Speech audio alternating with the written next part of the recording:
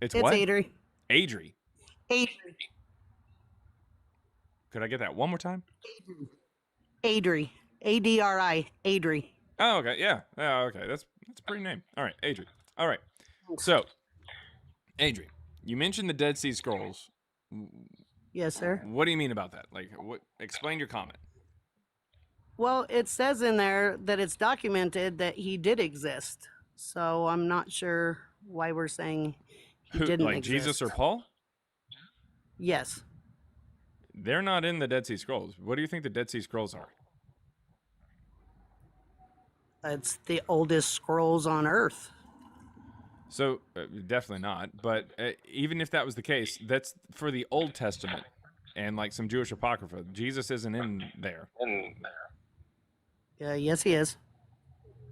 Do you Have you ever seen the Dead Sea Scrolls? like physically?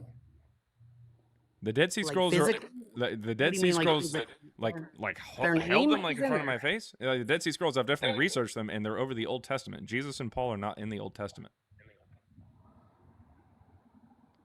It's not just it's their names are in there. Yes, they are. Yes, they No, are. where? What scroll? What book is in the Dead Sea Scrolls that you think includes Jesus and Paul? It says where Jesus kissed his wife upon her lips, but the lips is missing. It says Jesus kissed his wife, and then where they were trying to put it all back together, there was ashes because they were smoking around him. His name is in there. Paul, I'm not sure. I don't know about Paul. But Jesus's name was in there. It was something about Jesus kissed his wife upon, and then they don't have the other piece to it.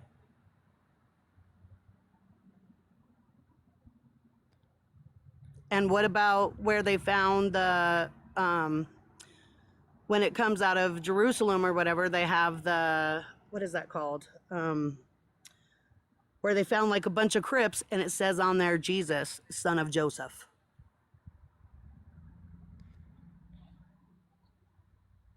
So normally I hear that they found a bunch of blood from Jesus, and you're saying they found crypts. Like it was I don't know if it was a I don't know what they call it. When the Dead Sea Scrolls they started bringing them around to different. Now they won't let them out because they were not taken care of, I guess, and some of them were damaged. But they went to California a couple times, and they also came to Colorado. I saw them in both places, and they have like where you keep stuff in it, and it says Jesus, son of Joseph or whatever. Okay, maybe you're talking about an ossuary. Is that what you're talking about? Maybe Yeah. that's what So it there's is. an ossuary for a James, but not a Jesus. It wouldn't make any sense for there to be an ossuary for Jesus. That you muted yourself. There you go. Sorry, my aunt was talking to me. Oh, okay. I But take care of my aunt. She has Alzheimer's. did you call it old timers? Alzheimer's, dementia, All right. Well, okay. Alzheimer's. Same thing, whatever. Anyways, that being said, an ossuary for Jesus wouldn't really make a lot of sense, would it? Because No. the idea is that his body Well, that's why there's nothing resurrected. in there. That's why there's nothing in there. Well, an ossuary would be where you put the body after it decomposes. So why would there even be an ossuary if his body never decomposed? Okay, and what about the Shroud of Turin? 1300s artwork, very clearly, obviously. A 3D object like a face or a body would not appear that way.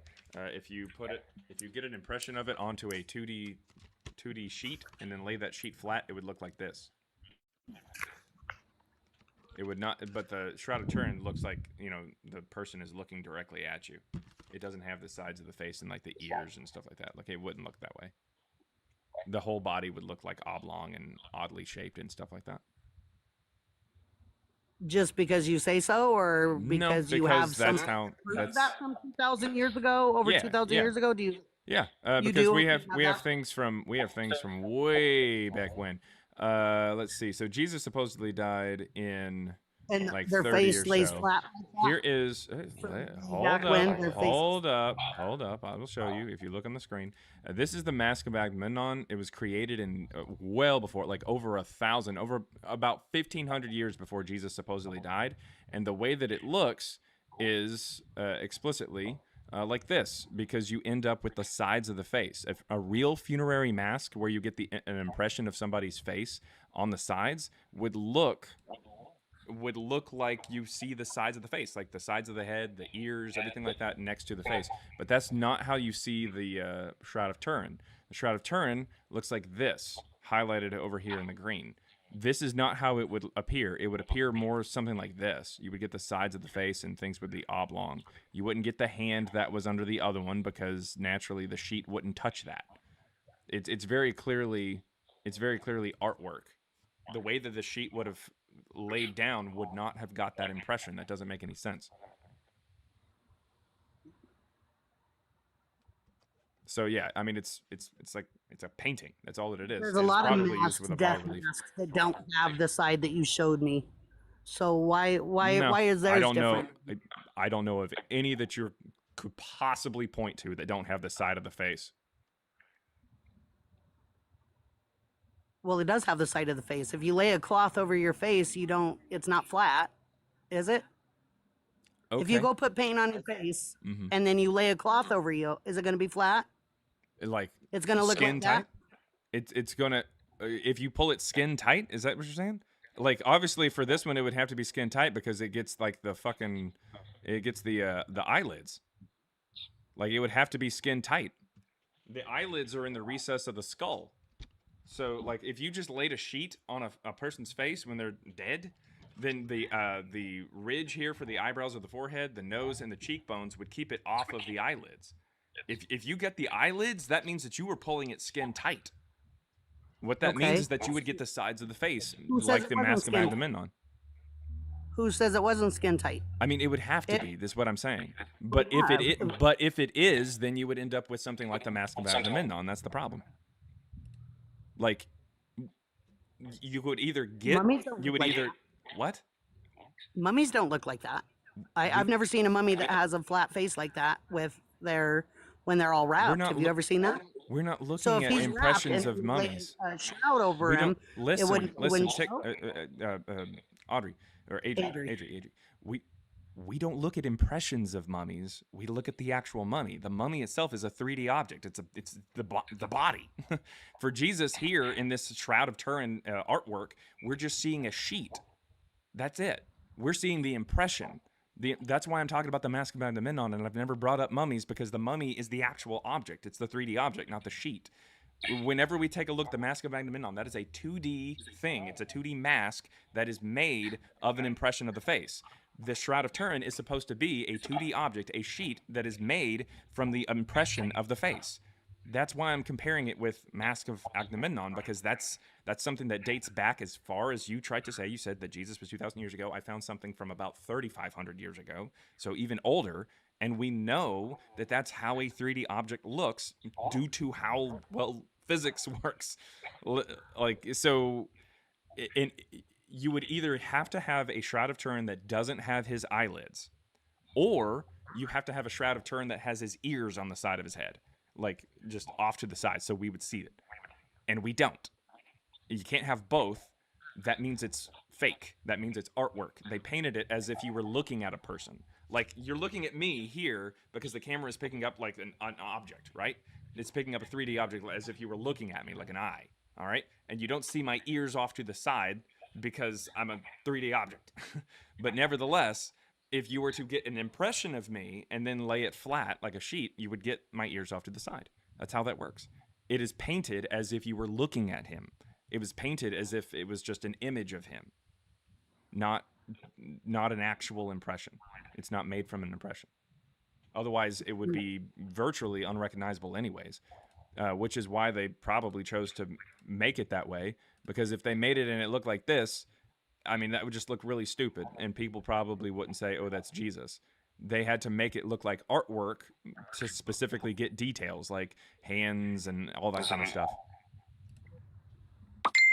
It's an artistic decision. And unfortunately, a lot of people got duped about it. Well, whether it is or isn't. I mean, it is. It's from the 1300s. That's the first time that we get any mention of it, by the way.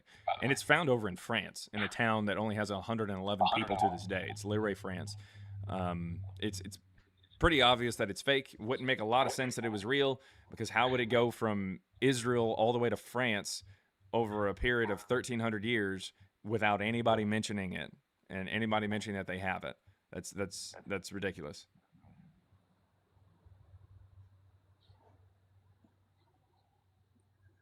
Well, I don't know. Whether his name was Jesus or whatever his name was. Well, it wasn't real.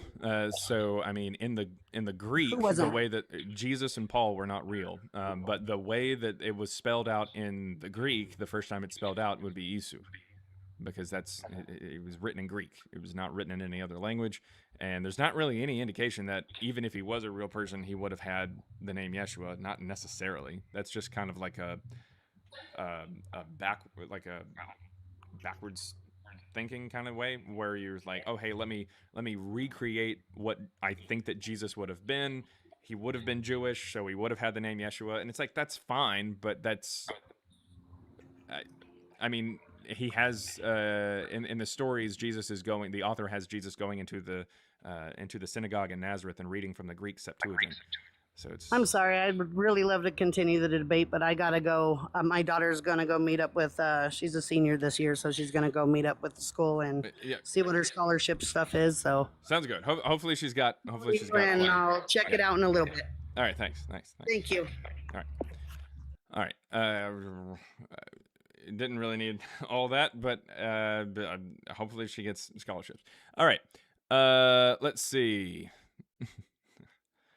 All right, if you've got any evidence for Jesus or Paul, I'd like for you to come up and provide it. If you're over on YouTube, hello to all the 367 people who are watching over there. If you've got evidence for Jesus or Paul, click the link in the chat. I take guests on TikTok. If you don't have a TikTok or don't want to come over to TikTok, that's perfectly fine. Send a super chat. Ask me a question. Give me evidence for Jesus. Tell me I look like an idiot. Perfectly fine. I will read it out loud and I will respond to it. I promise. Or you can, like I said, click the link in the chat. TikTok is how I take guests because YouTube doesn't have that ability. So just click the link and just come on up. If you're on TikTok, well, then what are you waiting for? Come up here. Let's have a conversation.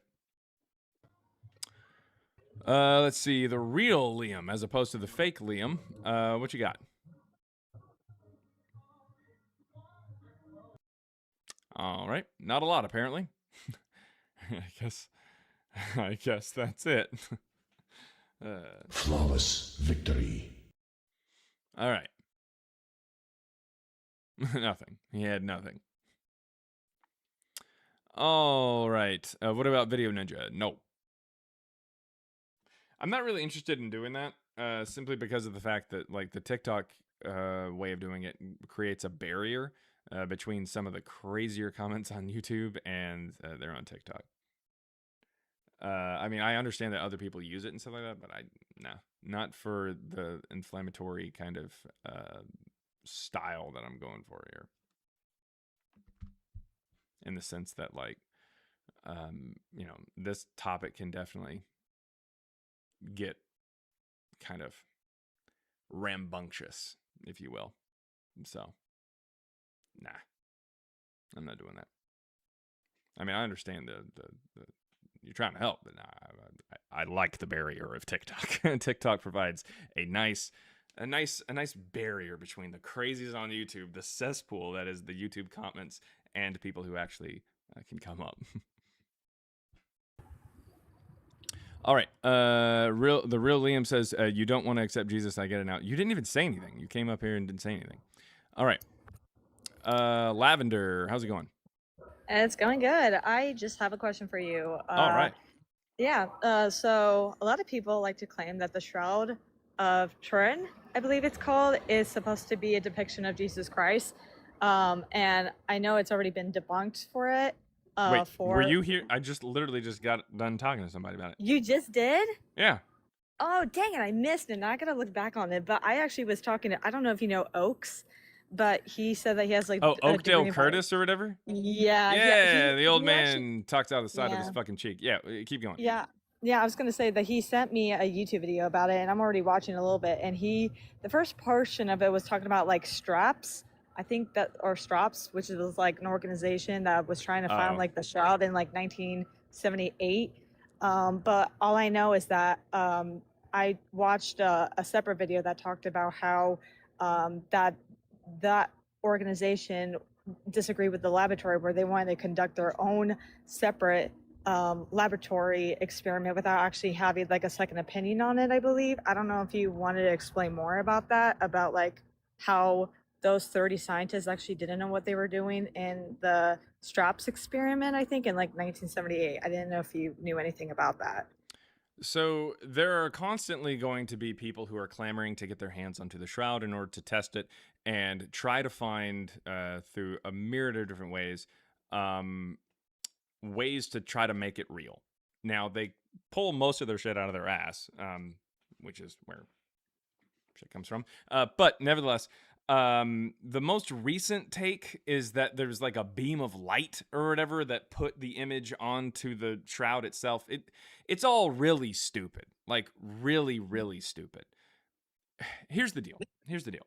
The Catholic Church believed that this was a real relic. It was an actual relic that depicted Jesus for a really long time, like hundreds of years. Then, in 1988, a study was completed that said, hey, we tested these at different labs. We tested different pieces of it and everything like that. And we came back, all these different labs came back with the same date range. It's about the 1300s when it supposedly was made. All right, this is when it dates to. Catholics did not like that. More conservative Catholics didn't like it. Even some Protestants. I'm not exactly sure what Oakdale Curtis is.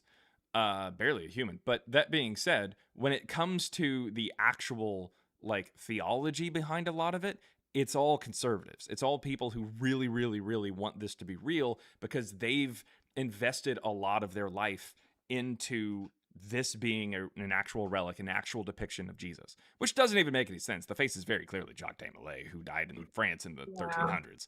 But even if that's the case, even if all of this stuff confuses you, or you have one side that's saying, oh, it dates, carbon dates to 1300s, and the other side is saying, well, no, it doesn't, it dates something else, or there was a fire, or there was this, or they did this method, or they didn't take into, there's a light, and blah, blah, blah. It doesn't matter.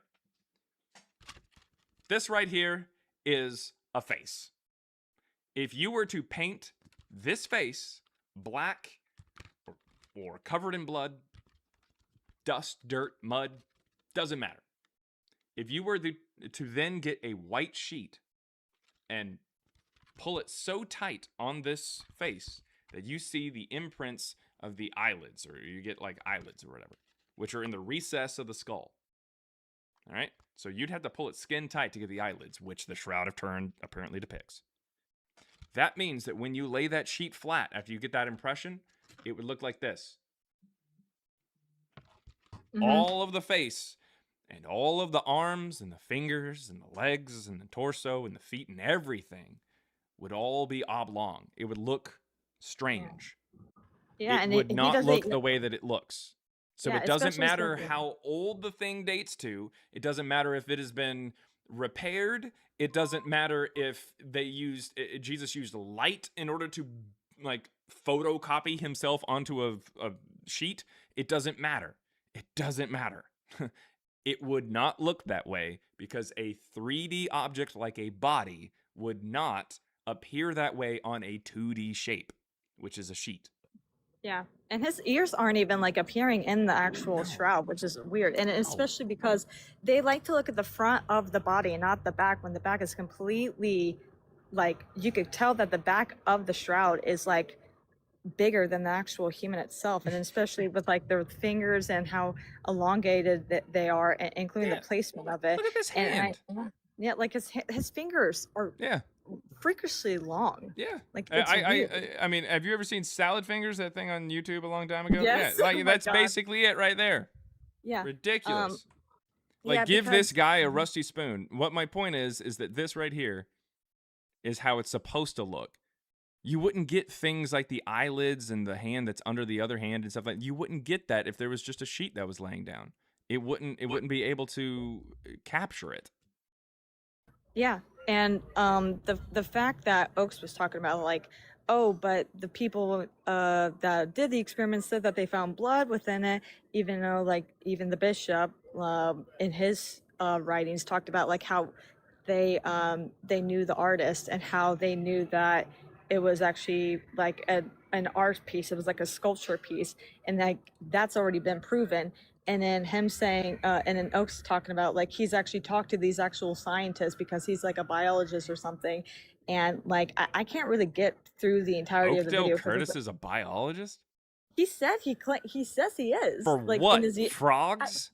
I don't know. Like, I'll have to send you the video, and like, if you want me to DM you the YouTube video, because it's like almost like a 3-hour video. Yeah, of, like, no, him I'm not talking about watching it. shit. Yeah, if you don't want to, but the fact that they claim that there's like blood in it, and then somebody made a point like they found like some sort of chemical within the blood that indicates like that sort of blood would have to endure some sort of trauma, like with some sort of chemical. I completely forgot what it was, So, which was yeah. redacted, I believe, in like 2017, which was like 8 years ago. Yes. Like, or almost 10 years ago. Yes, which there I was a find study that came interesting. out in 2014 that said that like the blood, they tested the blood and they found all these different things, and then other scientists came out and said, "No, you fucking didn't. That's ridiculous." And they actually retracted that article.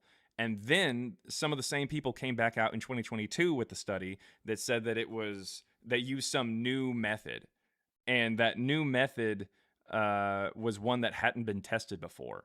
The Shroud of Turin was the guinea pig. Like, it had never been proven to test anything, and they're just like, "Oh, we came up with this new method, and we're just gonna test it on the Shroud." That was And it. that shroud, yeah, and that shroud wasn't even created until like 1,000 years after Jesus' resurrection, correct? Again, Like, yeah, it dates to the 1300s. What Oakdale Curtis is trying to get you to believe is that it is actually something from the first century, which, no, it's stupid. And some people say, "Oh, well, there's pollen on there from the first century over from Palestine area." No, there's not. There's things from all over the world, including Australia and South America, like different types of pollen and whatnot. So that's just indicative of people coming to come see it from all over the world. We don't date any of that pollen to the first century, though. That's ridiculous. On top of that, if you try to go in and try to see like all this like DNA and stuff like that, scholars actually, or scientists have actually come out here recently and said there's no way to actually be able to use DNA to actually determine anything, because we're able to see so much different stuff. It's been so contaminated that it's problematic. There is DNA on the actual shroud from a marine worm that lives off the coast of Canada. So, like, no, in no way, shape, or form is DNA somehow, like DNA testing somehow, going to be something that proves that it's from the first century. There's no way that we can prove that it was even from that area. Like, it's very, very clearly artwork, because none of this, even if you were to somehow get it to a certain date, or even if you were to upend the 1988 study where the Catholics stopped, which is the point where the Catholics stopped saying it was real, like officially, because of the study that they let happen. Like, even if you were to upend that study, which is what the 2022 thing is doing and what Oakdale Curtis is trying to get you to think, even if you were to do that, it's still artwork. It's not real. Like, it's still just artwork. We know it's artwork because that's not how a body looks, let alone would look if you got a sheet that had the impression. It's not how it looks. yeah, and the fact that I've even tried to invite people up who actually know about this, like Johnny. I don't know if you know Johnny. And I was like, he would make like the dumbest excuses, like, well, they're just blinded in ignorance and they're not really open-minded about these little things. I'm like, no, they are open-minded. they just know this more than you, because you claim that you've actually met these scientists and actually have done the research, especially within their like the article that he read in like 1978, where it talked about how they found blood samples within the sheets, even though that's already been debunked in like Yeah. the 1980 study, including the 2014 one. I think like he's also blinded with ignorance, and he likes to. And whenever I talk to him about like, can you send me like the PMDI number, he would then send me like a link talking about, well, these studies aren't actually like proven to be like peer reviewed, and they actually like, he would make the dumbest excuses so that he would not be able to send me a peer review article that claimed that these things were actually proven to be real. Like that's how much he deflects. I mean, I'm not even I'm not even really concerned with anything that's super peer reviewed or anything, because they can get just about anything through peer review, really. But nevertheless,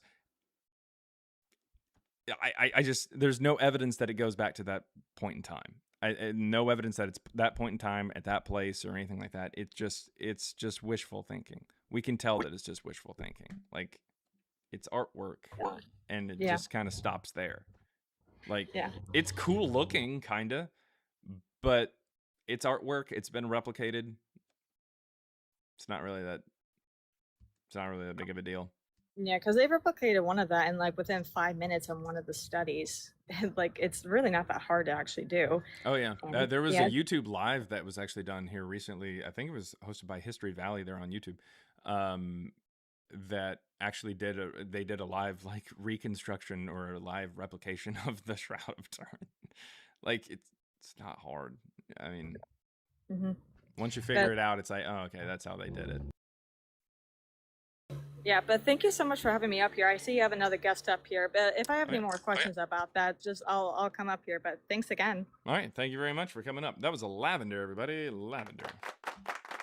All right, really fast super chat, $1.99 from the prototype, and I'm sure I already know that I got to get this marker out. Says, yeah, how many queefs are we vibing with today, Queefron? Well, apparently 2 right off the bat. Very nice. Just 2. We'll keep it light today. Keep it light. All right. We've got, let me send you an invite to unmute there. We got Christian 80. Christian 80. Hey guys. Hi. How are you doing? Doing good. Can you hear me? What? Can you hear me? Yeah, I can hear you. What you got? Great.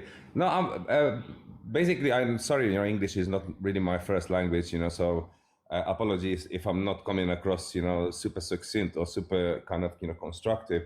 I think, if you know the word succinct, then I'm pretty sure your English is pretty good. Thank you. I appreciate your comment. In terms of, let's say, if we go back to history, and we go back to, let's say, to the time, roughly speaking, where Christ, would have existed, I'm talking about Jesus. What I would ask you the question, is that, in terms of that point of time in history, so let's say 500 AD to about 500 BC to about 500 AD, like how would we have, so it's almost like, what is the method of humanity to actually not necessarily prove history, but actually to almost like look into history? Like, so how do we know whether certain people would have existed? So what's our way of proof, would be my question. Well, there's different ways of kind of going back and confirming that somebody existed, or different levels of confidence that we can have based off of evidence. I mean, archaeological evidence is pretty good. Then you have like contemporaries of the person writing about them, or writings that stylometrically come back as them, or writings to the person. That's pretty good. Then you have writings after they die, but talking about him in a mundane way. But the Gospels are very clearly something that shows up after 100 years after the person supposedly dies, more than 100 years after the person supposedly dies. And it includes magic and anachronisms, which show that some of the story is impossible, and contradictions. So it doesn't really make a lot of sense. Like, it's not reliable. If you think about it, so like, just to sort of comment on that. So, because God is supernatural, it would be obvious to have every single story have a supernatural element, within the Gospels, as well as within the whole Bible, so because he is supernatural, as well as he is always trying to prove I his mean, I guess, supernatural. but like, Uh, but that's just that's starting with the premise that not only that like God is real, but also magic is possible, and I'm not gonna do that for the purpose of finding out if somebody existed in history. Absolutely. So basically, the point I was trying to make earlier is that, and you alluded onto it, in terms of how do we know whether certain people, would have existed in the past. It's mainly done by manuscripts, and actually, No. so as in people who would have written, about a certain person, and that basic document would have been Not preserved. all of it is done by manuscripts. That what are you Not talking all about? of it is done by manuscript, but manuscripts, is basically our pretty much most accurate guess, about history. No. And if you do the research, No, our most accurate guess would be archaeology, things that we can physically date, not manuscripts. That doesn't make any sense. Why would we do that? Okay, but let me just let me just make a point on manuscripts. Well, and this no, is I mean, you've made a point and it was wrong. So if you're going to build on top of that, it's not going to go anywhere, because our best way of knowing that somebody existed is like their remains or something that they owned or something that mentions them that is a physical object that we can date, or descendants. It is not manuscripts. The fuck you talking about? okay. I mean, I would agree to disagree, but if you would allow me to finish my point, Well, even it sounds if you, like you started it and you said something that was false. I don't want you to continue building your house on the sand. I want you to build it on the solid rock. I mean, I think manuscripts are pretty decent. Not evidence. really. It depends on the content of the manuscripts. And again, like I said, if the manuscripts are first written, or if these texts are first written over 100 years after the supposed death of somebody, and they include historical problems or historical contradictions or contradictions with the text itself or magic, it is not good. That is not good. Like that manuscript would be laughed out of court. That doesn't make any sense. Like At the same time, I hear you. I hear you. I'm not saying I agree with it. But I'm acknowledging it. At the same time, how would you explain the fact that, let's say, about Julius Caesar, there are about 250 manuscripts. how would I about his- explain that there's only 250 versus a bunch for Jesus? This How is would I based explain on that? this is based on the research, that I have done. So, Are and you these are asking the are you asking how that's the case? Like why that's the case? Like why we don't have Yeah, as so many it's for almost Julius like, Caesar? but it's almost like if you look at it from a statistical point of view, whereby there are about 250 manuscripts about Julius Caesar, there are about 12 of Alexander the Great. There are Why does about 10 why does the amount of a copy matter? Hear me out. Hear me No, out. no. You need to answer this question because I already know where you're going. It's an old hat. It's that's a phrase that means like it's the same thing. I see it all the time. It's an argument. It's a really bad argument, and I'm trying to get you to realize how bad it is before you say it, because but I need you to answer this question. Does Yes. the amount of copies of a story make the story true? Well, if it's 25,000, it No, certainly. okay. I'm gonna ask this question again, and I need a yes or a no. All right. Does the amount of copies of a story make it true? Not necessarily. Correct. You are correct. Not The necessarily. amount of copies do not mean anything. So when you say, "Oh, hey, we only have 12 for this guy, but we've got 25,000 for this," that doesn't mean anything. We've got tons of copies of Harry Potter. That doesn't make Harry Potter real. I don't care about how many copies we have. That doesn't make any sense. What matters is the content itself and whether or not it is telling a real story. We also have more copies for Homer's Iliad and Homer's Odyssey than we do for Julius Caesar. That doesn't make Odysseus real more than Julius Caesar, does it?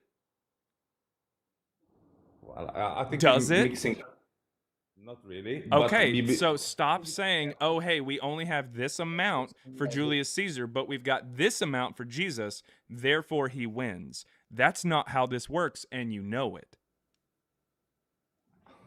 I think in terms of, let's say, like No, acknowledge that you know that just because we've got a bunch of copies of something, that doesn't make the story real. Acknowledge that.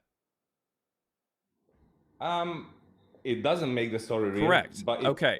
So if we have more copies, if we have more copies of the Odyssey, where Odysseus is being lured by sirens or meets mermaids, is that somehow more real or more reliable than the stories of Julius Caesar, who we only have 12 copies for? These are historical facts. You know, he was a conqueror and he was a Caesar. So again, please lose the argument. Lose the argument. Just completely just toss it out. Take that argument that, oh, we've got all these different manuscripts for Jesus, but I'm comparing the amount to Julius Caesar. Take that argument, roll it up really neatly, and shove it up your butt. Because in no way, shape, or form is it something that you should be saying at all. It is not a good argument. It is terrible. And I hope that you realize how terrible it is. No, I think it's a pretty good one. It is not, because you acknowledge that the amount of copies does not make it true. You already acknowledged that. Yeah. Well, yes, we're comparing fiction, you know. Yes. With... Do you believe that Julius Caesar existed? Yes or no? Yes. Yes, okay. I do. So the fact that we have more copies of something that talks about Odysseus meeting mermaids makes them real, right? Are mermaids real? Yeah, but are mermaids real? Are mermaids real? I do not know the answer to that question. You don't know if mermaids, half people, half fish, exist. You don't know if that's the case? I would have no. So if so I'm gonna try this again. Are mermaids people who are half human, half fish? Those creatures are those real? I have no way to. You have no way of knowing if a fish and a human could possibly. I don't think you have any way of knowing. You know, despite. I do know that mermaids aren't real. That doesn't make sense. In a world where, you know, in a world where there's no mermaids, I'd like for you to admit that the mermaids are not real. I've never seen any. I didn't ask if you've seen a mermaid. I asked you if they're real. I mean, I can't really have a conversation with you if you think mermaids are real. You've already gone off the deep end. You're already crazy. Yeah, I mean, I'm not crazy. I'm just saying that I have. So then go ahead and confirm that mermaids are not real. I mean, but then if you look at some. Okay, listen. I understand that there might be a slight language barrier. In this case, there's not. You know what I'm asking. Don't be a little bitch. Answer the question. Don't call me a bitch. You know, I'm not calling you one. I'm telling you not to be one. So please show us all that you're not a bitch and answer the question correctly. Are mermaids real? Yes or no? I don't know. You don't know. The jury is out on mermaids for you? Say it again? You truly do believe that there's a possibility that mermaids exist on the earth? I mean, in a world where supernatural exists. It sounds like it. Look, let me give you a quick English lesson. If you believe something, and I'm asking if you believe it, you say, and this is the word yes. It's a 3-letter word. It's Y-E-S. Yes. If you don't believe it, and I ask if you believe it, you say this word. No. It is 2 letters, N-O. It's actually very common. It's probably in the language that you spoke initially. All right? So we're going to try this again. It is a yes or no question. Do you believe that mermaids are real? Okay, so if you would have asked me a year ago. All right. Still not getting it. And I'm going to give you one more shot because I don't want to necessarily, you know, maybe there's a little bit of a language barrier. But again, it's a yes or a no. It's not that hard. It's really not that hard. All right. In fact, you know what? What is your native tongue? What's your native tongue? What's the first language that you learned how to speak? Go ahead, unmute. Go ahead. I sent you an invite to unmute. You got to click the little microphone button.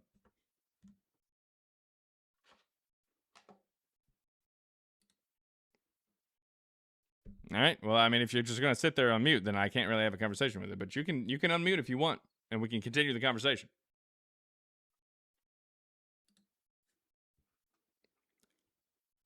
I don't know if you're talking or not, but we can't hear you. So we may have to move on to somebody else who knows how to work a phone. Hello. All right. Can you hear me? God exists. Can I get your age for TikTok purposes? Yes, it's 33. 33? Yep. All right. I'm going to ask you a yes or no question really quick. Are mermaids real?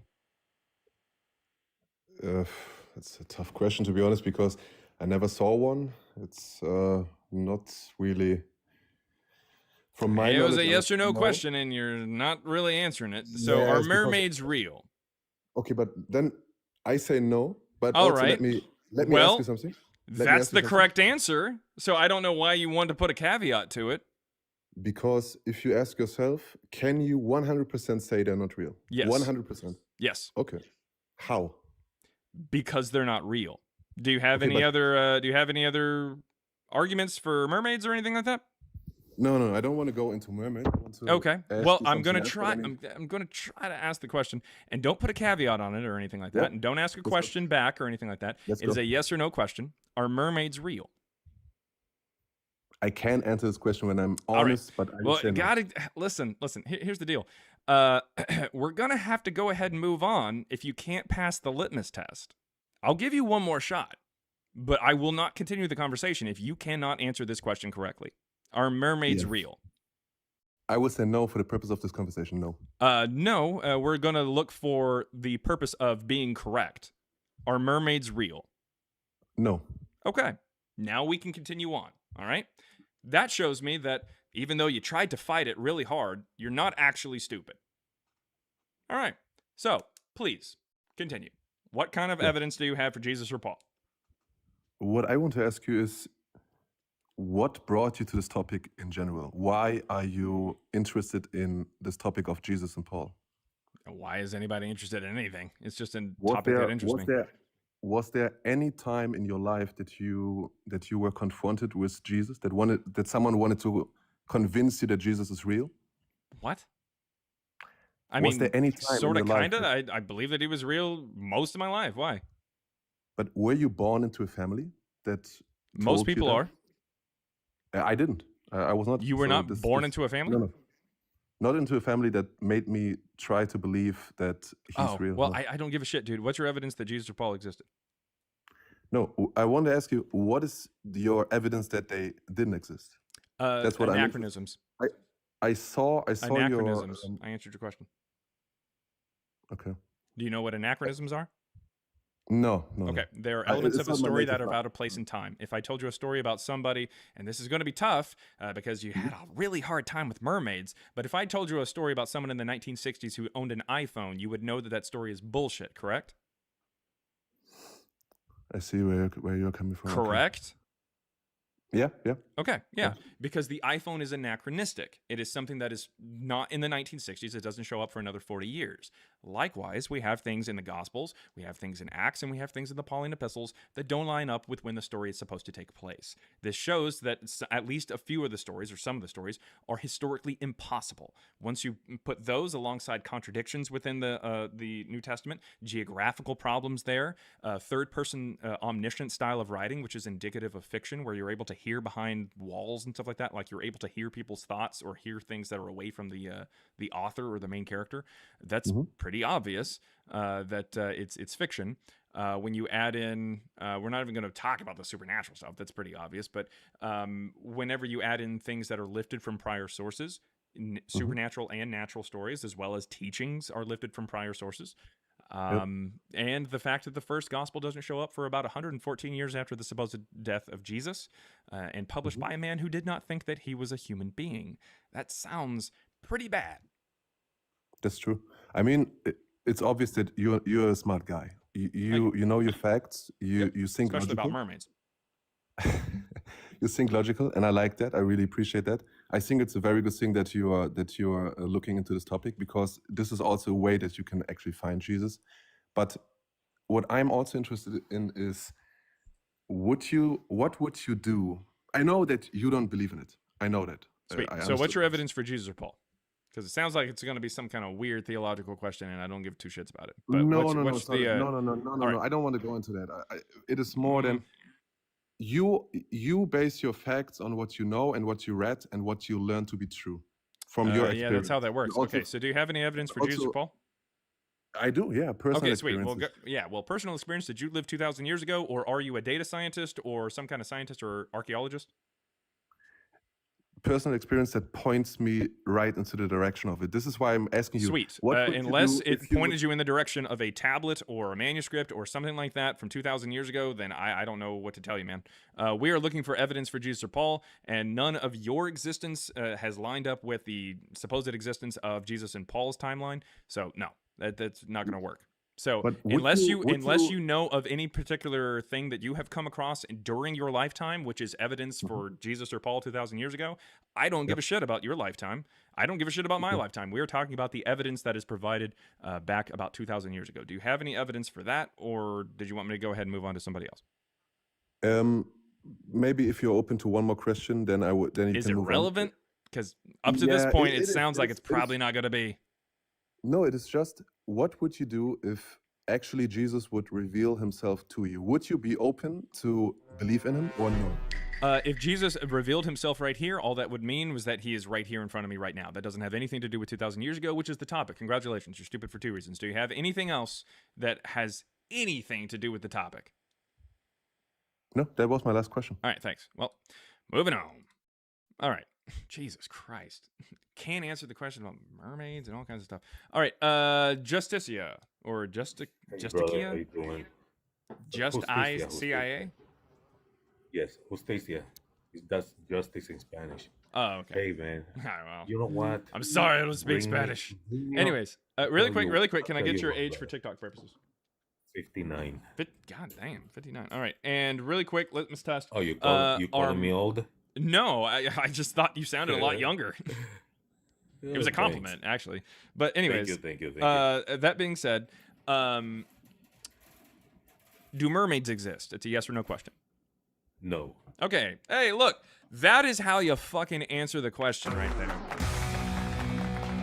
It's just a yes or a no. And I'm probably going to have to start working that into asking questions to people. But anyways, the point is, what you got for us today, man?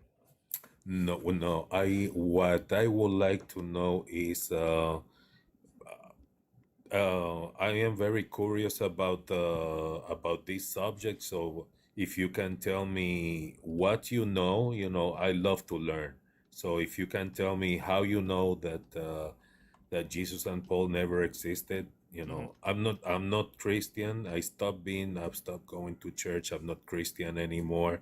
I believe the Bible is being distorted and twisted always. So, but what you know about Jesus and Paul, if you can share it, since I don't know what kind of knowledge you have, please share it with me. I love to learn new stuff. Yeah, not a problem. that. Not a problem. Well, I would just simply say that the stories that are presented, even the natural versions of Jesus and Paul as presented in the New Testament, does not line up with what we know about like the first century from the contemporaries of the time, geography of the time, Jewish theology of the time, certain practices of the time, archaeology of the time. Like it's a whole bunch of different reasons why things don't line up. And the way you can tell that a story is actually historically accurate is not how many times it lines up with history, but how many times it doesn't.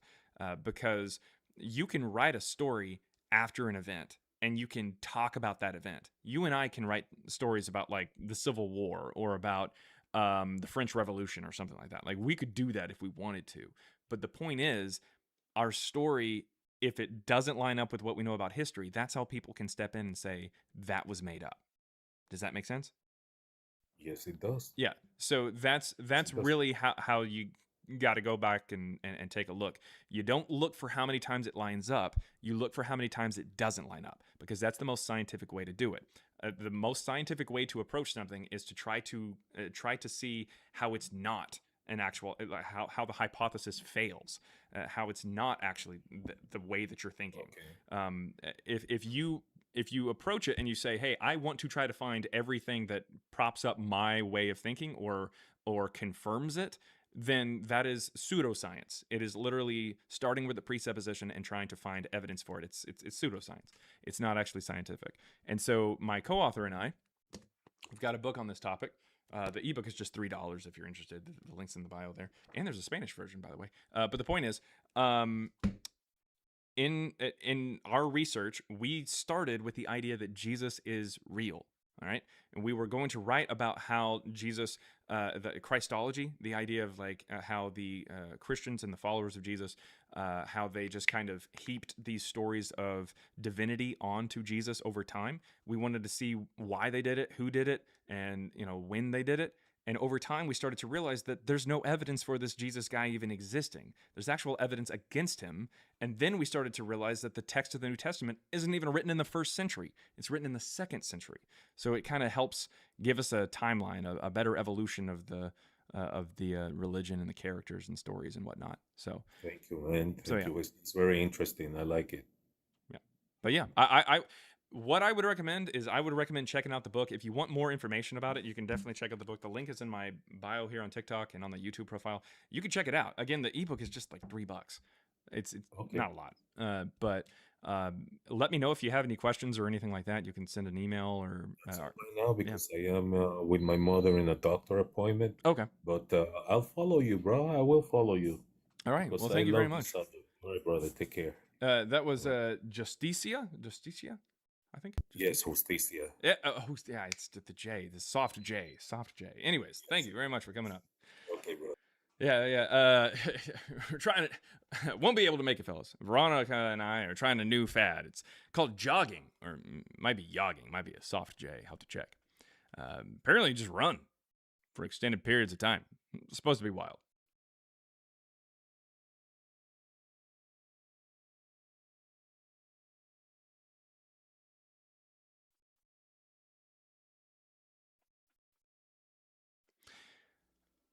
Sorry. Anyways, really quick, some super chats. $5 from that real Riverside Foo says Jesus married a mermaid. It's in the Deep Sea Scrolls. I like that. Also,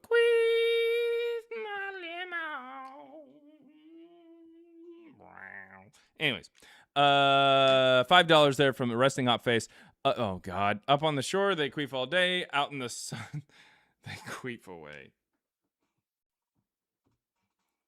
I really hope that, you know what? I'm not going to say it because eventually people are going to be like, oh, now we've moved on to the other word that he doesn't want us to put in the fucking super chat, and we're just going to annoy the shit out of him. It's just kind of how that goes. Anyways, thank you for the super chats, but my God, mermaids become a real thing. It's going to become a thing. Let's see. A Bible and Quran is one for believers. Is that what your name is? Okay. Yeah, what you got? Thank you for having me.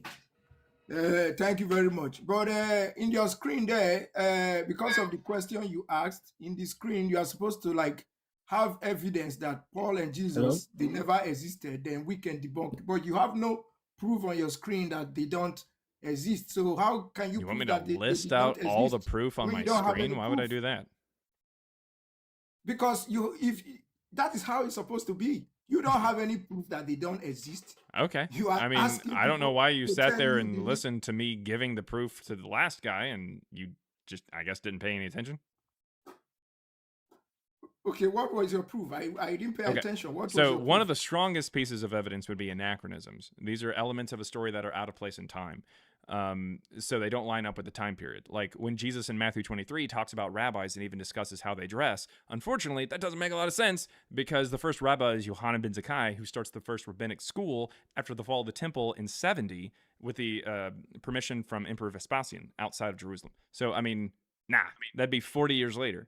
So the first rabbi is 40 years after Jesus is talking about rabbis. That doesn't make any sense. So okay, yeah, I get you. I'm very happy you explained what you were saying. But for me personally, the reason why I believe they existed is because of the documents. Because if you go to a court of document. law, they will have you for they will ask you for evidence. The evidence, I believe, is the Bible and the Quran. It clears the fact that Jesus existed. I'm not going to talk about Paul. If you also read a book, there's a book I read. He walked with Cool. the So Americans. yeah, The Native okay. So the Americans- Quran is written about 300 years, or almost 300 years after Christianity became the official religion of the entire Roman Empire.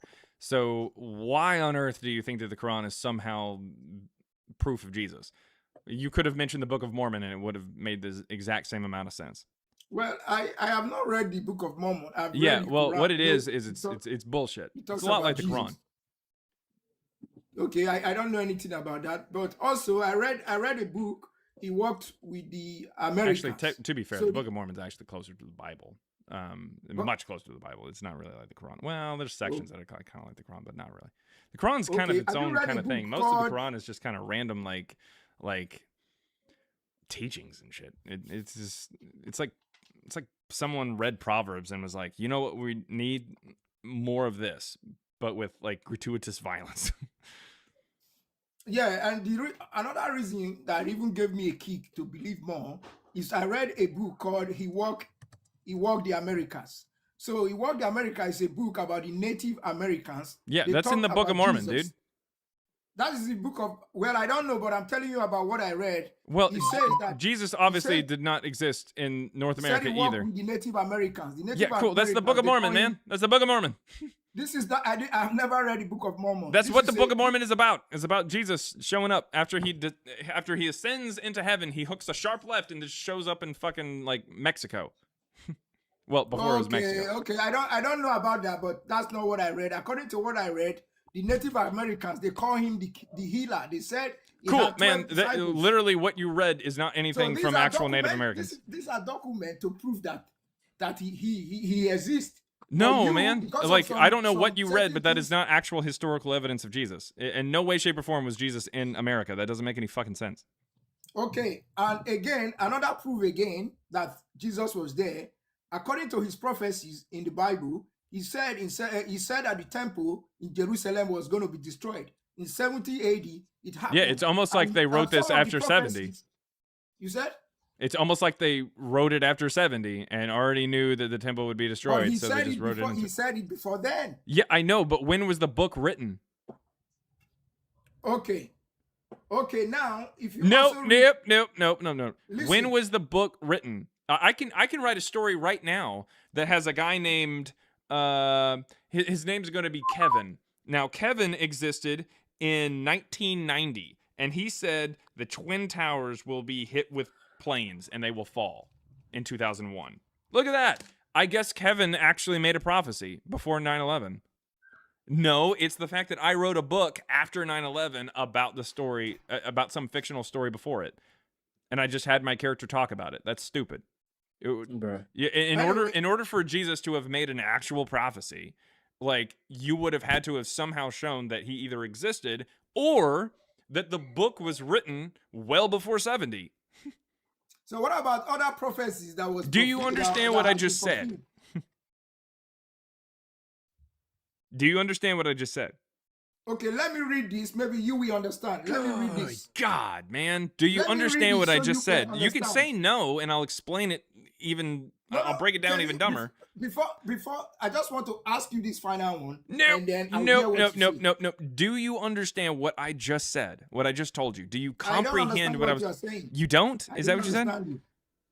I don't understand you. Okay. don't Okay. get it. Let me try this. All right. You and I, we both know that 9/11 happened, right?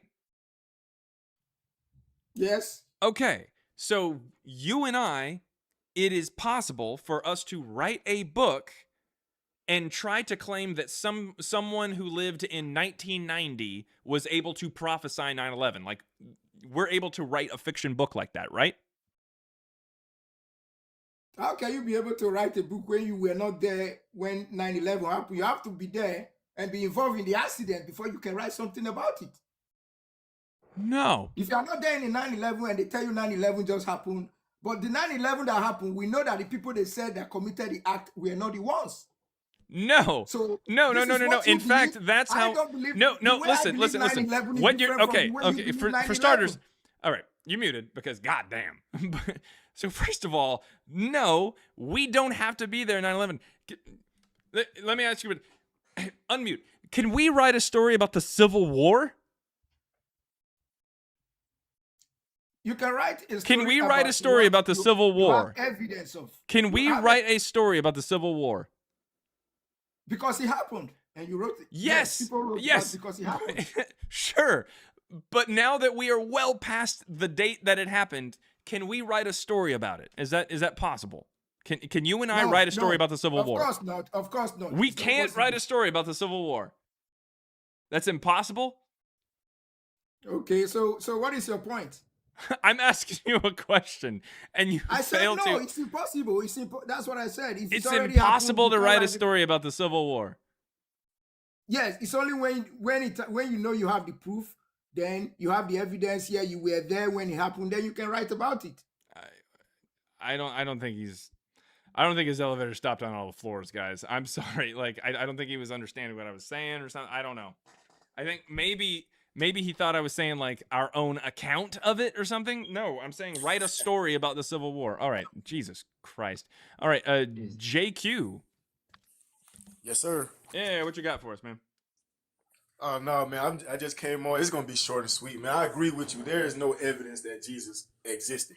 There is evidence that he didn't exist. I mean, in the Bible itself, it's the part where Paul said he met Jesus on the road to Damascus. Right? Is it hard for thee to kick against the pricks or the goads? That shit is in.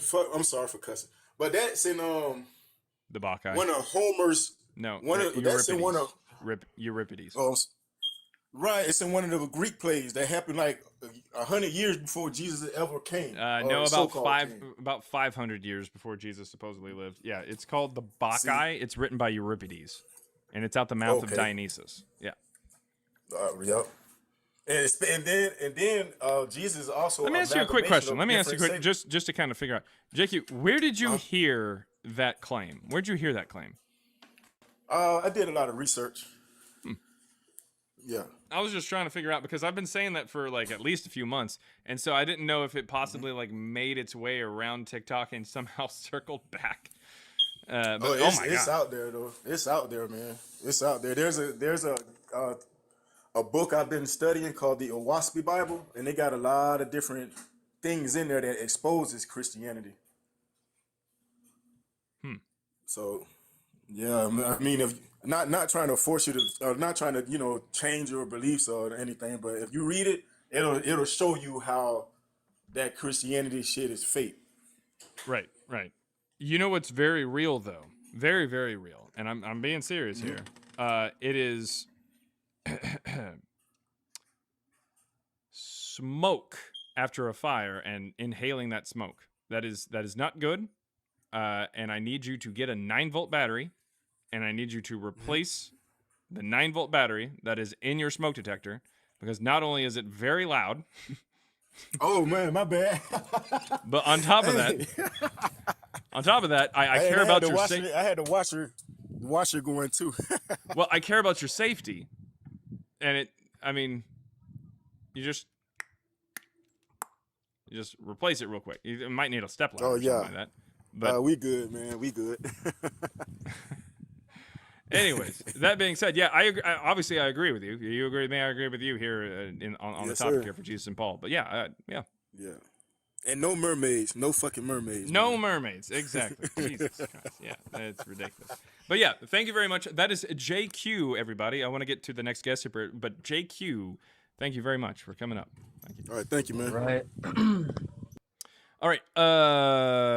Coco Milo. All right, we'll go with Coco. Coco, what you got? Yeah, I saw you on YouTube, so I think nice. I was trying to figure out where to join. Well. First, the one of the guys was saying that you didn't have. I mean, I've heard you stating a couple of theories, but I just think most of them are broad. You aren't being specific, especially when you say that in the Bible, some of the historical evidences or historical events don't match up. Can you like give some examples of them? Of what exactly? Like, okay, so you made a point that some of your belief for not believing that Jesus Christ existed was because the accounts, which is the four gospels, that gives that tells us about Jesus Christ, have events that don't line up with historians or something like that. So I want you to pinpoint some of those events which you are basing on, and also before that, your claim about the rabbinic stuff. I get your point. The rabbinic institution came later, but it still does not dispute the fact that the term rabbi was being used during Jesus' time. Prove it. All right. There's a man. Yeah. So the term already existed. The institution. Yeah. Prove no. it. But okay. So you have a man called Nicodemus, right? He was called a rabbi. He came to Nicodemus. He came to see Jesus and when asked is him. any evidence that Nicodemus actually existed? It's only found in one book. Because this is someone recalling what happened. Okay, this is We don't someone have any recalling what's testimony from happened. Nicodemus. In fact, it's only Well, found in one gospel. In fact, I don't that's- even really know how anybody knew that Jesus did that, because he met with Nicodemus in secret in the middle of the night. So, Well, most of the times he was with his apostles, right? okay, so how does anybody not- know what he said to Nicodemus if it was just Nicodemus and Jesus? Because it's recorded, right? By I think some who? of the questions you're asking, By we who? can't. By who? That's an answer we can't give, certainly, right? Okay, who recorded it if they're not there? You can use that same bias to any Who historian. recorded it if they're not there? Who recorded who was not there? Yeah, If they were not there, If the apostle was know. not there during Nicodemus and Jesus' secret meeting, then who recorded it? And why is it only well, I recorded in don't one know, gospel? right? I don't know. If you know, well, Yeah, I don't know. Maybe that's actually someone part might. of my argument. Was I don't think that Jesus, as presented by the New Testament, existed because of things called third-person omniscient style of writing, where you're able to hear conversations that happen away from the author. That doesn't make any sense. Okay, when so Jesus is praying in the Garden of Yeah. Gethsemane, what are the disciples doing? they were there. I what think were he they took doing? About 3 of them. They fell asleep. Yeah. So how do they know what he said? Did he tell them later? I don't know. No, he got arrested and then unalived. Okay, fair point. But So that's what are you it. gonna do Can't with you use that? that same? Okay, can't you use that same bias, right? What the fuck on was other that all historical about? stuff? Yeah, and literally any time that happens in any other book, I'm going to say that's bullshit too. Okay, That's how that let's works. go. Do you have let's any go to other the- example of something like that happening, where somebody is able to like hear something while they're asleep? I think science can prove that. Yeah, people can hear stuff even when they're asleep. I mean, Okay, that's not what there I'm are saying. stories of people I in asked coma. you. You said, "Oh, Yeah. hey, well, when this happens in other historical books, I'm gonna call that out and I'm gonna call that bullshit." I don't know of any time that it happens in any other historical book, but it happens in the Bible, which means it's bullshit. Nah. Yeah. I don't. I don't think So that's- we've nah. already covered two I don't think things. that's We've enough. already covered two No. things. All right. Now, Yeah. I'm not even going to necessarily harp too terribly much on the rabbi thing. I mean, you're wrong. All There's absolutely no evidence whatsoever the term rabbi was used prior, and you appealed to the Bible, and you appealed to one story that apparently was written down by someone who wasn't even there, which doesn't make a lot of sense. And then I showed you there's another story where someone is things are written down, and people weren't even like awake to hear it. And even if you think, oh, well, they were at least, asleep, so, science shows that you could, like, hear something. Okay, then how is it in Luke that it records an angel showing up and helping Jesus while he was praying? What did they see while they were asleep, too? Okay, so let me say this, right? Hold up. So, I Let- mean, let- these let me are say this. massive problems that you've never thought of because I this gotcha, is I a gotcha, fictional right, book. I gotcha, It's but a let- fictional let- book. There is, you see, when you're talking about faith and religion, right? There's also the Oh, aspect now of- you're going to lean onto faith. That's what you're going to do. No, You're no, going to no, lean no. onto magic and faith. No, it has to account for stuff. It's like, No. for instance, when you're trying to No, we're trying to okay. figure out whether or not people existed in the past. All right, we're trying to figure it out. All right. You tried to come up here and Okay, you are tried to you say one that of the the people term that believe rabbi that the actually Big Bang existed. You didn't existed give or any not? evidence for it, and you just pointed to something that couldn't have been written down by the author anyways. And then I pointed out another problem that's actually in I think all the gospels about how he prays in the Garden of Gethsemane right before he gets arrested and Yeah. unalived and people are asleep. And Luke actually records something that is happening visually, like an angel comes down. How is this possible? Okay, I could propose a reason for that. Okay, so Okay, go when you ahead. read the And don't Gospels, appeal right, to it's magic and don't appeal to faith. And please no, provide I'm not provide gonna a I'm not reason gonna do that. for how I'm not some gonna do people that. who were asleep were able to see an I'm not gonna do angel. that. Go I'm ahead. not gonna do that. So Go ahead. one reason could be that, right? Now, Mhm. if you read the Gospels, it's not recording every If I minute read a and every what? second. If you read the Gospels, right? Oh, the Gospels. Okay. Yeah, it's not recording every minute, every second, every day, every week, literally every time that passes. And so there are certain events that you could argue that, well, it's happened, but it was never recorded, right? So who I knows? don't know what you're talking about, man. You're not getting anywhere closer to Follow me, explaining how follow me. people Okay, who are so asleep are able like I to see said, something. like I said, there are probably times where maybe he showered. It was not recorded. He Okay, ate. I'm It not was not talking recorded. about things that aren't mentioned. I'm thinking. Jesus fucking Christ, dude. Let me get to There's the not point. every Let me mention get of to the Jesus point. taking a Let me shit. get to the What point. I'm Let saying me get to is the there point. are things What I'm that trying to are say is that listen. maybe You're when they Coco. went, okay, Listen. yeah, I'm not talking about things that he had to have done as if he was human, he had to have done but aren't mentioned. I'm not talking about that. I'm talking about literally the exact opposite. Things that are talked about that people couldn't have known about. That's the exact opposite of what you're trying to talk about there. Please give me so a let reason me as land. to how the Let me land. disciples would Let have me land. heard and seen an angel show up if they were asleep. Let me land. Right. So, like I was saying, maybe he told them afterwards the encounter he had. No, because what ends up happening is he wakes up, he goes and he gets up, from his prayer, and then he goes and wakes them up, and then Judas shows up and kisses him, and then the disciples flee. Brother. After his death and resurrection. No, okay, right? so you got to appeal to magic. So in other words, you have to No, say I'm not magic appealing to magic. happens I'm like not appealing to that. resurrection. Yeah, I'm not that's the appealing to that. resurrection. I'm not appealing to that. But like I said, after his death and resurrection, Nope, he still nope. spent You time literally with them. just went right back to magic. The resurrection is magic. Dude, how is that magic? It's magic. It is something that is supernatural. That's magic. Okay, so since we are talking about evidence and stuff, Yep. are you Give one me of those people give that me believe the that give me earth- an explanation as to how the disciples saw something or heard something while they were asleep. maybe they were not fully asleep? So Jesus chastises them for not being fully asleep? Maybe.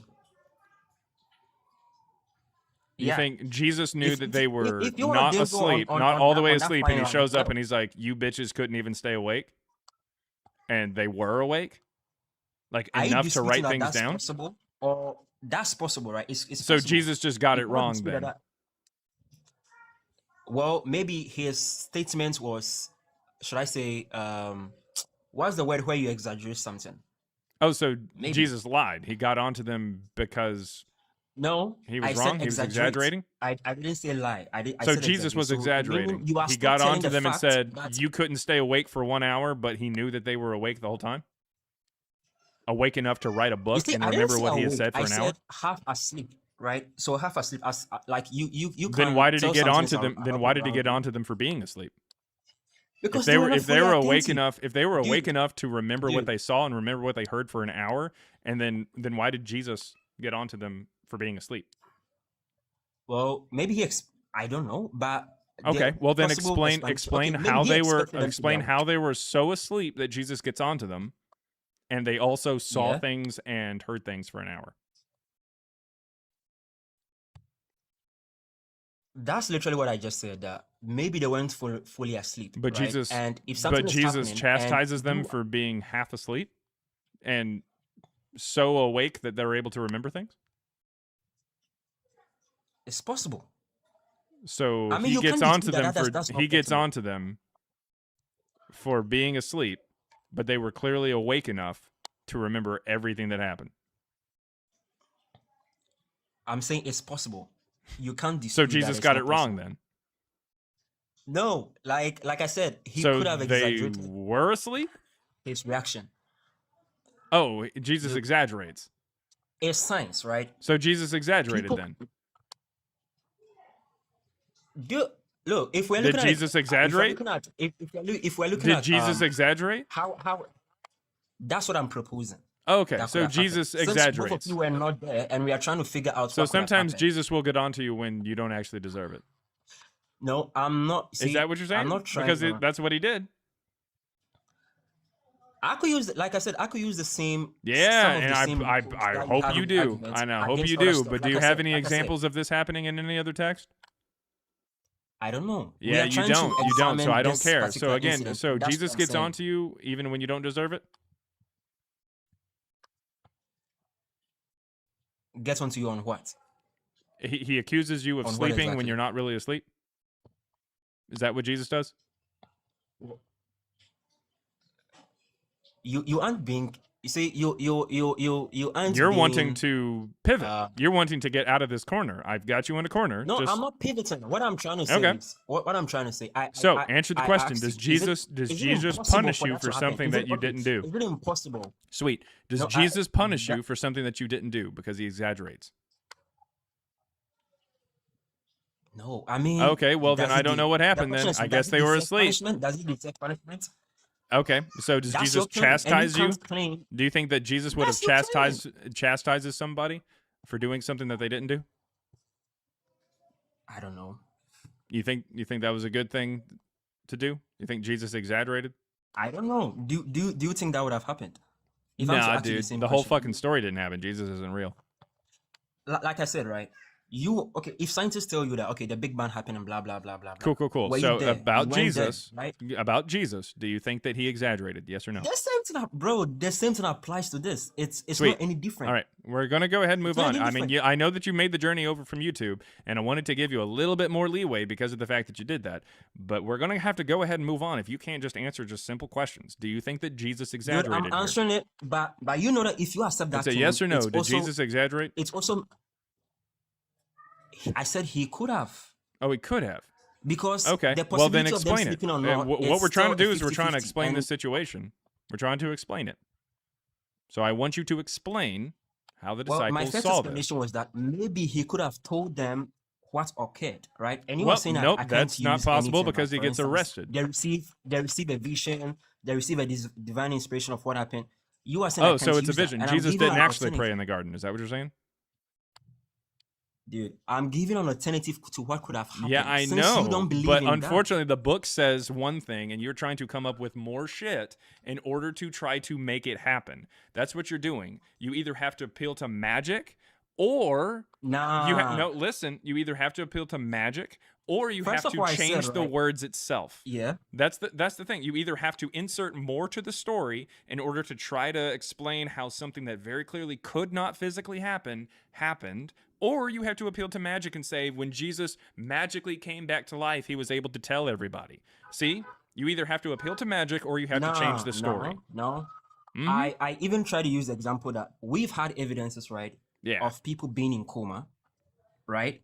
Cool. And they Can heard they literally see things? everything that happened. Can they felt see it. things? No. but they Okay, heard well then it. how did they see They the felt angel? it. If you are hearing something, How did they see the definitely, angel? I mean, How did they see Jesus sweat See the drops of angel? blood? Could they hear Jesus sweating drops of blood? Is that what they were able to do? They able to the hear book the doesn't blood come state out? it. It says The it in book Luke. doesn't record it. Yeah, it does. It says in Luke that he sweat drops of blood. You think they heard that? It doesn't record that. Yeah, it does. It says that in Luke. Did you not know that he sweat drops of blood when he was praying? No. I was referring to another statement you made. What I'm trying to like I said, it's not Uh-oh. every single. Sounds like you're back in detail, that corner. every event. No, I'm not back. It's because there's, like I said, there are certain. Are you able things to hear can't sweat? literally explain it. Not that I know of. Okay. Are Have you, you ever? all right? Nope. So how did they know he sweat drops of blood?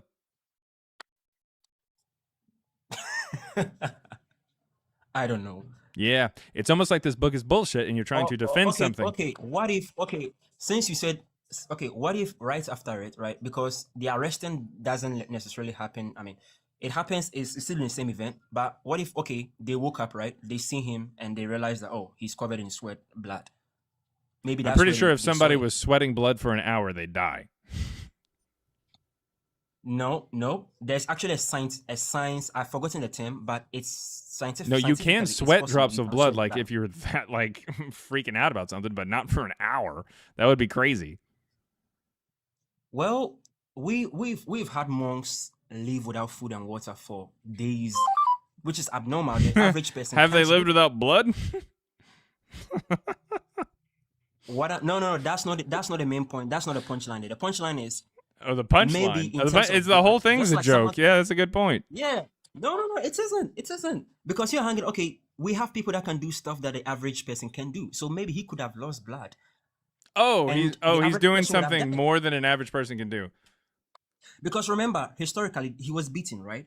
They beat him So before are they the went other to hang people him. who went on the cross. That's how they did things. No, they beat him and he still survived, right? So they nailed him, Pretty sure he right? was And already going to be crucified, regardless of if he survived the beating. yeah, he was because like I said, if you're gonna follow what happened, right? The leaders wanted him dead because of some of the teachings he had done and some of the claims that they believed were blasphemous. Mm-hmm. And so they wanted him dead anyways. Pontius Pilate didn't, right? Yeah. Remember, I think Now his Pontius wife or Pilate. him Okay, sweet.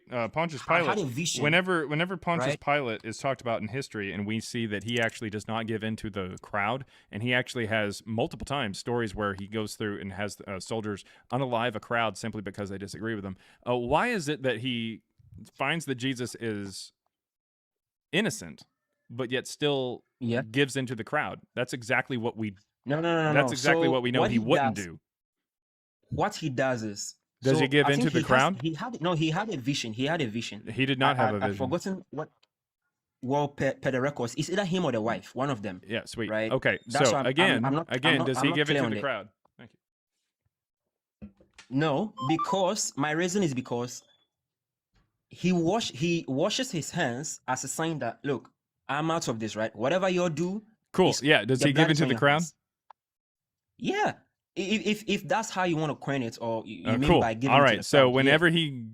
whenever he is talked about from actual people who knew the guy or was alive at the same time as the guy, he does not give into crowds I mean, how would you know that those people were there with him? Like, because what they evidence are you are basing it at on? the same time as him. I don't even think you know when Pilate existed. So I don't think that's going to be a good question for you. If I'm to study Roman history and the time they spent, I mean, Yeah, it's in very clear that Jerusalem you and haven't studied anything when it comes to history, which is why you're defending a bullshit book. Dude, don't try to attack the straw man when I'm trying It's to. not a straw and man. because You just if- very clearly haven't studied that's exactly- history. because you're trying to disprove that. Yeah, I don't know anything about it, and so That's if I'm very to poke true. holes and say It's that, yeah, it's not that I you have to can't- prove it. It's that you've already kind of shown it. Every time you Nope, open your mouth, it's that pretty still- obvious that you don't know that still anything would- about no, history. that still wouldn't work. That still wouldn't work because, for instance, what It what can't? Columbus did, right? What? Columbus did to the Columbus. Ah, okay. I think the All right, Coco, thank you for what he coming did over, to the buddy. natives. All right, we're gonna go ahead and move on to somebody who's got some wrinkles on their brain. Let's see. We'll go ahead and start accepting some people here. Let's see. $5 from Zeno Lepudre over there on YouTube says the sausage. You found it with no queefs to hound it. What? You're ready to down it. Latras has crowned it. Put your mouth around it. What kind of weird stories? He's very clearly off his rocker. $2 there from a Lope Nope. This is a sponsored ad for Nope's Holy Water. I like that. I like that. What is going on? Wealth. Wealth. What you got there? Wealth. Wait. Wealth. What you got? You there? Wealth. Wealth. They're not coming back up. Let's see. Alara. Let me send you an invite to unmute. What you got? Oh, hello. Thank you for having me. First time viewer and first time panelist. I am a 44-year recovering Southern Baptist. I was in church 5 days a week. Recovering sometimes doing Southern it 12 hours Baptist. a day. Hell yeah. Yeah.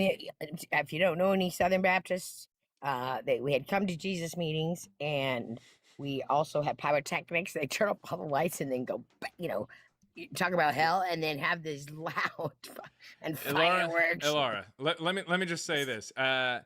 If you're wondering if I know about Southern Baptist, let me just tell you, I participated in 4 different Heaven's Gates, Hell's Flames performances.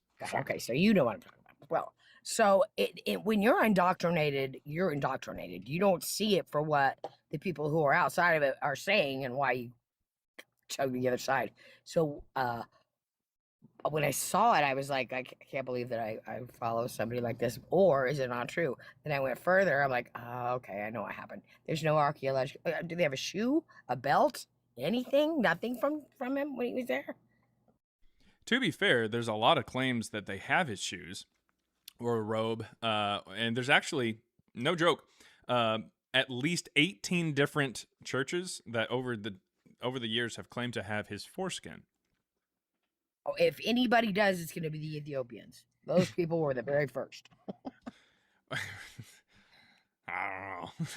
But anyways, I mean, it was.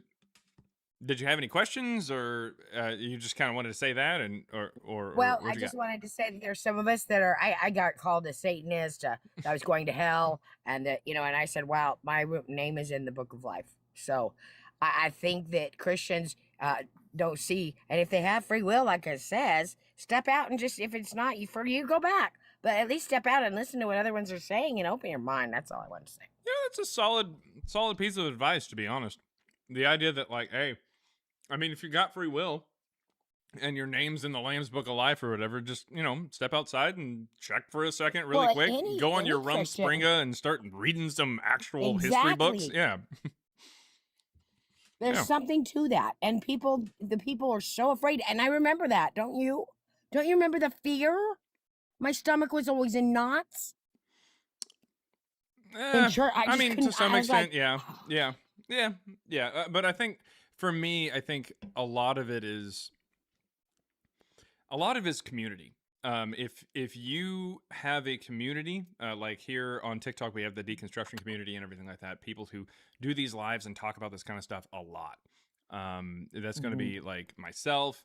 Things like lives like from Deconstruction Zone, Joel Reads Bible, Mezzo, Storm, Amadeus Almighty, Ace.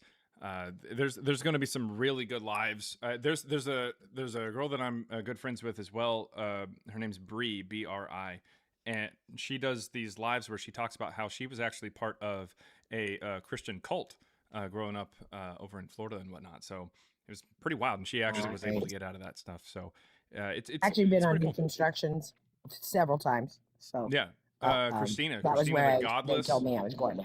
Christina the Godless is another one as well. If you want like more specific to like the female side of things, or like women kind of sharing their experiences with that kind of stuff, as well as Everlasting Godstopper, he's on there as well.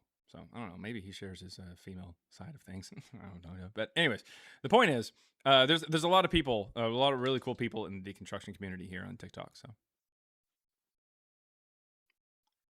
I appreciate you, and I just wanted to say, Christians, open your mind, and it's not gonna. Lightning ain't coming down. Thank you. that was Alara, everybody. Alara. Oh, and by the way, thank you very much to Solitary Mind 420 over there on YouTube. Thank you very much for becoming part of the 35-second gang, becoming a member on YouTube. Thank you very, very much. There's all kinds of different perks there on YouTube, and as well as TikTok, where you've got to upload a lot of the things there for subscribers there on TikTok. But if you are a member on YouTube or a subscriber on TikTok, there are some videos that you get access to that other people don't have access to. Things where we answer some questions from people, me and my co-author, like direct questions, and then we also have some videos that we started uploading where we are going through and reviewing or responding to 1-star reviews. So if you want to see us respond to some of the harshest reviews of our book there on Amazon, definitely become either a subscriber on TikTok or a member on YouTube, because we are putting up those videos. The first video is like 30 fucking minutes long, so you're gonna have to watch that on like 2x speed or something. But it's a lot of fun to go through those. reviews and just see what kind of drivel they're spitting out. Here before too terribly long, we're actually going to knock out the 2-star reviews as well. So check it out if you want to see us actually respond to these crazier things, because obviously when you see me talking here on the live, lots of times people are like, oh hey, he's just talking to people who are unprepared, or he's talking to people who aren't familiar with his arguments and that kind of thing. And thank you very much, Polenta Force, for the little eagle there. But if you want to see us respond directly to reviews that are, I guess, kind of sort of fairly well written or written out and thought about and typed up and everything like that from people who have verified purchasers of the book, who have read the book apparently, or they say they have. If you want to see us respond to those things, definitely check out those videos. All right. We'll give Wealth another shot here because I'm not sure why it didn't work there. Do a video on the most glazing 5-star reviews? No, we're not going to do that. We're not going to do that. All right. Video on the most glazing 5-star reviews? Let's see. We're not gonna do Wealth. that. What you got? We're not going to do that. All right. Video on the most glazing 5-star reviews? Let's see. We're not going to do Wealth. that. What you got? We're not going to do that. That was really weird. That was really, really weird. Okay. Wealth, I don't know why your microphone sucks, but you need to go figure out whatever setup you got and change it. All right. What's the Discord? The Discord is Deconstructing Chaos. I'm pretty sure we can probably get a link to the YouTube chat and the TikTok chat there for Deconstructing Chaos. Very good Discord. Very good Discord. Very informative. A lot of really good information in there. And it's not just me, by the way. I'm not the only channel in there. Deconstructing Chaos also has some other channels that you definitely got to check out. I know Solo Vino's in there.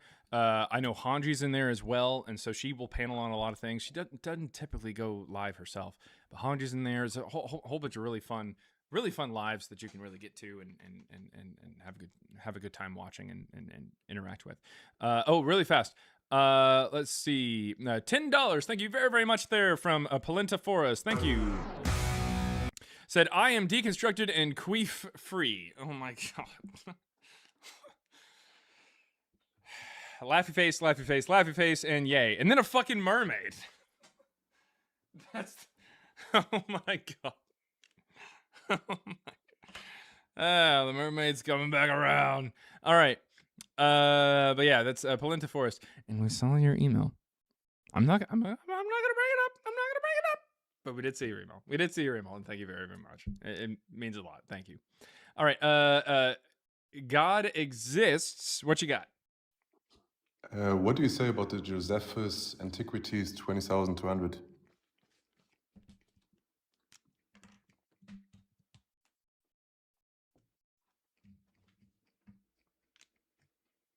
What does it say? Is that a question to me? Yep. It's about the high priest Ananias and how the Ananias exploited the gap between, I think, Roman governors, to convene the Sanhedrin and kill some people. Yep. And you mean James, the brother of Jesus? A binode is Jesus. And it's also just said something like, I think it is the one called Christ. So it's also in a. Have you read the end of the passage, which tells you that is Jesus, son of Damnius, who becomes high priest in the early 60s? Can you? Where are that? No. Where did you read that? You didn't read it all, did you? I did. That's why I'm asking you. Well, it's like 3 sentences later. Tells you who it is. You stopped reading when you saw the Christ thing. Either that or you just read No, some AI I did thing. not. I actually don't. It is Okay. not. Well, you didn't read the whole passage. I don't know what to tell you, man. So what is it saying exactly? It's Can you repeat? Jesus, son of Damnius, who becomes high priest in the early 60s. It goes on, like, all the next paragraphs and passages and stuff like that are, like, for, like, at least 3 or 4 sections are going to be over that Jesus. All right. I see.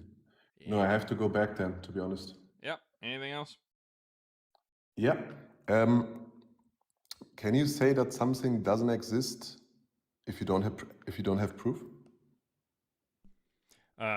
That doesn't make any sense as a question. Rephrase it. Can you say that something does not exist, even if you don't have proof that it doesn't exist? I do have proof that Jesus didn't exist. No, this is not the question. Can you It's say a that stupid question something... because it's No, trying it's to not. lead No, me. no, It's no, trying to no, lead me in. No, it's... no, no. What it's showing is that you very clearly are thinking that I don't have evidence that Jesus didn't exist. I do have Nope. evidence he didn't exist. Nope. So your I'm question is asking irrelevant. you... No, it is. That's an upcoming question. That's why I'm asking this question. Can I say that something didn't exist if I don't have evidence of it not existing or something? Yes.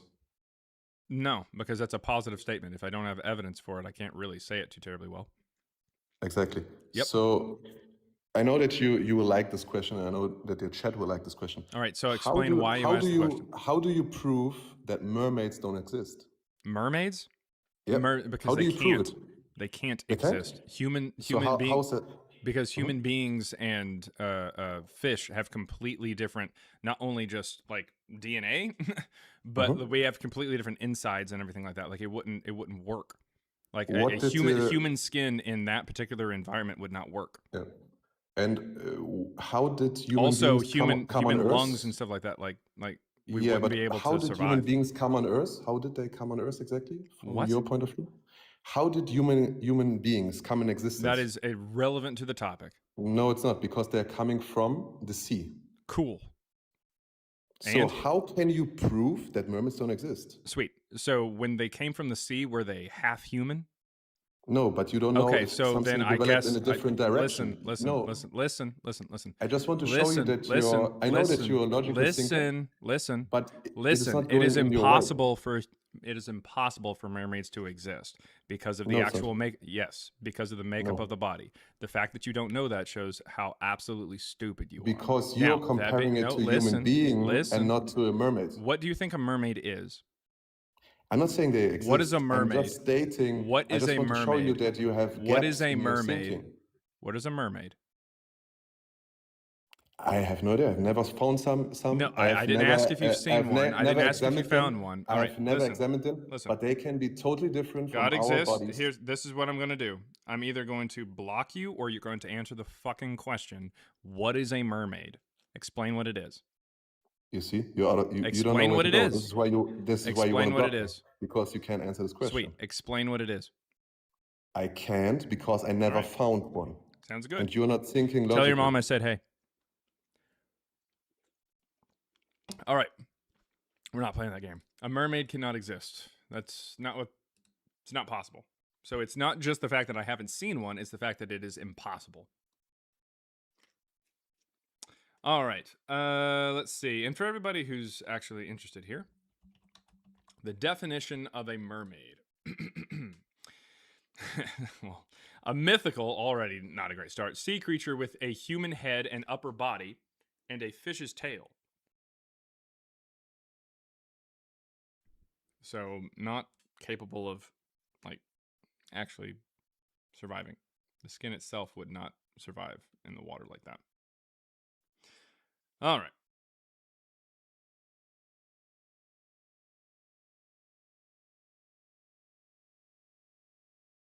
Okay. See if I can see him.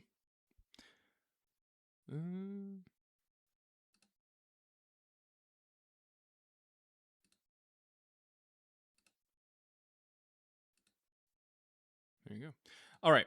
If anybody's got any evidence for Jesus or Paul, come on up. We'll try wealth again, but I don't know what's going on. I don't know what's going on with their microphone or their connection. Maybe it's just a bad connection. All right. They're from Super Chat. They're $5 from Elope Nope says, we should raid Mezzo live stream and tell him happy birthday. You know what? If he's still on, when I hop off later, I will absolutely do it. I will absolutely raid Mezzo and tell him happy birthday. I'll do it. Okay, Wealth, are you there? Yeah. I think that's better. Hello, Wealth? Can you hear now? Yeah, I think that's better.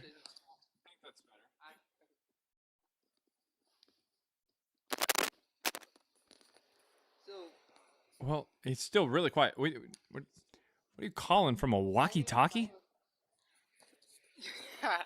because I'm using an earphone. All those wired headphone.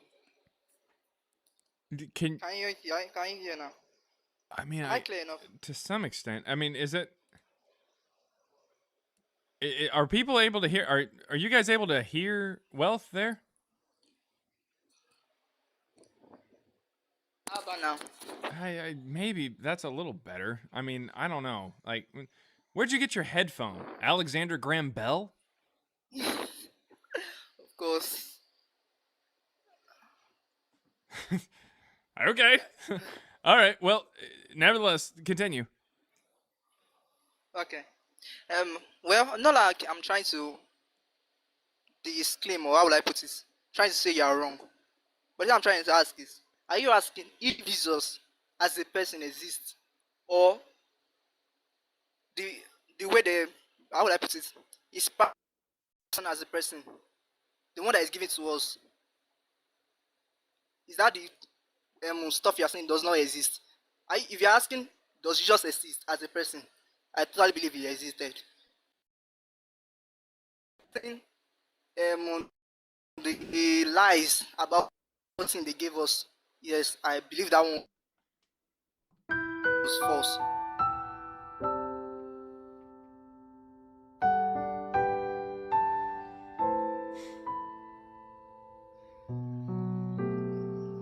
Are you still there, right?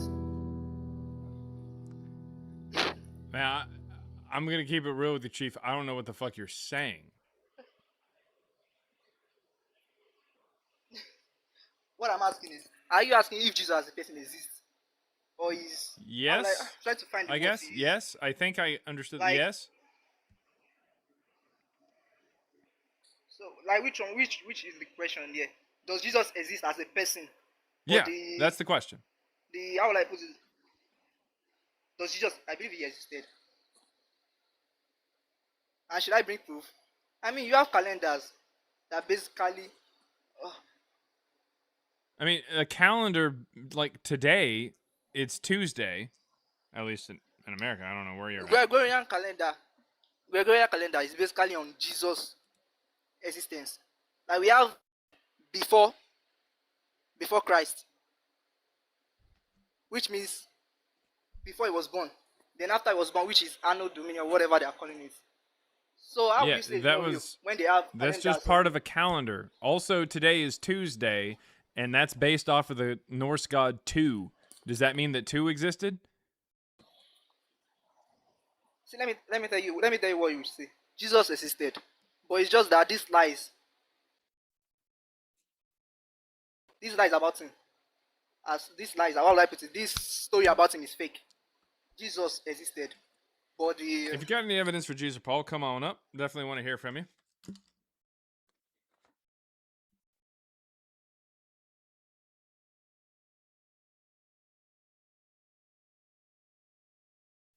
And I know that it's technically tir, but it gets changed in Old English to like two, which is why we get Tuesday.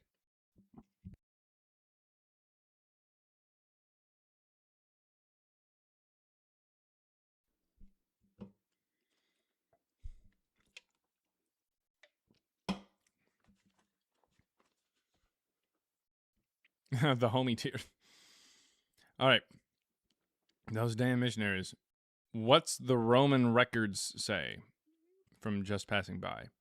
If you got any evidence for Jesus Paul, come on up, request up. I take guests on TikTok, so if you're on YouTube, you can click the link that's in the chat and you can come up. Somebody actually earlier from YouTube actually came up. I think a lot of people do actually come up from YouTube. It's just don't really say it. I mean, you don't have to. It's not that big of a deal. But if you click the link that's in the chat there on YouTube, you can come up, request up there on TikTok. If you don't want to, you can send a super chat with a question or a statement or just, an insult. That's fine. I will read it out loud and I will respond to it. I promise. If you send a super chat, or you can request up and I'll bring you up. I'm not opposed to having a conversation. Just come on up. Softball Head says, no, they didn't. They didn't what? Didn't exist? Yeah, there we go. Knox says, today's Wednesday? Where? Are you in Australia or something?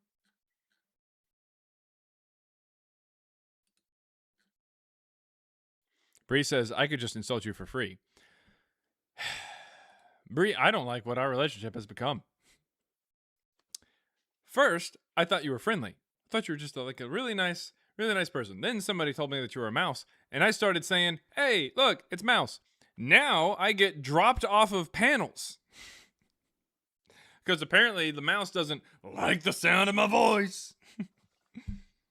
I started it.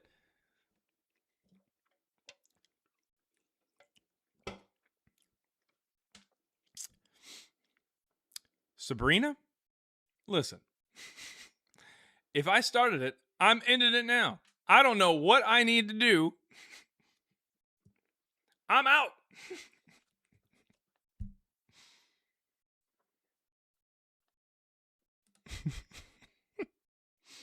Of mice and mermen. LOL, so I went, I didn't know it was a competition. All right. Had to drop a government name. Odin's Day tomorrow. It is. Tracy, formerly Yonto, $1.99 says, Happy Queef Day. All right. Well, where's the fucking... There it is. Okay. We're actually doing pretty good on the keywords. It's not too bad. It's not too bad. I think it's kind of worn off there. Everything's a competition. Including how high we can reach? Is that a competition there, Bree? Is that a competition? Yeah, I thought so. Jesus. I can climb. As if I can't. In fact, I can reach further. Climb faster. I assume. I don't know. You might be one of those. You kind of strike me as one of those people who does a lot of rock climbing. Like you go to like those fucking like gyms or whatever with the things that kids do their birthday parties at, and you're just like the beast mode in that shit.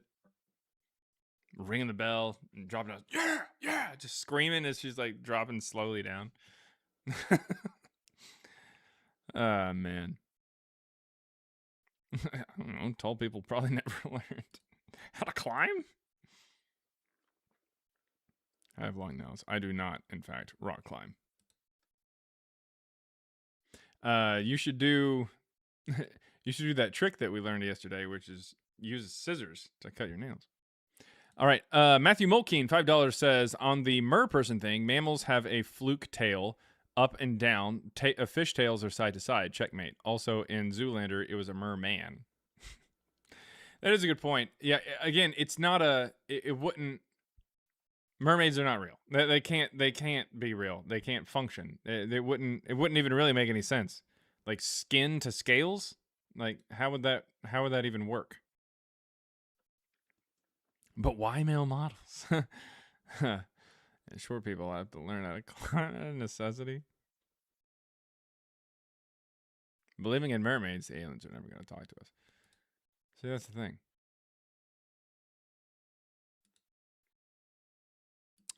All right. Coco's back, everybody. Coco's back. He's doing what Jesus preached and turning the other cheek so we can get the other side of his ass. Coco's back, everybody. Yeah, I'm back.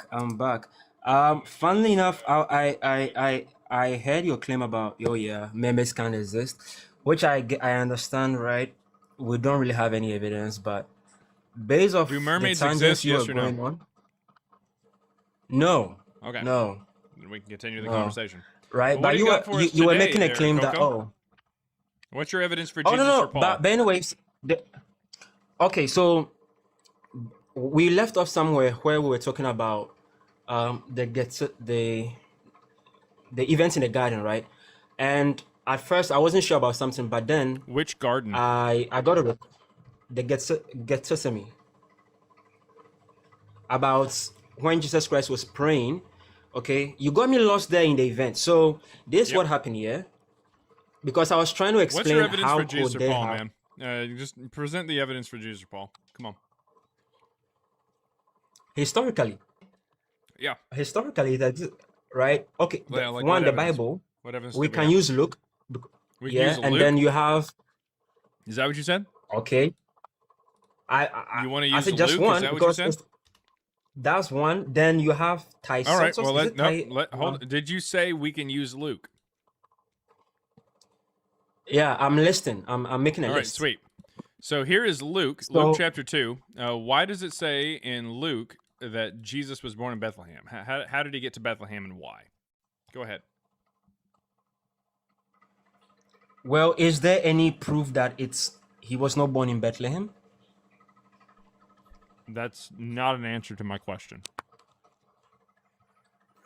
Yeah, because there has to. That's the fact that is stated. Again, now, if you have how any, does he get to Bethlehem and why? In Luke. Why does According he get to Luke, Bethlehem? Why does he get to Bethlehem? I'm not very familiar with it. Can you maybe update me on it? So you said we could use a book that talks about Jesus that you aren't familiar with? I know Luke, but you are talking about a specific point, a pretty important right? part. His fucking birth, which most people who have existed have been born. And there's only 2 birth stories in the entire Bible of Jesus. And you aren't familiar with one of them? Generally, we know that he was born in Bethlehem, but Cool. are you trying How to did he say get that to the Bethlehem? other stories? Because he was born there. Yeah. Why was he in Bethlehem? Why was he born in Bethlehem if his parents were from Nazareth?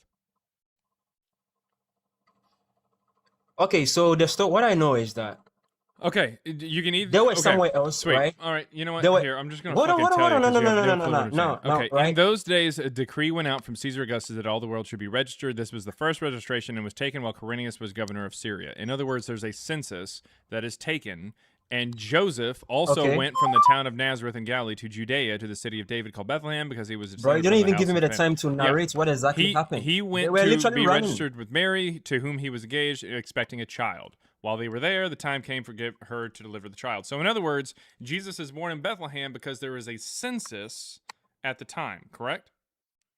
Yeah, Okay. And this census was done when who was governor? Caesar, No. Augustus. Oh, Quirinius, yeah. Yeah, Quirinius. Yes, Quirinius becomes the Quirinius. governor of Syria and Of does the Syria. census in 6 CE. This is a known census that is talked about by multiple people.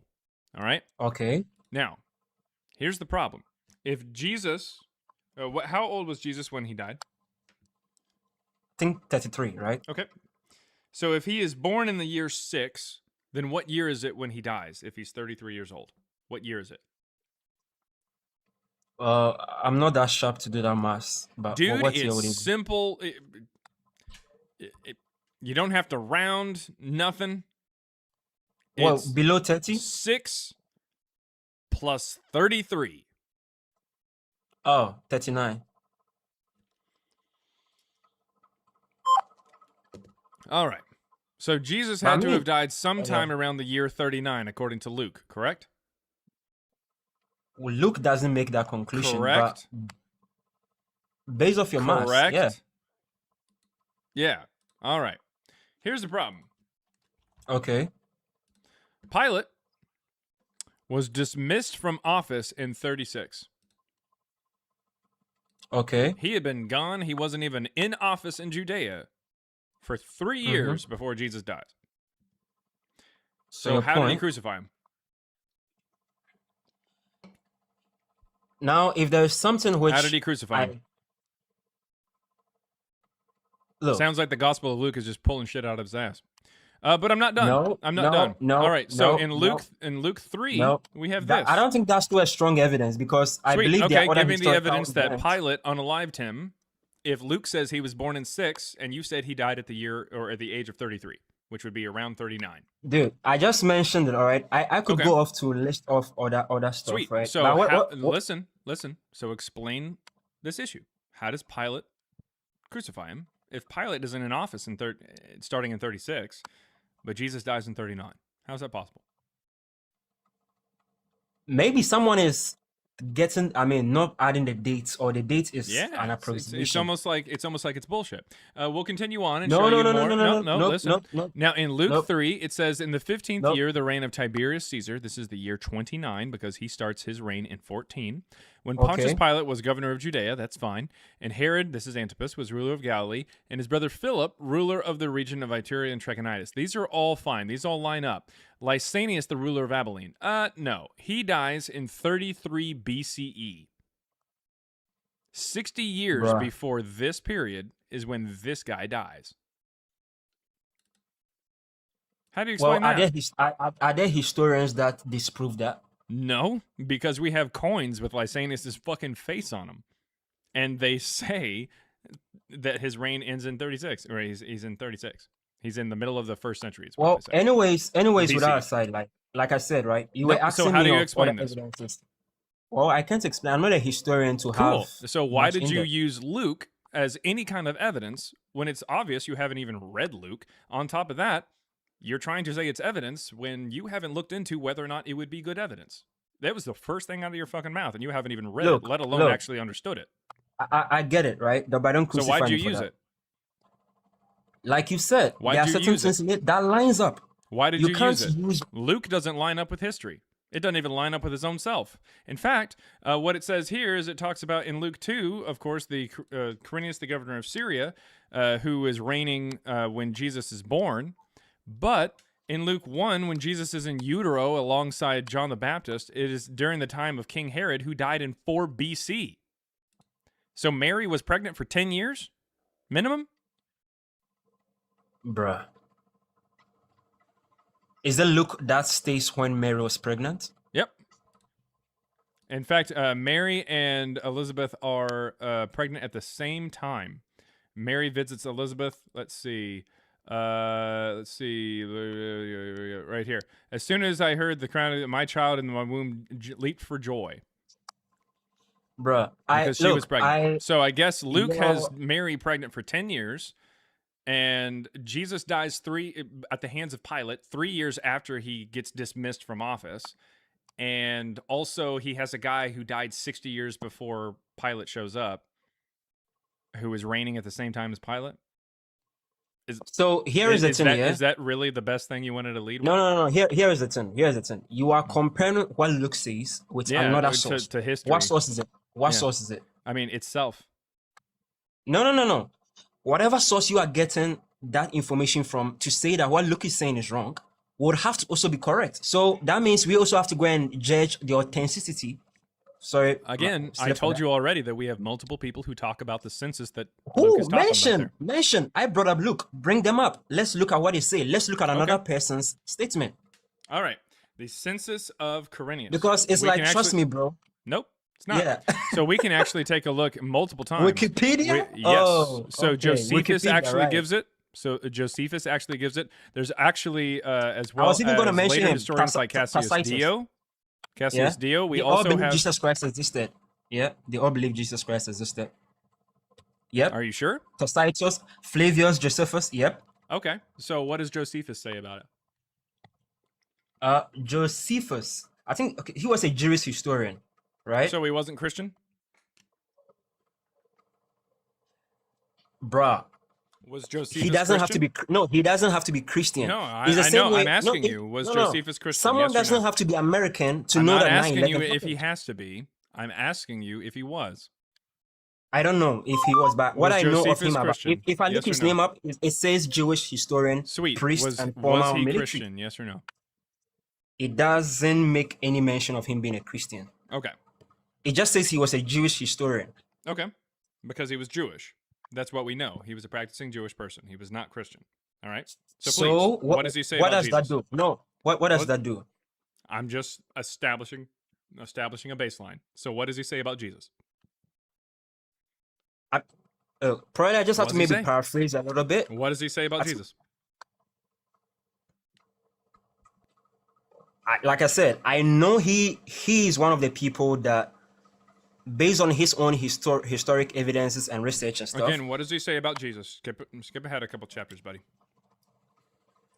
I'm not able to pinpoint exactly one, right? Because Well, you told me that he this, said something about Jesus, and you can't say shit about what he said. That's really weird. Seems like you keep bringing up things as evidence when you actually haven't read it at all. That's really weird. no, you're asking for specifics. You mentioned Yeah, his name. you're and the I'm like, one who oh, literally yeah. brought up Josephus. You said that Josephus talked about Jesus. I'm saying that Josephus talked about a census because he did. Well, he was a historian. I believe there are certain things he has written about him. Well, you were mentioning him, so I was like, oh yeah, I think Okay, he's cool. one of Yeah, them. and now you're trying to pivot and you're trying to say that Josephus talks about Jesus because you were getting your ass kicked whenever we came to the census on Luke because you couldn't explain that. So you're trying to pivot away from it, and now you just jumped from the frying pan into the pot. Look, if probably I do more research about him because I know because I've seen his you name. should try starting just any kind of reading, like literally any book, because it's pretty obvious to me that you haven't read anything. You're just kind of regurgitating what you've heard, and you're doing a really shitty job of it too. By the way. But Well, that being some of said, them I may have come over the that being content said, maybe a what while does ago. Josephus say about Jesus? All right. So let me What does he say? I mean you can look it up, right? So Cool. What does he say? I don't have to look it up. I know it. What does he say? well, you have to look on Wikipedia. What does he say? All right. Give me a sec.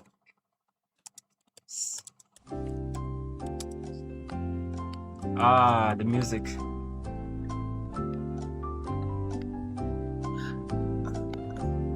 Okay, so there's apparently a book that he wrote. Either.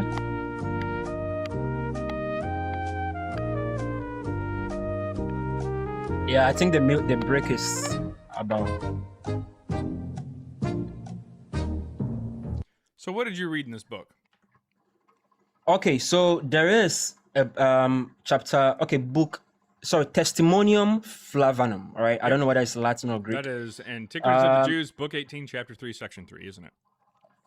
Yeah, so he described Jesus as a wise man who performed remarkable deeds and was crucified by Pontius Well, Pilate. you're not reading it, are you? You're just reading an AI overview, aren't you? Aren't you? It goes to Wikipedia. Cool. Take a look at it at Wikipedia and read the actual thing. All right, so I think that should be in reference. Sweet. Read the actual thing. All right, so it said the first and most extensive reference of Jesus in Sweet. the Read Antiquities the actual thing.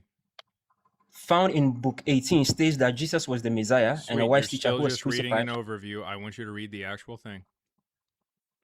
Read the From quote. where? Read the quote. I don't care where you find it. Read the quote. Okay, can you give me a help of the paragraph? Because it's huge. Maybe you've read Again, it. it's So Antiquities of the Jews, Book 18, Chapter 3, Section 3. Or if the copy of the works that you have doesn't have chapters, it's going to be Book 18, Section 63.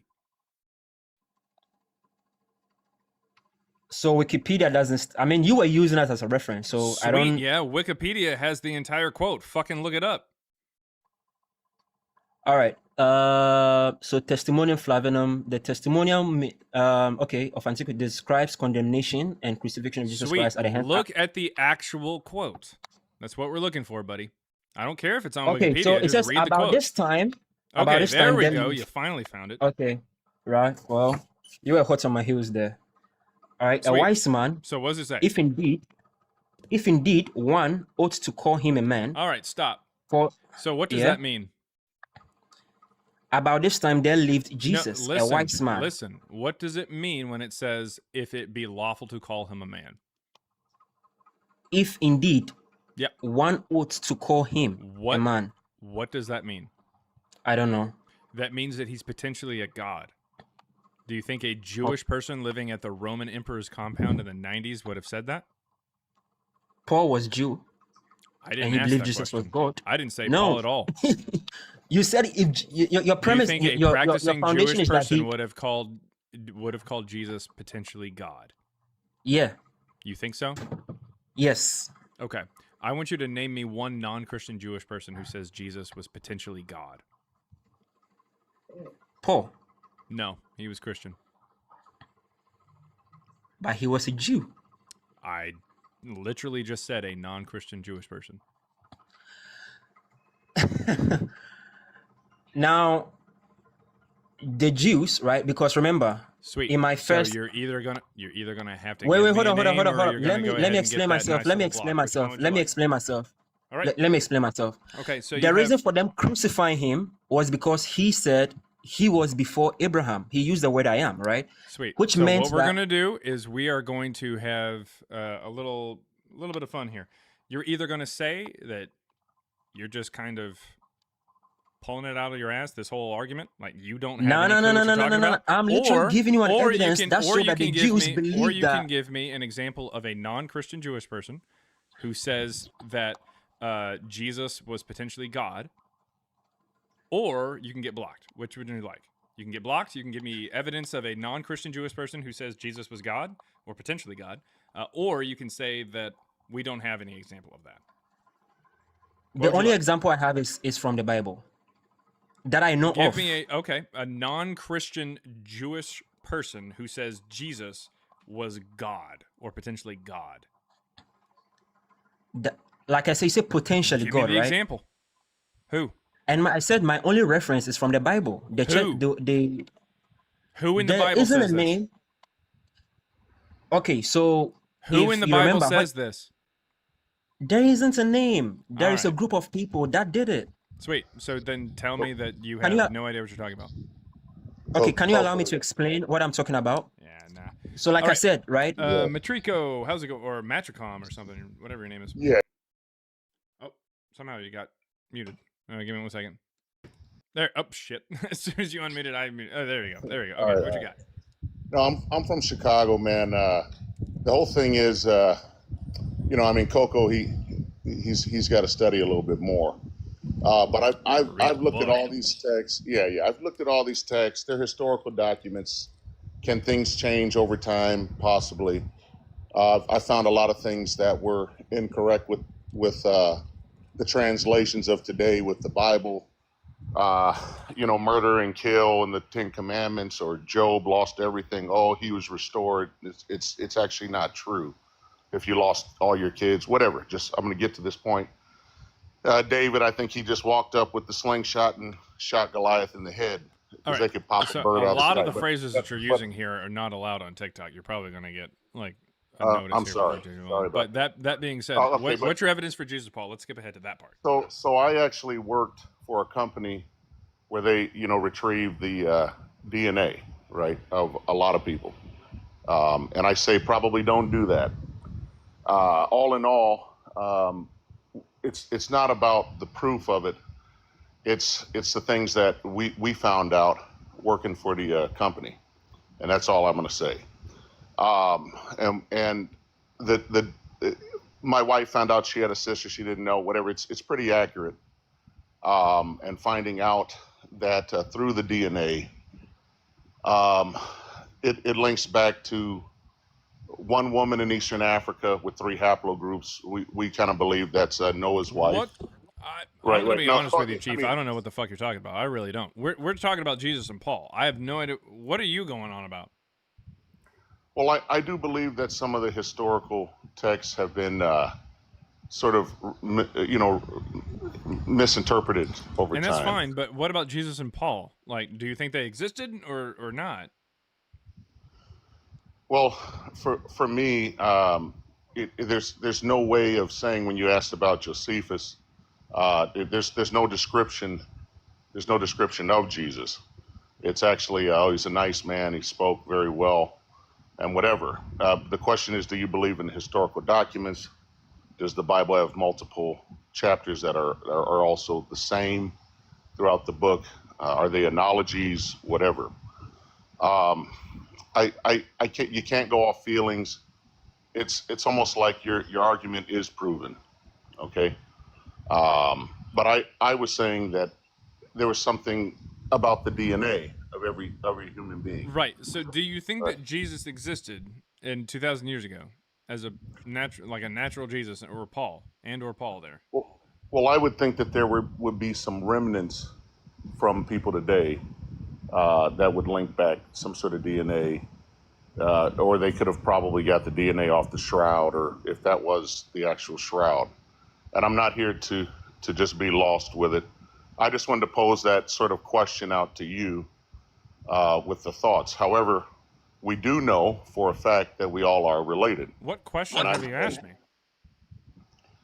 That would you believe that the DNA somehow would link back to Jesus in some way, shape, or form? What DNA? So people, you spit into a cup. That's what it is. Okay. And my question that's hard for me to understand before you shoot me down, it's hard for me to understand is that wouldn't there be some sort of linking back to this man from Galilee, and that's the thought, and that's all. So that's all. I don't want to waste your time, but don't you think that there would be some linking back? We're pretty sure that link back is to Noah and his wife with everyone that's here today. It's actually the science of it. That doesn't make any sense. Well, it's I mean, so if you take the Bible literally, if Noah and his wife stepped off the ark along with his 3 sons and their wives, that would be 8 people, right? Mm-hmm. It's 8 people on the planet. It is physically impossible, first of all, for people to actually survive just with 8 people like that. But even if that was the case, no, that wouldn't make any sense, because later on you have 1.5 million minimum Israelites leaving, or Hebrews leaving Egypt, like in the Exodus.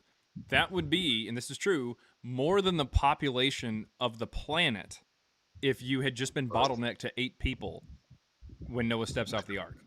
So no, taking the Bible literally is stupid. That's not a real thing. In no way, shape, or form, did Noah's Ark actually happen. Well, a lot of old texts, they all talk about the Great Deluge. There's a lot of floods that happen because people tend to live in areas next to rivers. And rivers, in the parts that actually flow pretty smoothly and whatnot, are generally not the tops of fucking mountains or the sides of mountains, but in the valleys. So those areas around rivers, especially, flood. Floods happen. We live near water because that's literally what keeps us alive. And so people going back a really long time would have to deal with 2 things. That is going to be floods, and it's going to be fires. These 2 things happen quite a bit. Well, so finding stories about them is not surprising. I usually don't comment, on some of these groups and whatever, but I did see you guys on YouTube. You're a pretty smart guy, man. I that's why I wanted to ask you. I mean, does that not make sense that like human beings live near rivers, so floods are going to be impactful? Sure. I mean, even in the book of Genesis, they talk about, there's a land of Nod or whatever, all that good stuff. Yeah. And all these other people that were on the earth, but I think there was something that did happen. Maybe it's not a flood. It's interesting how we're all related back to these 3 haplogroups, related to one woman in Eastern Africa. That's all. And I just thought it'd be some new information. The understanding that like we come from Eastern Africa and everything like that's perfectly fine. And obviously, the further we go back, whenever we read things, it's going to be over in that sort of kind of area. But nevertheless, that doesn't mean that the stories that are recorded into the Old Testament are even remotely close to true, especially since the Old Testament isn't even written until about the 3rd century BCE. So it wouldn't even work. It's written around 300 at earliest BCE about stories that supposedly happened. Like if Noah actually did step off the ark, that would be in like somewhere around like 3000 BCE or something. Well, that's just crazy far back. Like how they were able to maintain a story for 2,700 years. Well, that's just me and some of the guys at work. That's our interpretation. It could be false, and I understand, but it still does link back to that woman with 3 generations that came from it. And if you do a little research on that, you'll see that I'm telling the truth. Or if anybody's done Ancestry, you find out relatives you never knew you had, or a brother, your mother's not your mother, whatever. Right. So that's I mean, humans have hundreds of specific haplogroups branching into thousands of sublineages, but they are categorized globally into about 20 or 30 major foundational groups. Look up the origin of the DNA that was with some of the companies that take in the DNA. It all links back. The algorithms are pretty strong.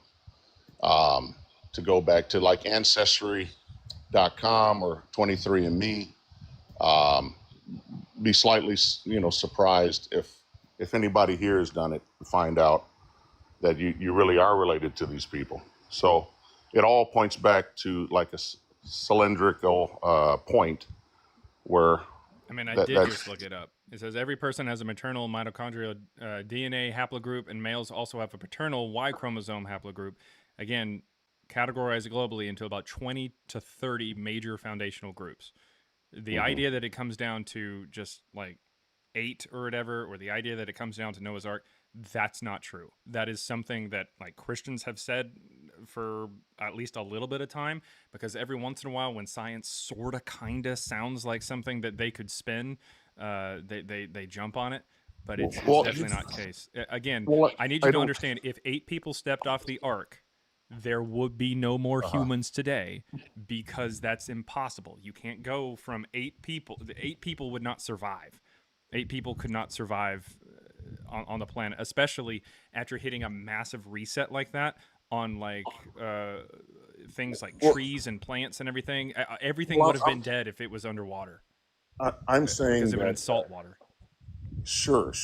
I'm saying that don't shoot the messenger. It's just basically what it is. Somehow, believe it or not, that even you and I don't believe it, because I looked it up and it wasn't true. Well, I'm saying even you and I, in some way, way back, were somehow related years and years. Kind of, sort of. Like if you go back so far that we're like talking like ape ancestors or specific ancestors, yeah, that's fine. But that doesn't somehow equate to 8 people stepped off the ark. I think that's the thing. Like again, as science finds out that like, hey, yeah, technically speaking, all the humans do have a common ancestor. So yeah, in a sense, yes, we are all related. Christians hear that, so they go, oh, that's evidence of the book. That's evidence of my favorite book. No, it's not. The time that our common ancestor would have actually existed is so far back before the supposed flood story that it doesn't make any sense as to why anybody would point to Noah and be like, that's the person, or his wife, and be like, that's the no. I woman mean, you're definitely a very intelligent person. I don't think that anybody has a reason for why we all relate back to one human being, if or two or whatever. And that's the thing. That's the question that no one can solve that question. I don't have the answer for that. And but we work deeply in it, and God forbid years later they use that DNA to find somebody at a scene or something or whatever. I don't know if it's smart to do that, to do the DNA test. All in all, I'm just saying that what's your thoughts on how we are related? That's what I wanted to ask. We're apes. We're hominids. Like, yeah, we are, but like you'd have to go back incredibly far to find one specific ancestor that everybody could branch off from. Like it would have to go incredibly far back. Okay. But I mean, the Bible itself only tries to go back about 5,000 something, like 5,700 years or something. So it's impossible for those stories to have been true when it talks about like the origin of humans, like Adam and Eve, or when it bottlenecks it again about 1,000 years later with the story of Noah's Ark. Like those are impossible. It's impossible for that to have happened. Yeah, like, that's and our common ancestor. Like, even if it goes down to one, they would not be a human. that wouldn't be a human.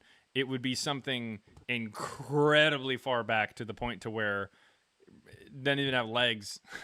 Like, doesn't even have eyes, probably. And when we're talking about, like, one...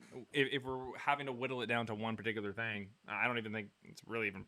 Well, I guess it's possible. But it'd be one thing and it wouldn't even look human. Not even close. Well, I see a lot of people, they're based in Christianity or the Bible or whatever, but this was just saying the science. I just study what I'm saying, and I'll be back at a later date just to converse about it, but forgive me if I wasted any of your time. I respect you guys, so, No, it's not a waste of time. It's just... what I would recommend you doing is, I mean, obviously studying this kind of stuff. I mean, it sounds like you are at least Yeah. familiar with science. I mean, so that's fine. That's good. That's obviously encouraged. But nevertheless, don't fall for the trick that lots of Christians or apologists do, where they will say, "Hey, science goes hand in hand with the Bible." It fucking doesn't. Like, it really doesn't. I mean, Yeah. one of That's not. these has evidence. One of That's these definitely. one of these has evidence. One of them don't, and they don't line up. And again, people will sometimes hear something that sounds remotely close to what their book says, and they say, "Oh, look, awesome! That means that our book is the same." No, it's nothing more than wishful thinking, That's just twisting definitely and not, post hoc rationalization. that's definitely not me. Yeah. But I'm just saying that just the fact that the relational the DNA is somehow related to where we're all every I mean, that's person on this cool. earth, if they turned it in, and we haven't found one person yet. There are some interesting things about the Ashkenazi and other things, but all in all, we all still are in a way related, and that is something that is interesting. So I just said just study a little bit about it. I'd love to talk about this, but anyway, I'll let you guys go. Sorry if wasting anybody's time. I don't speak on these forums, but I just thought I might put that out there. All right, man. Have a great day. All right. Thank you. All right. Yep. All right.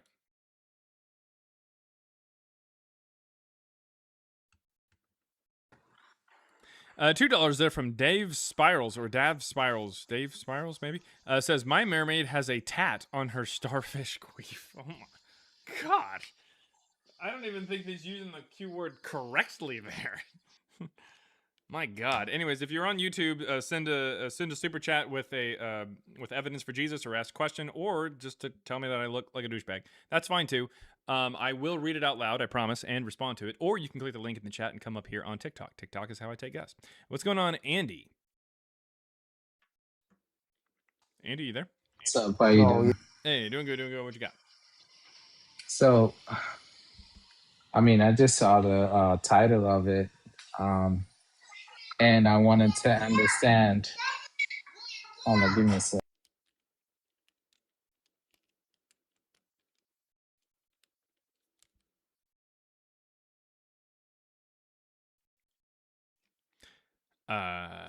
Okay. There Yeah. we go. What So, you got? yeah, I want to understand how you got into that conclusion, and is this peer reviewed? Also, are there other I mean, there are conflict? I mean, peer-reviewed have you? books about Jesus not existing. Okay, but in terms of like the you said you used what kind of data? The Bible? The Bible. Like There are Codex not. Sinaiticus, Codex Vaticanus? How about other writings? Have you looked at those about Jesus? What do you mean? Other scholarly writings or Other historical scholarly writings? writings about Jesus? Give an Yeah, I example. mean, uh, uh, faith in Jesus is kind of old, so probably from early church. That's not really an example. I'm trying to figure out what you're talking about. So, what's the earliest account about Jesus that you've found in your In data? 144, Evangeline, or Evangelion, published by Marcion. Written by Marcion. Marcion. Okay. Is this a biographic writing or fictional? No, it's like a mythology. I think it's written and published in about 144. Do they have third party, or like do they claim that they're witnesses? Nope. And neither do any of the other gospels.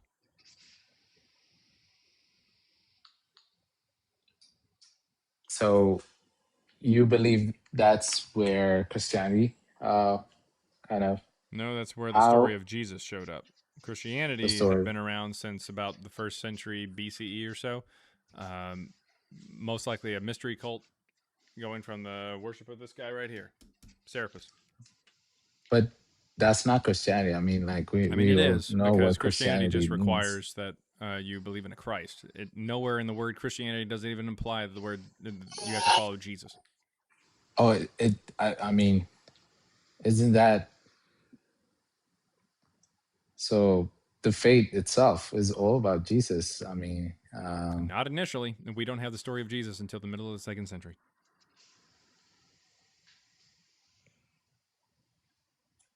okay. So I just feel like,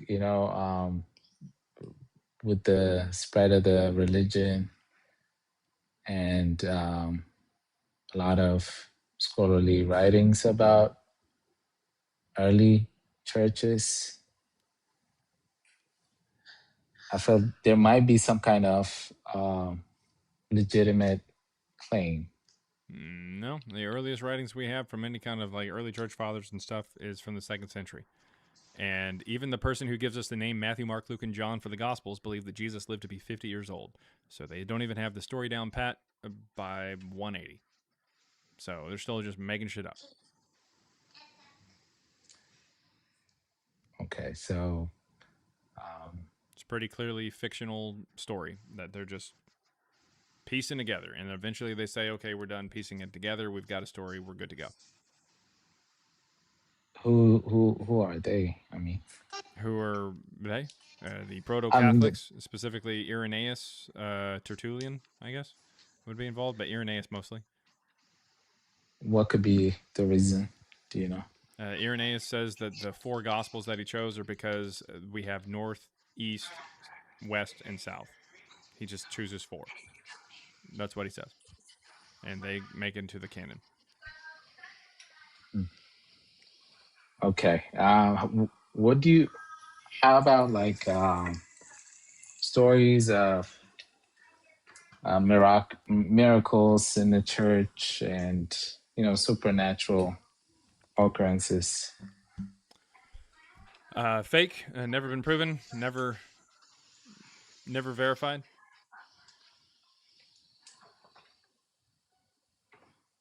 All right. So you got into this conclusion by I'm sure you did a through study of it. Yeah. Was there a moment when you might have doubted some of the data that you went, or like some of the reasoning? No, not really. Okay. I just wanted to get more understanding about how you got into this conclusion, because do you think this is communicated to people? Do you think people need to know this, especially people? Yes. Society has benefited if we believe as many true things as possible and stop believing as many false things as possible. Okay. Well, all right. I just wanted to pick your brain and stuff. No problem. Just Thanks for coming up. Right. That was Andy, All right. everybody. Andy. Next up, we've got Dombo 222-426-677-464-321-111-342-446. Cheers, bar. Relax. Your claim is that Jesus and Paul never existed. Please prove me. Somebody muted you. I was just reading off your name, dude. That's all I was doing. I don't know why you had to tell me to relax. I was just reading off your name. Maybe come in here with a normal fucking name and I won't have to do all that. But you can unmute. That's perfectly fine. Go ahead and hit the little microphone button.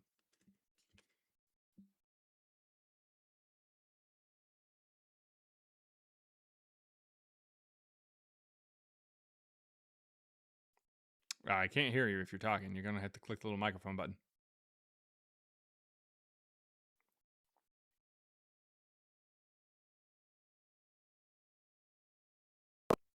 Anyways, yo, I'm back. Basically, you are saying that Jesus and Paul never existed, right? Yeah, that's what you're saying. So, there's a lot of like, okay, I understand. Yeah. Also, you spelled Taticus wrong, bro. It's Taticus, not Tacticus. Yeah, dude, Also, that's the point. Tacticus. When because can you a tell whole me bunch of when? people- Can you tell me Also, when his his name is Tacitus. That's how you pronounce it. Oh, I don't care, man. Get an Well, Italian yeah, and you make do you because pronounce you're it. trying to. Okay, you're no, actually come trying on. to Tell me correct when. how I spelled Tell it, me so you when do he care. wrote about Jesus. Tell me when he wrote about Jesus. Well, he didn't write, but Annals comes out in 116. Okay. Is that early enough? For you? When did Considering the fact Flavius that he doesn't Josephus? write about Jesus. When did Flavius Josephus write about Jesus? He didn't. Yes, he did. He wrote about his brother James.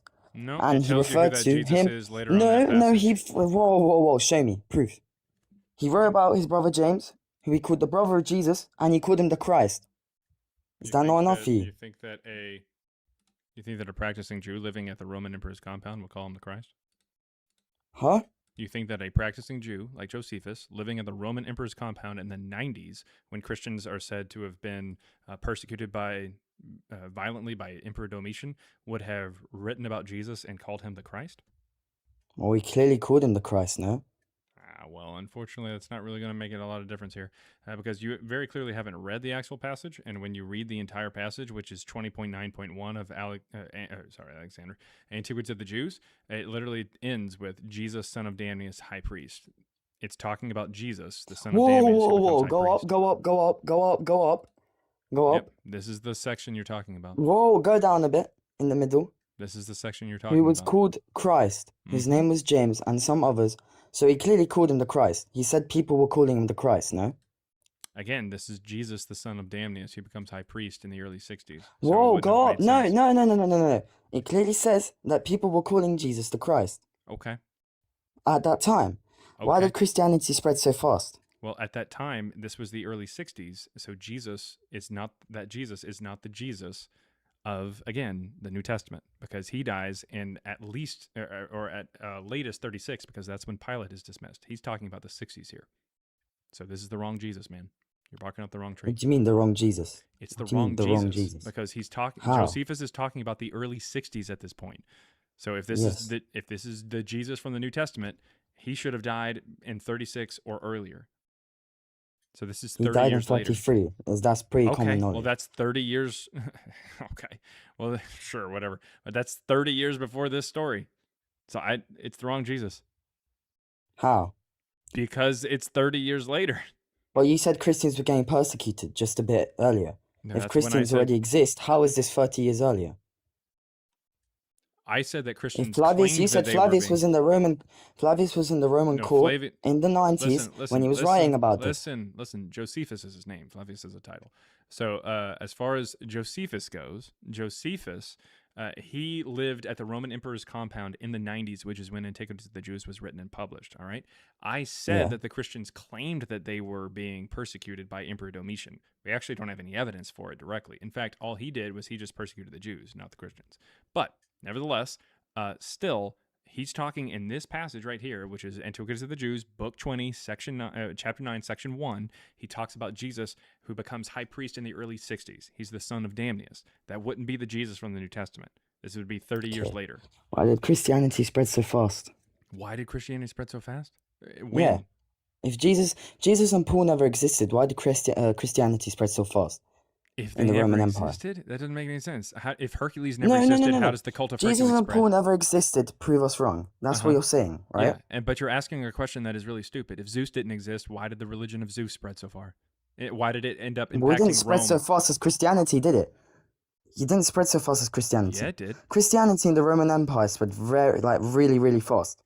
You do realize that Really Zeus is just the Greek Even version. through the Zeus is the Greek version persecution of Jupiter. even and through the Jupiter, if you persecution include- of Christians in the Roman Empire, Okay, you're just kind of saying shit now.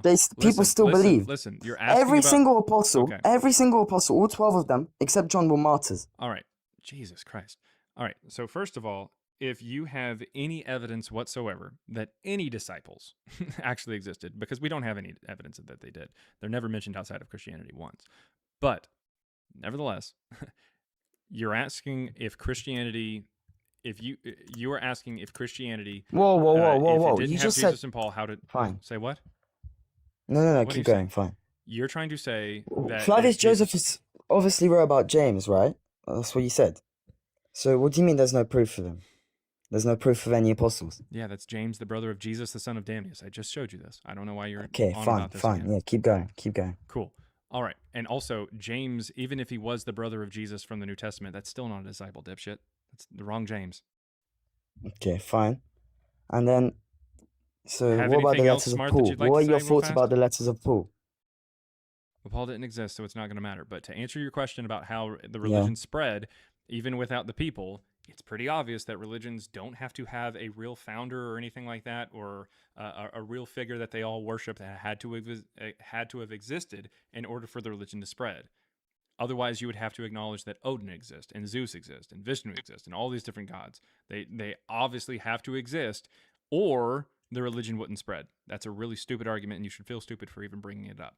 That being said, the reason why it spread so well was because of the fact that it was syncretic. You already had certain religions and offshoots and cults and stuff like that that worshipped these things that went into Christianity. If people believed in Dionysus, someone who changed water into wine at parties, then believing in Jesus doing the same thing is not going to be too terribly hard to do. Not to mention, once it becomes the official religion of the entire Roman Empire in 380, it's lights out, and everybody was in the Roman Empire was forced to become Christian. This happens with Theodosius II. And the only reason why it was really spreading that far is because in 312, with the Edict of Milan from Constantine, it becomes legal to proselytize. Yeah, okay. So there's your You answer. just mentioned Constantine. Do you know the story of Constantine and Don't why he really give a accepted shit. That's in the Christianity? 4th century. We're talking about Jesus and Paul. Okay, fine. So we'll talk about Jesus and Paul. Mhm. Have you heard of the Shroud of Turin? Yep. And what do you know about the Shroud of Turin? I know that it's from the 1300s, and this is how it's supposed to look if it was actually real, but it looks like this because it's artwork. Okay. Fine. You could say it's artwork, but there's proof It that is. like the Shroud of Turin actually No, existed. it's artwork. I don't And give two shits. scientists have looked into it and spotted the No. face into it that actually looks like No. Jesus's. No. Well, show In me fact- evidence that they haven't then. Yeah. You're just saying no, no, Sweet. no. You're Yeah. just like This right here is a show me face, the way that the shroud would look if it actually got an imprint of this face, because the Yeah. sheet is pulled skin tight, which means that it was able to get like the eyelids and shit like that. And once you lay the sheet flat, it would look like this with the sides of the face. That's why the Mask of No, Agamemnon. but why have Shut the scientists fuck found up, evidence? dude? Shut up. Listen, it doesn't make any difference because the shroud of Turin should look like this. This is the actual Mask of Agamemnon. This is the shroud itself, highlighted on the right. It should not look like that. It would look more like this, because a 3D object like a body would not look like this, because this is artwork. It would not be able to get all those different things, including the eyelids, the hands under the hands, the individual fingers. They would look like mittens. That's how that works. If you were to paint your face black and then get a white sheet and wrap it so tight that you're able to get the eyelids and then lay that sheet flat, you'd get the side of the face. That's how that works. It is stupid. I don't care when it dates to. It's still fake. That being said, do you have any other evidence for Jesus or Paul? Well, I wanted to say about Paul's letters, for Okay, what about 'em? example. Basically, Paul's letters, yeah. So historians, like all historians, agree that Paul wrote about like at least 7 letters, like Romans and Galatians, right? Around in the 50s, and All they're right, one what's of the your evidence best. that they were written in the 50s? Well, because they were like, firstly, the early church fathers Sweet. said they What's were the written in evidence the they were written in 50s. the 50s? Well, the early church fathers said they were written in the 50s. Who says they were And written in then the 50s? so on, and then so Who on. says they were written in And the 50s? they were spread Who around. says it was written in People, the we have 50s? proof that like around that All right, time we're gonna when try this Christianity again. was a If I ask for evidence of something, because you've said something, well, then please provide the evidence for it. Back up what you're saying. Yeah, If you you're don't not have letting any me evidence finish. to support it, then don't say it. Well, I do, because Okay, so what's the basically, evidence? Name me one person who says in the that Eastern Paul's writing in the Mediterranean, 50s. when Christianity spread to the Eastern Mediterranean, people were using those letters to establish the religion. Prove it. At first. Prove it. What do you mean prove it? Prove it. It happened so long ago. How am I supposed to take something from Sweet. then Well, and it sounds say like you don't have any evidence and you're just kind of reaching up into the chocolate starfish. Well, why all the do way up to Paul's the letters Alma. exist right now? Why does, for example, we have the Great Isaiah scroll that matches the Book of Isaiah to us? So like it's very, very similar. It matches it almost 1-to-1, and that's no, it doesn't. That's 400 not years even before the true. existence of That's not- Jesus. Who did And you why hear is that it in from? my Wes Bible Huff? now? Did you hear that from Wes Huff? Who? Did you hear that from Wes Huff? Because that's not a true claim. He actually had No. to actually like retract or redact, I guess. I only not watch redact, God but he Logic, actually had bro. to go back on what he said. because that's not actually a true claim, not even close. Oh. So the fact that you said that shows that you're actually pretty stupid and not very knowledgeable on this. But Well, I'm that only being said, 14, bro. I'm trying to study you're theology. only It's what? interesting. You're only what? I'm on 4, bro. What? I'm on 14. I'm trying to study Oh, okay. theology. Well, you shouldn't be up here It's anyways. interesting. You're very incredibly Huh? stupid on this. Well, it's You need to actually read interesting. a fucking book, dude. All right. That being said, we're moving on. I had no idea that he was 14. I thought he was like just a young guy. All right, Fit Central, what you got?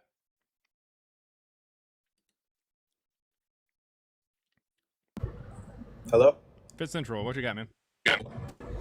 Hey, I'm gonna actually start with the Jesus talk. As opposed to, I guess, Paul? Are you there? Fit Central, if you're off the app, I can't hear you. You can hear me, but I can't hear you. Hello?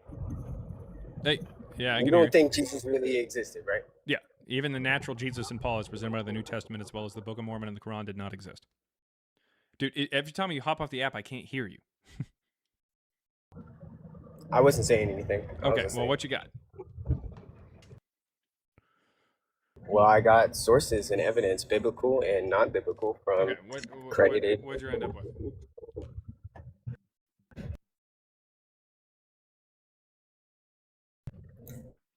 What'd you Do end you up know who Michael Grant is?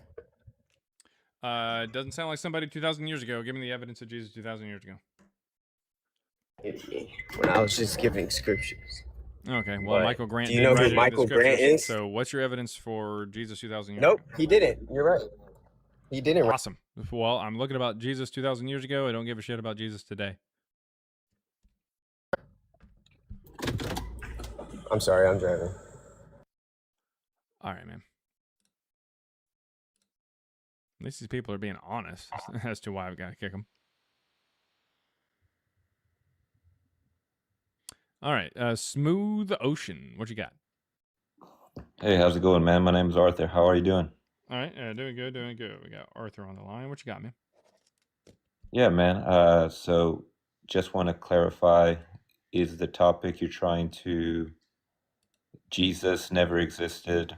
Are you claiming he never existed as a person or at all, or how do you define Yes. it?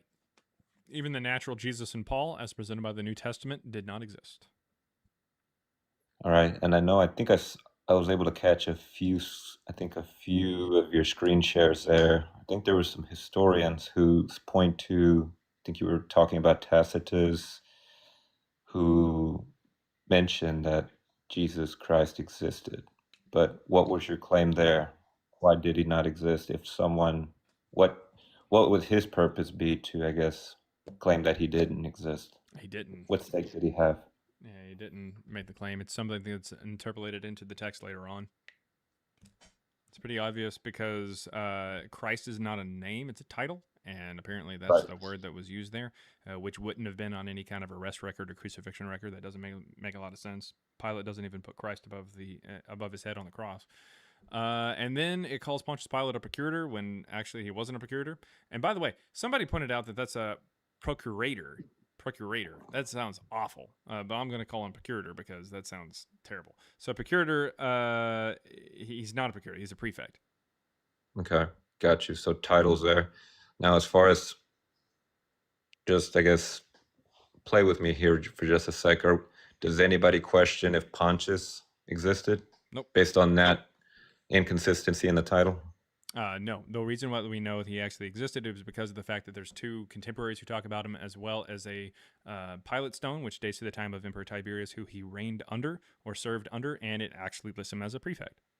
So we don't say, oh, hey, because Tacitus got it wrong, he didn't exist. No, we're able to back it up through other stuff, but we can't do that for Jesus. We can't back it up with anything that is actually from the time or anything like that. No contemporaries of him talk about him. And the only thing that we have is things that are filled with anachronisms, which don't line up with time and make the stories historically impossible. Yeah, because the best of what we would have, right, is those writings, those later writings, those what we just mentioned, I guess those historians, those Roman historians, right? Of course, we don't have photographic evidence. We just have to reference that. Then we're also looking at, of course, the source for us being the Bible. That's kind of going to be the end all be all when it comes to Jesus, where he originated from, where he started, began, I mean, living kind of. today. Yeah. The first gospel is the first time that we get a story of Jesus or a mention of Jesus. Yeah. It's in Right. 144. Yep. Roughly. Right. And many, and I would believe this, especially if you're Christian, would believe that when you look at the Old Testament as well, there are references to Jesus Nah, as not well. at all. But anyways, as far as Jesus goes, what kind of evidence do you have for him? Well, I was speaking to that. Oh, well, the Old Testament's not going to make any sense. Even if every verse in the Old Testament says there's going to be a man named Jesus who's going to be born in Bethlehem, raised in Nazareth, he's going to flip over a bunch of tables and stuff like that in Jerusalem and at the temple. Then he's going to get crucified by Pontius Pilate and resurrect 3 days later and all that kind of shit. Even if every verse of the Old Testament said that, that still doesn't prove that Jesus existed. That would just be a prophecy, and that would make it very easy for the New Testament to come around and just write that story based off of a book that had already existed for hundreds of years. That wouldn't make a lot of sense now, would it? On top of that, we do not figure out whether or not someone existed based on someone saying he will exist. We figure out whether or not they existed based on people saying that he exists or he did exist. That's how that works. And a prophecy is not evidence that the prophecy is fulfilled. You'd have to show me that the evidence that it's fulfilled before I start accepting that it's a prophecy that is of any use. Right. That's exclusive to Old Testament, but New Testament, everyone talked about that he existed. Cool. Well, where in the New Testament do we have anybody who says that they were even a contemporary of him? What do you mean? No contemporaries of him write about him. And these are all just stories that show up over 100 years later. And the stories of Jesus specifically are filled with anachronisms, which make the story historically impossible. Because Well, disciples wrote about him. They would be his contemporaries. No, where's the evidence that any disciples wrote about him? Well, we have the Gospels. Okay, name one that's written by a disciple. Luke. Luke is not a disciple. Luke is John. according to Christian tradition, he is a doctor who travels around with Paul, who is also not a disciple. John, where in John does it say it's written by John? Sorry, what was the question? Where in John does it say it's written by John? Where in the Gospel of John does it say it's written by John? Where does it say that at all? What is your question? I don't understand it. Sorry. You said that we have the disciples writing about him. Where do we have any evidence that the disciples wrote about him? John 14:6, Jesus says, I am the way and the truth and the life. No one comes to the Father except through me. John is saying, I took that down as a disciple? If John's the writer. Where did you see that John was the writer? Where does it say that? John is the author of the book John. Where does it say that? What do you mean? What are you trying to get at? Where does it say that John's the author?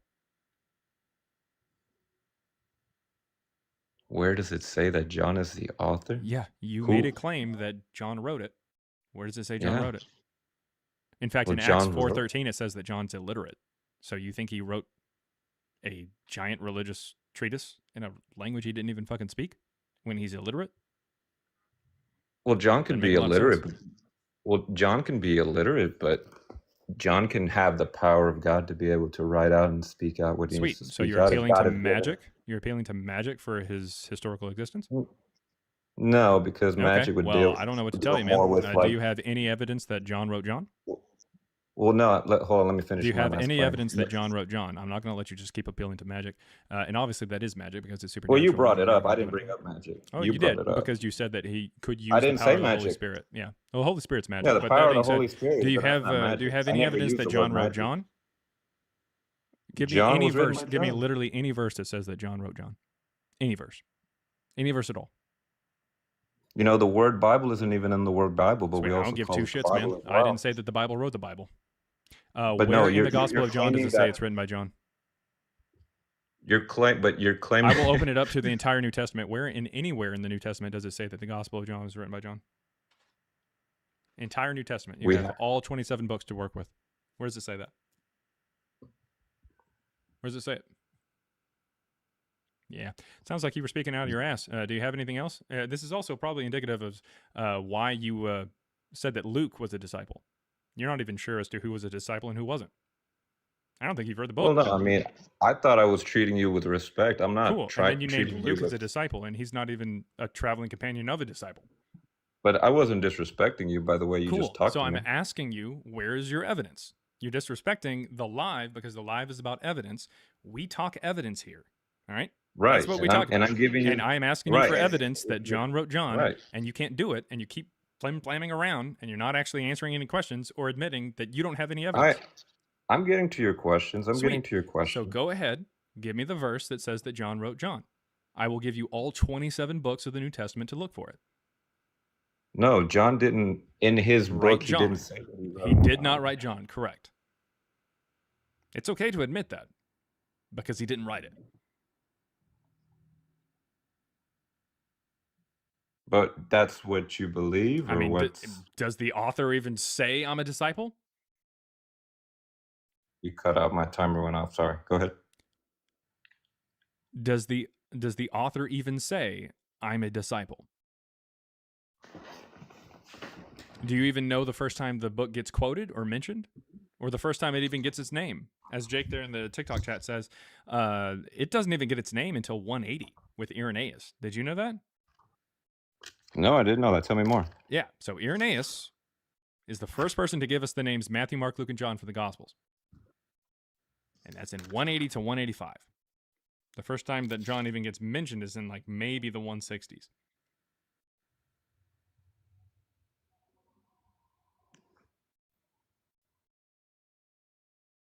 So, since we don't have any mention of the gospel itself until the 160s, the name doesn't appear until the 180s, and anywhere in the New Testament does it say that John wrote the Gospel of John. In fact, Acts says that he's fucking illiterate to begin with. I don't know what to tell you. Sounds like you can't really use the argument that the disciples wrote about him. So where are these contemporaries, these elusive contemporaries that you're talking about? What would be the best evidence for you? Contemporaries.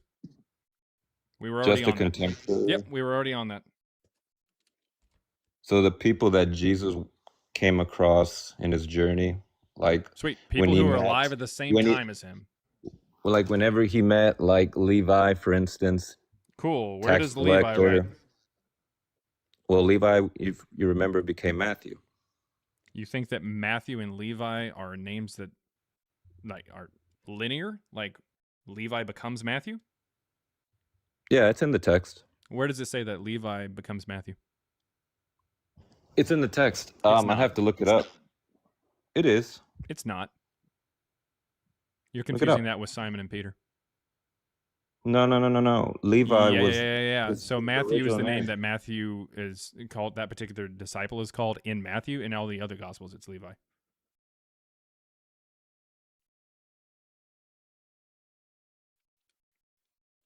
You're just kind of saying that Levi becomes Matthew. That wouldn't make a lot of fucking sense. Why would you have two Hebrew names?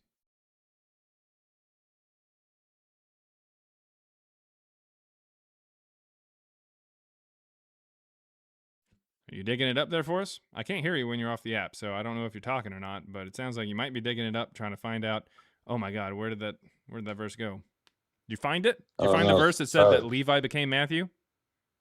No. I was saying anytime somebody has an interaction with Jesus, what we find in Scripture is they end up getting a new identity. Like, for instance, No, that's Saul not even the to case at Paul. all. That being said, where does Levi become Matthew? Well, no, I was just saying. Where does Levi become Matthew? You said that it's in the books or somewhere in Yep. the gospel where Levi becomes Matthew. Yep. I want you to point me to that verse.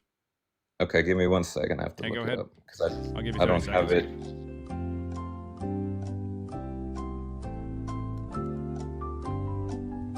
Down to 20.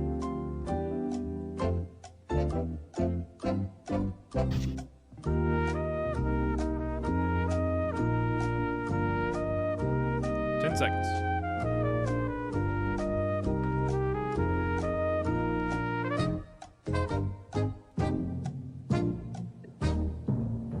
All right, so Levi becomes Matthew in what verse, buddy? Okay, the closest verses we have would be Luke 5:27 through 28, when Luke Jesus calls a tax 5:27. through 28, where Jesus calls a tax collector named Levi. Okay, does he say you're now going to be Matthew?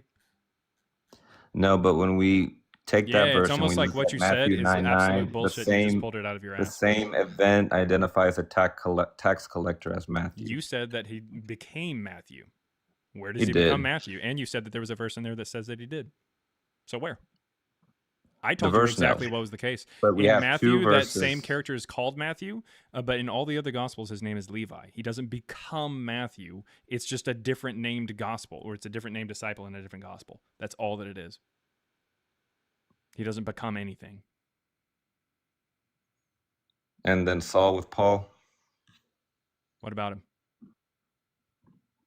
Oh, I was just saying that was another example that I had. Sweet. Yeah. So you have two examples at best. In fact, No, there's two people named James that go around with Jesus, and apparently one of them can't get a name change, even though they have the same fucking name. There's two people named Judas. That's Yep. really weird. So, but yeah, you have two examples. You have Paul and you've got Peter. In no other examples does somebody else get a name change. Yeah, So I mean, not congratulations. everyone. There are gets a name 13 change. different disciples in the New Testament, and there's Paul. So 14 total people that would maybe kind of fit this bill of people who met Jesus and all that kind of shit. And only 2 of the 14. So 1 out of every 7 get a name change. But you said that everybody did. You also said that there was a verse that said that Levi Honest? became A Matthew. lot- I said a Congratulations. lot You're of stupid people for 2 did. reasons. Dude, why do you have to go to insulting? I'm not insulting you at all. Insult me. Insult me on something that I have been have no- wrong on. And so far, you have been wrong on literally everything that has come out of your mouth. Dude, I'm a Christian. I can I say don't I give don't two have any shits. reason to. I That's don't have kind a of reason why to you insult get things wrong. It's also the evidence as to why you don't know anything about the Bible is because you're a Christian. That means you haven't read it. No, I mean it means that I'm growing and learning in my walk every day, and I have nothing. Yeah, to and that's insult you why you're about. coming up here with a full chest of confidence because you're actually learning and you don't know anything about it. No, I didn't come here with a full chest In fact, of confidence. 1 Peter I came here to have a 3:15, 1 Peter conversation. 3:15, or sorry, 1 Simon 3:15 says you should always be prepared to give a defense of why you believe what you believe when questioned or demanded of you, and do so respectfully. I like the fact do. you're doing it respectfully, but you are an awful representative for Jesus. I wouldn't say that. I have plenty Yeah. of life experiences. Because you're that trying to point make a whole bunch of why I claims about believe what I Jesus did. believe. You're trying to say that he changed people's names, and only 1 out of every 7 people that had even come to contact with. Even if we whittle it down to just the disciples and Paul, only 1 out of every 7 people get a name change. Yeah, but That's if weird. the claim was if he does change people's names and he doesn't do it all the time, I didn't those are two ask, different does he questions. change people's names? I asked, did Levi become Matthew? And you said yes, and you said there was a verse, and you couldn't find it. The verse, right? But I'm saying Yeah. it's the same. So, anyways, person. that being said, where does Matthew say that he's writing a gospel? Where in Matthew does it say it's written by Matthew? Or even a disciple? mean- or even a contemporary? Or even somebody from the 1st century? Where does it say that? Yeah, we didn't have the openers to tell us who was writing who. Yeah, it's almost like whenever you say, oh, hey, this was written by a disciple, again, you're speaking out of your ass. No, because that's to Nope. the When best do you of think our, that the book of Matthew was named Matthew? I'll give you a hint. It's the same time as John, from the same person. When do you think the Gospel of Matthew was called Matthew?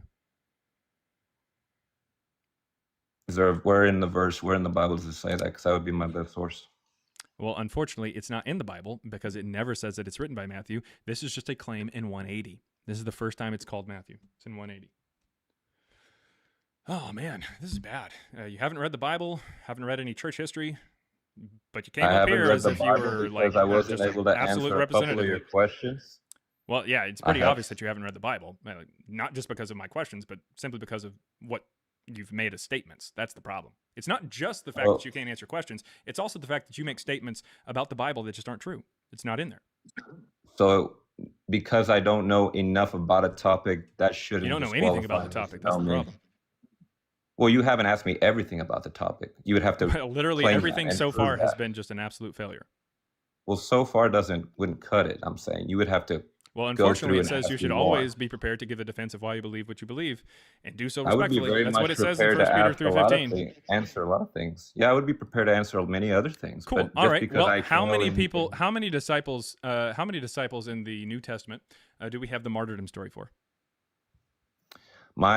I don't know the quantity, but I know Stephen for sure is one that Stephen comes is up to not a mind. disciple.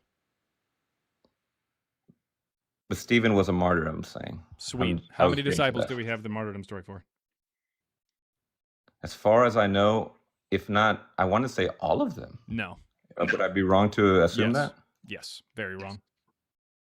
I'm familiar with many of them that had to be hung up upside down. I Nope. think there That's was just many. Peter. So congratulations. Not many of them. That's just one. And also that's not in the Bible. Man, it really sounds like you don't know anything about it. I mean, I What could you're quote you a referring lot to, of. by the way, is called the Acts of Peter. It's a book that comes out in the late 2nd, early 3rd century. It also has a talking dog. Did you know that? It's got a talking dog. Peter also takes a dead fish from the market and throws it in a pond, and it swims around. It's like a tuna, and it swims around for like a few hours or so. And then It wouldn't be the first time God there's used a someone like to use an a animal to mage talk battle. to. Yeah, sweet. So in Acts of Peter, which is what you're referring to, which is not part of the Bible, that's where it says that Peter was hung upside down. So yeah, Do you have doesn't a say that in the favorite Peter Bible. verse? Doesn't come from the Bible. So again, I'm going to ask you, have you even read the Bible? I have. Okay. So how were you so sure that there's all these different disciples' deaths mentioned in the Bible? Say that again. How were you so sure that all the disciples' deaths were mentioned in the Bible? How am I so sure that they're all mentioned in the Bible? Well, Yeah. again, we have the text, and we have. Well, nowhere in the text historical- of the Bible does it say anything more than just 2 disciples. There are 13 disciples, and only 2 of their deaths are recorded in the Bible. Right. That's correct. Yep. Not Do you know everything which was, ones? and also not everything was recorded. And Do you also, know which Scripture ones? tells us. Hold on one second. Do you know which ones? Can I finish with a thought? Now, If that's which okay? ones? Scripture also tells us Which that ones? that not everything that Jesus did, or Sounds not good. everything that Yep, he and that's written by accomplished, somebody was- who was recorded. Who says this? Who says this? Who wrote that?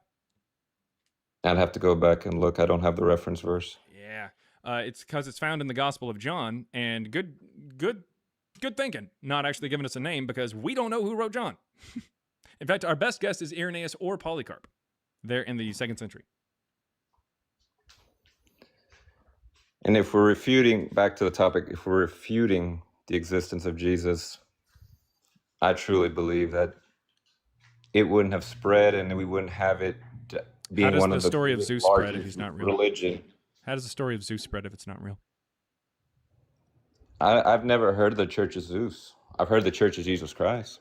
If you've heard of anything regarding Zeus, you've heard of the stories of Zeus. That's how Right. it works. Did people used to Except worship I don't Zeus? see people Did going people to used school on worship Zeus? Sunday. Except I don't see. Sweet. I don't Yeah, see that's as many people churches today, dude. on That's not how that Sundays works. going That's to not go how that works. worship. Do you live in ancient Greece? I don't live Do in you live in ancient ancient Greece, Greece? but All right. I Have you ever don't heard of live the in ancient Parthenon? Greece. Have you ever heard of the Parthenon? Yes, I have heard Okay, of the that's a Parthenon. temple of Zeus. That's how that fucking works, dude. It's not that hard. All right. So Yeah, that but being I'm said, saying listen. the Church of Jesus That being Christ said, has spread all does over that mean that globally. Zeus The Church of existed as Zeus well have because not. there's a temple of him? The Church of Zeus has not grown to the level of Jesus, and that's true fact. Sweet. Yeah, that's because Jesus has spread at the end of a sword and the barrel of a gun. But that being said, And no, when it comes because if to it was and if it was mythology, it would have been cut off a long time ago. That's not accurate at all. It would have been How cut long off do a you long think? time How long ago. do you think that The mythology can last? inconsistencies. How long do you think that mythology can last? Not because it's not a mythology. How long? How long can a mythology It's not a last? mythology. It would have been How cut long off a can long a time mythology ago. last?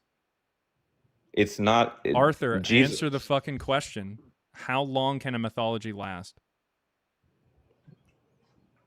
In your opinion, how long can a mythology last? You said it would have been cut off a long time ago if it was a mythology. would have- So it how would have- long it ago? would have How been- long ago was that? Exactly. How long ago would that be, Arthur? Jesus would have been long cut ago off a would that long be, time ago Arthur? if it were not true. Okay, sweet. So I'm going to ask you this yet again. If you can't answer the question, we're going to go ahead and move on to somebody with an IQ over room temperature. All right? Because it's shown to me very clearly that you don't know shit about your Bible or your religion or really just history in general. But what we're going to do is we're going to ask this question, and then I'm going to send you an invite to unmute. I want you to click the unmute button, and then I want you to answer the question directly. At what point, in your opinion, would a mythology be cut off? How long would a mythology last? If it's mythology, if it's a mythology, how long would it have lasted? I can't answer the question because it's not a Cool. mythology. Well, I'm There you go. I'm not even asking about Christianity. How long do you Matthew think? 11:28. How Come to long? me, How all who long are do you weary and think? burdened, I will How give long you do you rest. think that Zeus lasted? How long do you think The- the worship of Zeus lasted? How long? Not very long. Not very 'Cause long. I don't see anybody worshiping Zeus. Not very long. Yeah. You don't think it lasted 2,000 years? Not very long. I don't You don't see think it it lasted around. 2,000 years? I can't. You don't speak think for it lasted Zeus. 2,000 years, Arthur? I- No, I can only speak- Arthur, you're I saying I can only speak of the evidence that I see, my friend. Arthur, I'm not going you to pull an answer. You said, and You I just- quote, if it was a mythology, it would have been cut off a long time ago. Unfortunately, Exactly. something you think is a mythology, which is Zeus, lasted even longer than Jesus has lasted so far. Because if Jesus was real, then it would be about 2,000 years old, correct? Correct? What did you say? Correct? What did you say? I said if Jesus was real, then that story of Yeah. Jesus would have lasted 2,000 years, correct?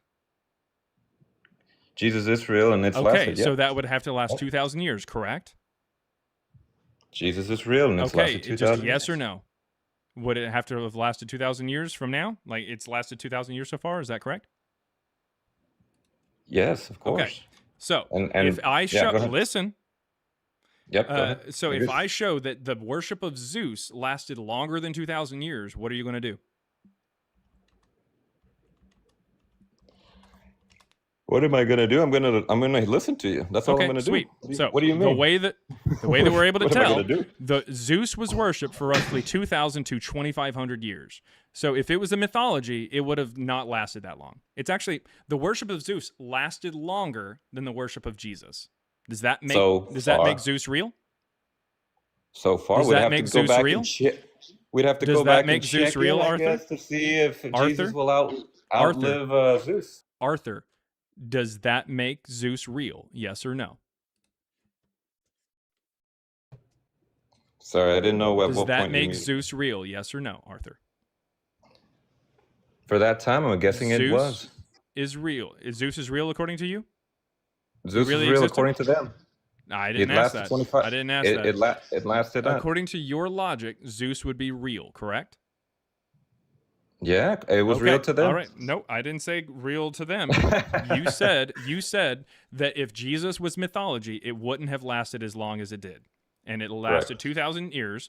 So it would have got cut off, as you said, and I quote, a long time ago. All right. So Zeus lasted longer. So Zeus must be even more real than Jesus. So Right? far, I mean, come on. Right? Why is it? Right? Why is it? Arthur? Why is it that? Arthur, am I Yeah, hold correct on. here? Am I using your logic against you? And it's making you feel uncomfortable because you now see how stupid you are and how stupid that Oh, you argument was? couldn't make me feel uncomfortable, my friend. I'm learning. Sweet. So please show us all that you have learned that Zeus is more real than Jesus. Not Go ahead, currently. say it. I would say. Say it. No, not Okay. currently. Because So what we're going to do, you see that I'm other person speaking- there on the panel? I'm going to move to them if you can't answer this question. The worship of Zeus or the worship of Jesus, which has lasted longer? Jesus. All right. Today, look at it. See ya. All right. Matter Gang, how's it going? Hey, good. How are you? What's going on, Matter Gang? Not a whole lot. You can hear me, yeah? Yeah. Okay. Yeah. I actually I have a bit of an antithetical question here. So I'd like to hear your opinion on how prehistory and as well as like other histories leading up to the writing of the Judeo-Christian texts have so many similarities in the story of Jesus. And so Wait, what has the similarities? figures in prehistory as well as like just history before Jesus. So like Osiris and Like, why are they so similar to Jesus? yes. because that's just what you would think of when you think of gods. It's similar to the question of. Sorry, gotta make sure the hair's still good. Okay. It's similar to the question of like, why is Mr. Incredible so similar to Superman? People just kind of come up with it because it's part of what you think of when you think of that superhero trope or genre.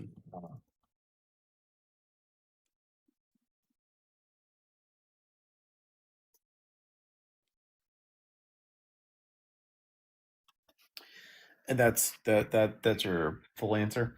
Yeah, it's just influenced because that's what you would think of. When you come up with a superhero, you come up with things that are similar to what we all think of as superheroes. When you think of a mythological god or a god man or a demigod, you're going to give it attributes that you've come to expect from a demigod or a god man or a god. Fair enough. And so the minutia of them, where always born from virgin and always in, and again, I mean, again, that gets into like the antithetical to- zeitgeisty kind of shit where they just kind of pulled some shit out of their ass sometimes. But okay, not wrong. And again, that's why I preface this by saying it's an antithetical question. So yeah, I mean, I stopped short in saying like all the different parallels. Like I'll mention some parallels every once in a while, but like I don't want people to think that I like am agreeing with zeitgeist or something like that, where it's like, oh hey, Jesus is just Mithras, Jesus is just Osiris, Jesus is just Horus, Jesus is just like all this. It's like, no, it's taking from these stories because that was what was familiar to people from that area in that time. I mean, it's how it works. And I of course I did not mean to imply that for any of your viewers or anything like that. Like that. No, it's just that. I just wanted to nip it in the bud before anybody who just stopped by was like, oh, this guy's just like zeitgeist or something like that. No. 100%. I get you. So related but off topic. How do you feel about the movie Dogma? I actually haven't seen it. Oh. Yeah, so here's the deal, and this is going to lose me viewers and all kinds of people. I'm not a big fan of Kevin Smith. Like, I don't know. He strikes me as he's up there with me with like Seth Rogen. Like I can see how he's influential, but I just can't get into him. That's fair. I will say, at least for all of the Kevin Smith projects, he is probably the least involved in that, at least as a character. Right, because it's more. I would recommend at least like Damon in the and vein Affleck, in, yeah. in the vein that you're mining, I would at least check it out. Yeah.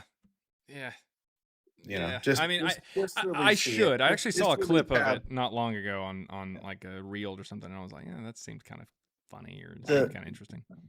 The basic premise is that the main character is a descendant of Jesus. That sounds interesting. It's that and a whole other pilgrimage and like lots of other insanity ensue, of course, because it is still a Kevin Smith film, so there's lots of other stuff. But that is the basic premise: is that yes, Jesus was a person, and that he had siblings and stuff like. And so that's what leads to the movie. So I mean, again, just for the vein that you're mining here, I would recommend at least checking it out, just to at least have it in your I'll pocket. check it out. But man, yeah, I see. What's this? What do they call him? Jay and Silent Bob, or I don't know their real fucking names. It's Kevin Smith. Yeah, but I see those two as basically just like proto Seth Rogen and James Franco, like, and I'm just like, like I don't know, I just can't. I mean, in a way, kind of, sort of, but also, I mean, for one, they're background characters in this very much movie. so. Yeah, they're more background. Yeah. Like they're 100% background characters. And for two, like, I would say that fits their role in every other movie they're in. This movie, they play a specific other kind of foil And I won't say too much more than that. Like, Okay. I mean, I'll watch it. I'll watch it. It's actually there's a list of movies that I need to watch on the Discord and stuff like that. We need to have like a watch party kind of thing. So I'll check it out though. I will. well, if you do for Dogma, I would definitely check it out. Yeah, yeah. We got Dogma that we need to watch. We've got Da Vinci Code that I never saw because it was just it was forbidden. And then there's also what's that? Don Verdine or whatever. I haven't heard of that All one. three of those movies starts with D. Triple D. There we go. Dogma, Da Vinci Code, Don Verdine. need to watch those. The only thing I'll say about the Da Vinci Code is I feel like South Park kind of summed it up pretty succinctly in their episode about the sacred Catholic doctrine and everything. Like, it's just like there's not really that much mystery to it. A lot of guys wrote this stuff a long time ago based on what someone else wrote or what they heard that someone else heard that someone else wrote. I guess to bring this full circle, I am still like I'm a full believer in Jesus and everything, and I believe in God, and I am a Christian, and at the same time, because I still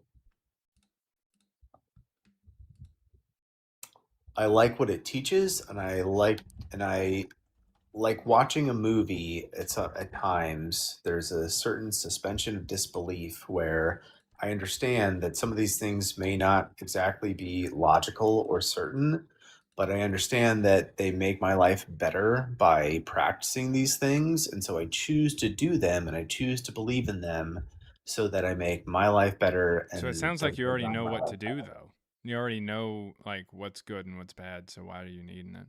Why are you needing the fake story to keep reminding you that good is good and bad is bad? Like you already have it. Like you got it. Like even if you got it from the book, cool, you got it from the book, move on. Because like anything else, okay, let me put it this way. A bit of sugar makes the medicine go down better. I mean, I guess. But also, if you have diabetes, maybe don't do that. Like it's Well, of not course, going to work for everybody. You're talking about an exception to the rule. Of course, there's always an exception to the rule, and of course, Yeah, there's but I always mean, what works better for one person doesn't work for the other person, and things are like you that. admitting that you need somehow some book that doesn't have any historical basis, and it doesn't have really any historical basis, and it actually has some bad advice too? You need that book to somehow remind you that good is good and bad is bad? No, I'm not. I am admitting that I choose to use the book, and especially the good parts, not essentially the bad parts, as a backbone for something as more akin to a lighthouse, something that will remind me of where my true north is, something Why? that will It's got remind bad me. stuff. You just admitted it.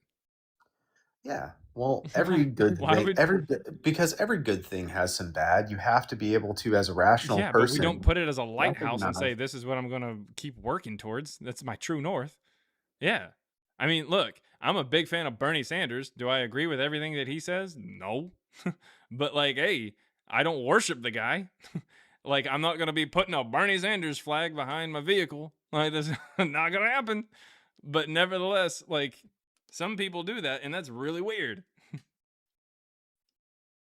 Like, I just feel like if you are smart enough to know that there's good and there's bad in something, then take the good, forget the bad, and move on. Like, just why are you lugging around this like luggage filled with concrete when you could have just let this go at the last terminal and got on your plane in time? It just go, man. Fly away. Truth be told, at least the way that I practice the religion, I'm not. I don't go to church. I don't worry myself with the negatives of it. I only focus on the positives of it. So yes, I am essentially ignoring It's like I finding mean the I hay get in the needle stack. Like, Jesus is fucking racist. Like, why would you want that? Like, why would you want that guy to be your true north? I'm curious for you. I would like you to expand on the Jesus is racist Yeah, he part. calls a woman a dog because she's the wrong ethnicity. Like, why would you want that guy to be your lighthouse? Well, that's a get. Like, why would you want And that? that is again speaking to something that is speaking to a part of the religion that I don't agree with and that I don't practice, and also it's not even Religion didn't tell you to if I call a woman a dog. Jesus just kind of does it.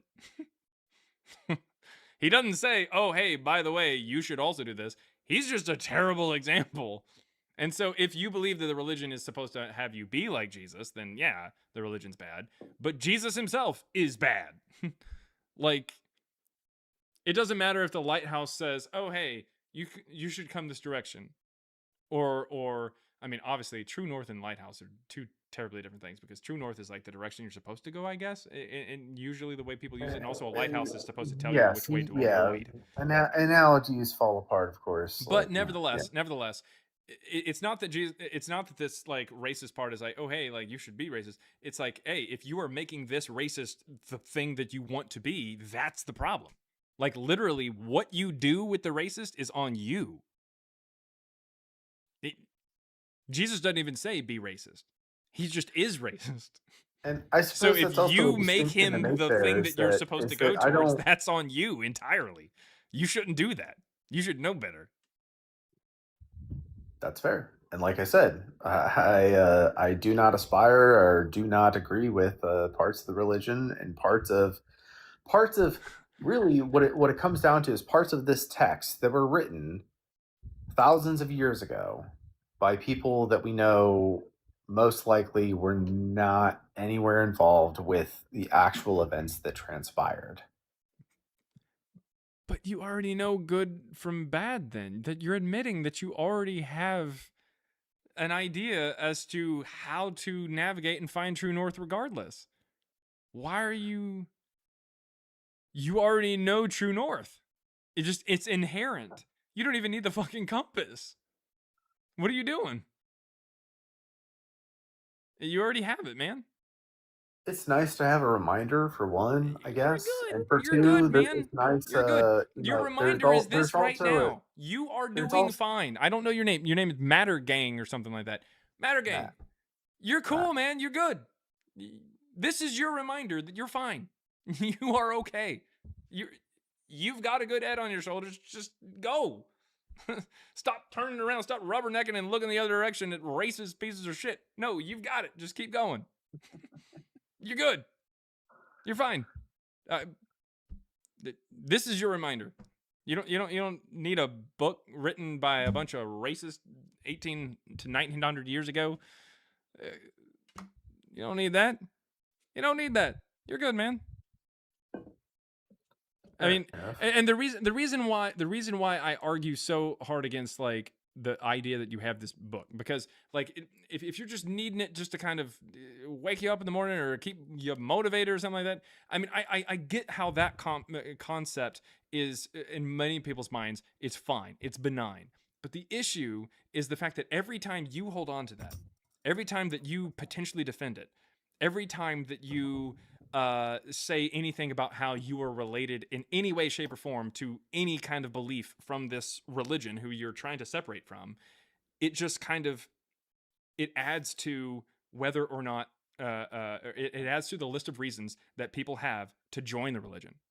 You might, for instance, there's people who I talk to who are just like, oh, hey, you know, I go to church every once in a while. I don't really do anything. Or like, I'll go to church like on like holidays or something. Yeah. And every time you walk in that church, someone else who walks in sees all those people and you're one of them. Now, you're just one person, but you add to the immense amount of people in that church that makes that person feel like this church is correct. Their beliefs, those books in the back of those pews, those are filled with truth. you do not exist in a vacuum. What you believe, what you read, what you think, how you feel about certain things, it will come out in some way. Absolutely. At some point in time and affect the world around you. And all I'm saying is, if you already know inside you without having to have that kind of reminder necessarily, if you already know good or bad, good and evil outside of it, you're good. You're fine. You're okay. Lose the other stuff that's just going to be a stumbling block for other people. Just lose it. You're good. It's fair. Let me ask you this: Have you ever heard of a book called "How to Win Friends and Influence People"? I've heard of it. I have not read it. Somebody suggested it to me a long time ago. I think my parents suggested it to me. I can't remember, but I've heard of it. Would highly recommend it, and it is a book that I read once a year. There are some things that are just so intrinsically true that no matter how well you know them, you still need a reminder. That is what I equate the Bible to at this point. I think you could pretty easily find a reminder of the fact that you're doing a good job in the people who you live around, the people who you're friends with, the people who you connect to, your community. I think there are much better ways, much less racist, far less racist ways of finding true north and reminding you where true north lies. It could be a song. It can be a person who you know. It could be your community. It could be a Discord. It could be a Facebook Messenger chat. It could be hanging out with a friend every once in a while. It could be a different book. But just, the book that says, hey, this Canaanite woman's a dog because I came for the lost sheep of Israel. Yeah, I don't know about that one.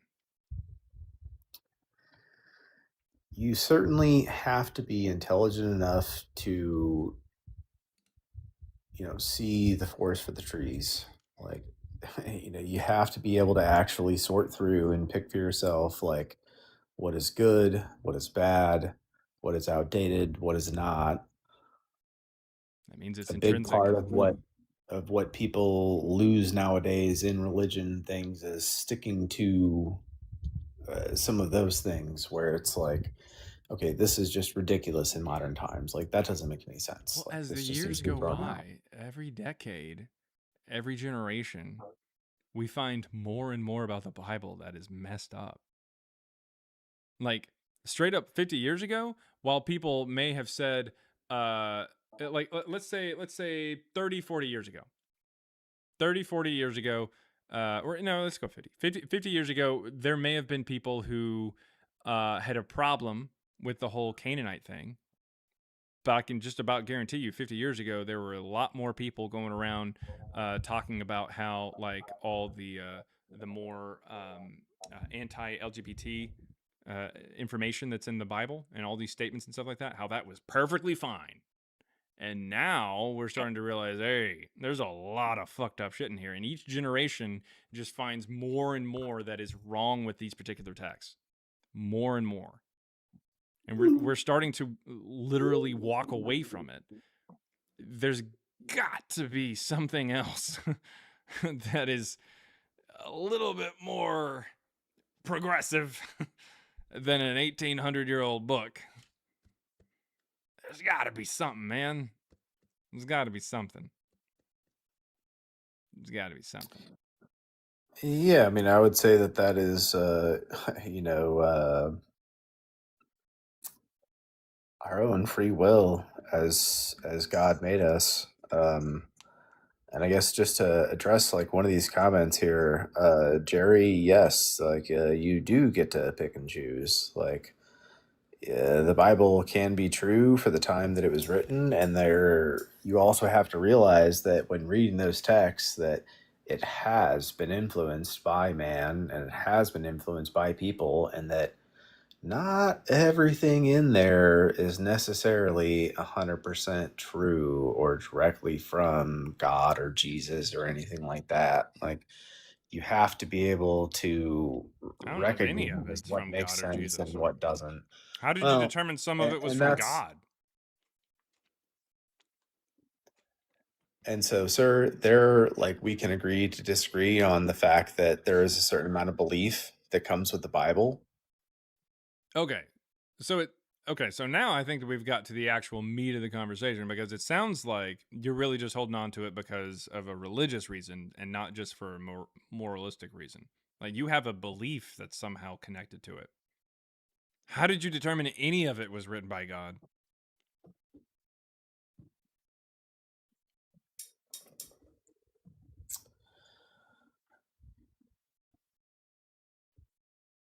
The only way that there is no empirical way to decide what was written or what was not, like, written or told by God Did human at all. beings 100%. Did human beings Like, put the ink no on doubt. paper? Absolutely. Okay. 100%. So we They know did. at the very least that humans wrote it. This other Yes. level of God told them what to write or inspired Influencing them what to them write or or influenced it in any way, shape, or form, this is something that we don't have any evidence for. Correct. But you believe it regardless. See, this is what I'm talking about, man. This is literally what I'm talking about. You don't just have this book for some moral reason that you just read it every once in a while to remind yourself. Again, you don't exist in a vacuum. Parts of this book that try to tell you that God is the author of this shit or something like that, or all scripture is God breathed, you just kind of believe. When, as Voltaire said, when we believe absurdities, we commit atrocities. You are accepting the parts of the Bible that we don't have any evidence for. Let alone are you going in there and you're saying, oh, hey, well, this is good and this is bad, and you're acknowledging that some of it is bad and you still follow it.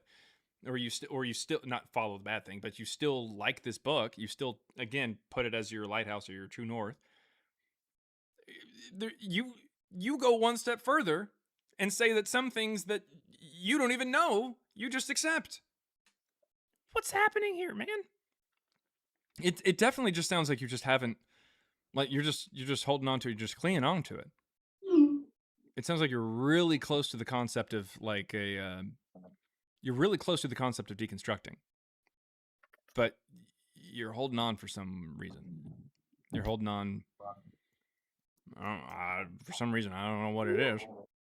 You're holding on. You're just clinging to it. I couldn't tell you why. I mean, you'd probably know why, or maybe you don't. I don't know. I definitely don't. But you're holding on to it. And hey, it's scary, man. It's fucking terrifying sometimes. Absolutely. But you get through it. And you get through it even better with a community. A community of people who have either gone through it or currently going through it or are about to go through it. The deconstruction community here on TikTok and on YouTube, for the most part, is pretty good.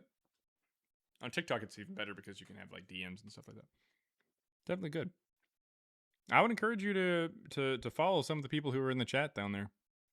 They have some really good people who, like I said, have gone through what you're going through, have clinged to the Bible for some ridiculous reason and made excuses for why they want to cling on to it for the same amount of time that you have.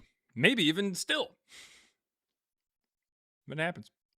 Down there, Elizabeth Heretic's in the TikTok chat. She actually just put a Discord link. That is the Discord Deconstructing Chaos, and that is the Discord that I'm a part of.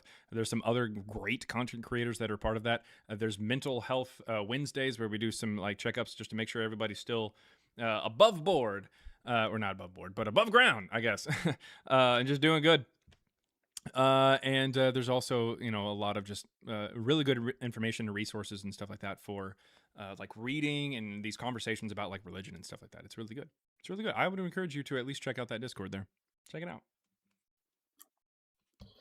Yeah, I mean, based on a lot of the chat reactions, I'm gonna pass probably, but Chat appreciate the reactions to info. what? I don't know, everything I've been saying apparently. Yeah, well, it's because they've heard it before. They've heard it before. They've gone through a lot of that stuff themselves.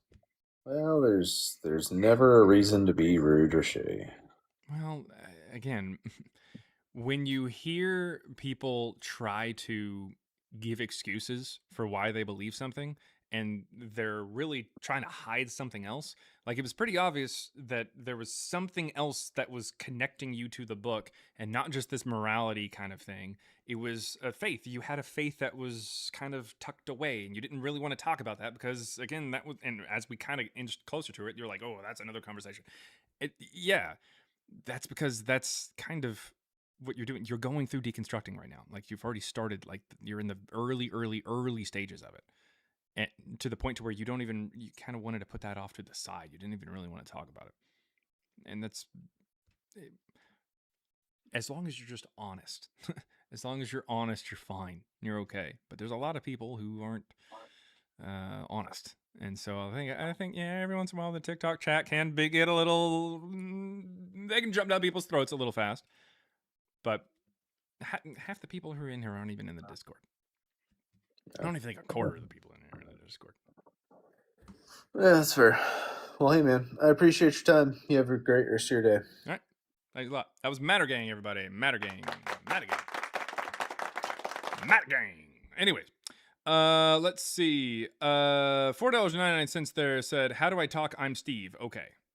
That was by Muffin Cruisin' Steve. Well, you can click the link that's in the chat. I take guests on TikTok. If you don't have a TikTok or anything like that, you can send a super chat, and I promise I will read it out loud and respond to it, just like I just did there for you.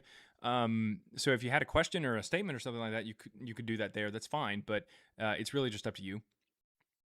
Let's see.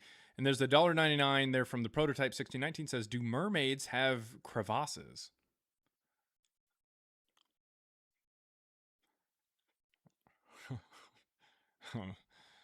I don't know what that means. I don't want to know what that means. All right. Good convo, W. Oh, thank you. Let's see. $4.99 from Muffin Cruisin' Steve says, I'm a fan. I want to talk, please. Well, yeah, just request up. You take guests on TikTok. YouTube doesn't have that option. I take guests on TikTok. The link's in the chat. And then Dude921, $4.99 says, Jesus called her a little dog, a common phrase, then healed her anyway, showing faith crosses ethnic lines, not division. He literally ignored her. He literally ignored her after hearing her, and only once she acknowledged that she was a little dog did she actually get healed. Also, little dog is not better than a dog. What common phrase? Please provide to us the common phrase where that is found, where it was just like a term of endearment or not at all something that is insulting. That's just some weird apologetics bullshit. Yeah, it's really weird. Okay. Let's see here. Who's the next guy? Dan, I guess. Dan, Dapper Dan. What is that? What is that from? Anyways, what's going on? No, Dapper Dan. Okay, yeah, Dapper Dan. Oh, that's Dapper Dan. I was thinking it was just someone else. No, Dapper Dan's he's awesome. Okay, all right. So, what's going on, Dan?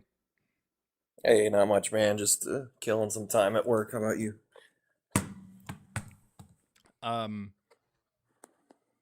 Same. This is your job, full time. Pretty much. What you got? Not much. Just saw you kind of like doing the live and figured I'd hop on and just have a chat. So it's like, all right, Jesus and Paul never existed. Prove me wrong. Okay. So I guess I only recently started kind of looking into Christianity, maybe about a year and a half, something like that. So I know there's plenty of stuff to learn about. Yeah, like grew up Christian, but was like atheist pretty much most of my life. Gross. So kind of coming back to it now. Coming back to Christianity? Mm-hmm. Why? Well, it's a little more complicated, a little longer of a story, but sounds like it's probably a girl. It has literally nothing to do with the girl now. A dude? It's not a dude, I promise you that. No, there is just a... It's not either of the two. there was a period of my life where I explored, more like different religions, different types of spiritual schools, I guess. So, it's just been like several years of doing that, and then And coming you back to settled on Christianity. Christianity. Well, that's where I'm at currently, yeah. So, what evidence persuaded you into thinking that Jesus and Paul existed 2,000 years ago, as presented by the New Testament? It's a good question. I don't think that I could really point to and say. I don't think I could point to and say that the Bible or the New Testament is going to be exactly like some sort of concrete or objective evidence. Surely there's multiple, books, Well, letters. what did it for you? What was the evidence that convinced you that they existed 2,000 years ago? Yeah, so for me, when looking into Christianity, it was more so I wanted to understand why it was such a worldwidely popular religion. Why do people believe in these sorts of things? No, it's not because of colonialism. It's has not. No. I don't Yes. think that the Roman Empire would have given up their religion for absolutely no purpose for essentially a slave religion at the time. Purpose. A slave religion. Where the fuck are you getting this history? Okay, Where are you well, getting this? where do you think So the the Romans reason it's got in worldwide, Christianity? the reason it's a worldwide religion is because the countries that remained after the Roman Empire fell, many of those on the like the western coast of the empire, these are going to be primarily England, France, Spain, Portugal. You're also going to have Netherlands and even Italy have gone around and colonized most of the world. So yeah, dude. Like, why the fuck do you think that people in South America know who Jesus is? Do you think that's because, like, they saw him or something? Like, very clearly, it's because somebody came over with their religion and forced it upon them.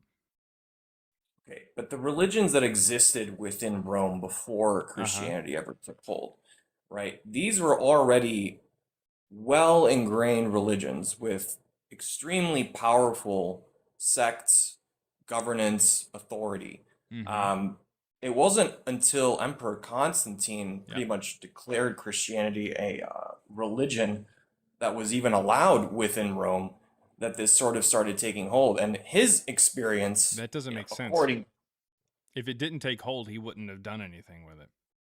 The reason he did it is because his mom became Christian. But that being Well- said, that's in 312, and prior to that, Christianity absolutely spread. Absolutely.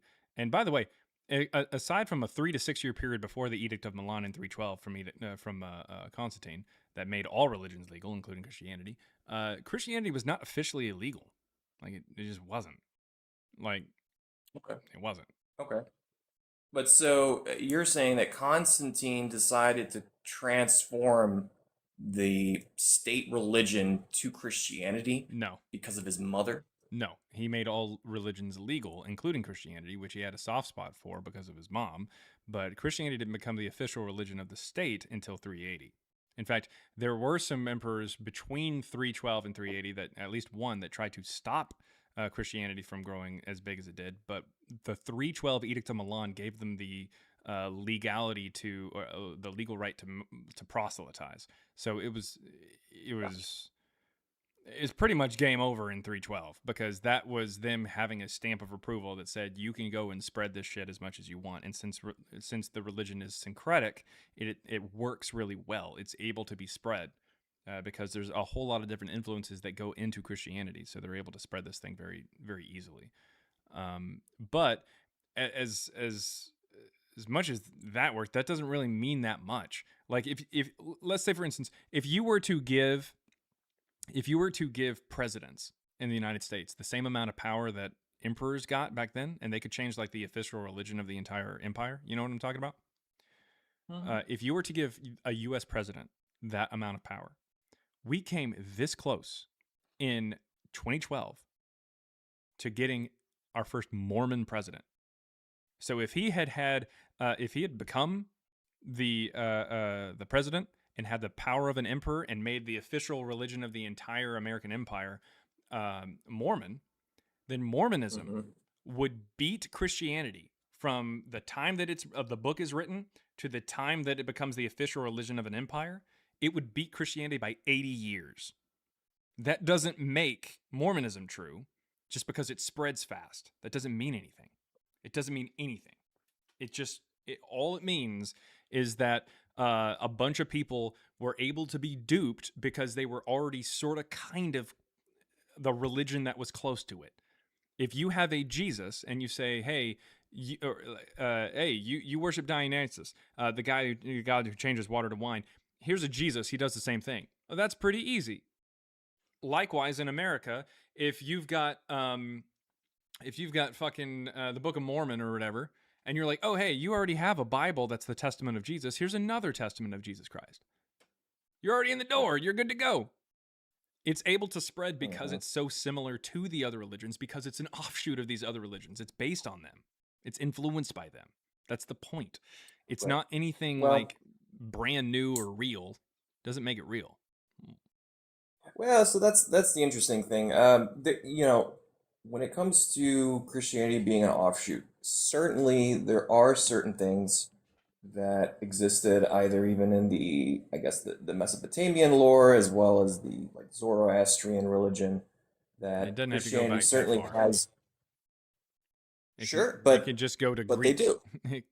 I mean, it can if Okay. you want to find connections there, but even the Greeks, it's pretty obvious that they are much bigger influences on Okay, so Christianity. what would you say is the strongest resemblance to Jesus in Greek mythology? Would it be Dionysus? Asclepius and Dionysus, who go into, by the way, Serapis. Worshipped alongside Isis in Alexandria and brought down from Sinope to Alexandria by Ptolemy I Soter to bridge the gap between Greek and Egyptian religions. That is the same area. Sinope is the same area that the first person to publish a gospel or to write a published gospel, he comes from later on.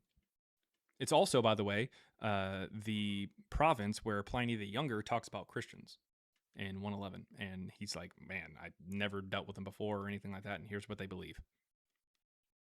So it's pretty clear that this is not like an offshoot of Judaism or anything like this. This is just something that incorporates Judaism into the Gospels later, but it is something that is a mystery cult that's like a Greco-Egyptian mystery cult. They are based off of other concepts or other gods or other Christs, because the term Christ means anointed and applied to different gods and different people prior. Gotcha. Now, generally speaking, what about Christianity do you see, or at least early Christianity, do you see as being a mystery cult of that time? Literally about all of it. I mean, it straight up has Jesus in the Gospels saying that there's like mysteries of the kingdom, and he says that he talks in parables specifically so that only the people who follow will be able to understand it, and the people outside won't be able to understand it. It's very clearly a mystery type religion. And No, I hear the you. first gospel that's published has 3 gods. That'd be Jesus, Yahweh, and God the Father.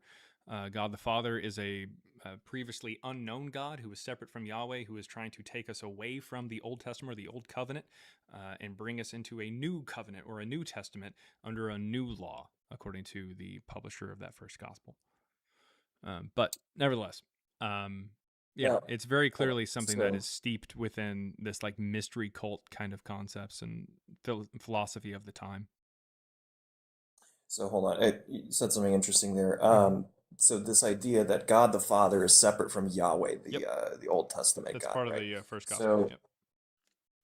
okay, can you? I'm just interested. Like, could you point me to where you get that?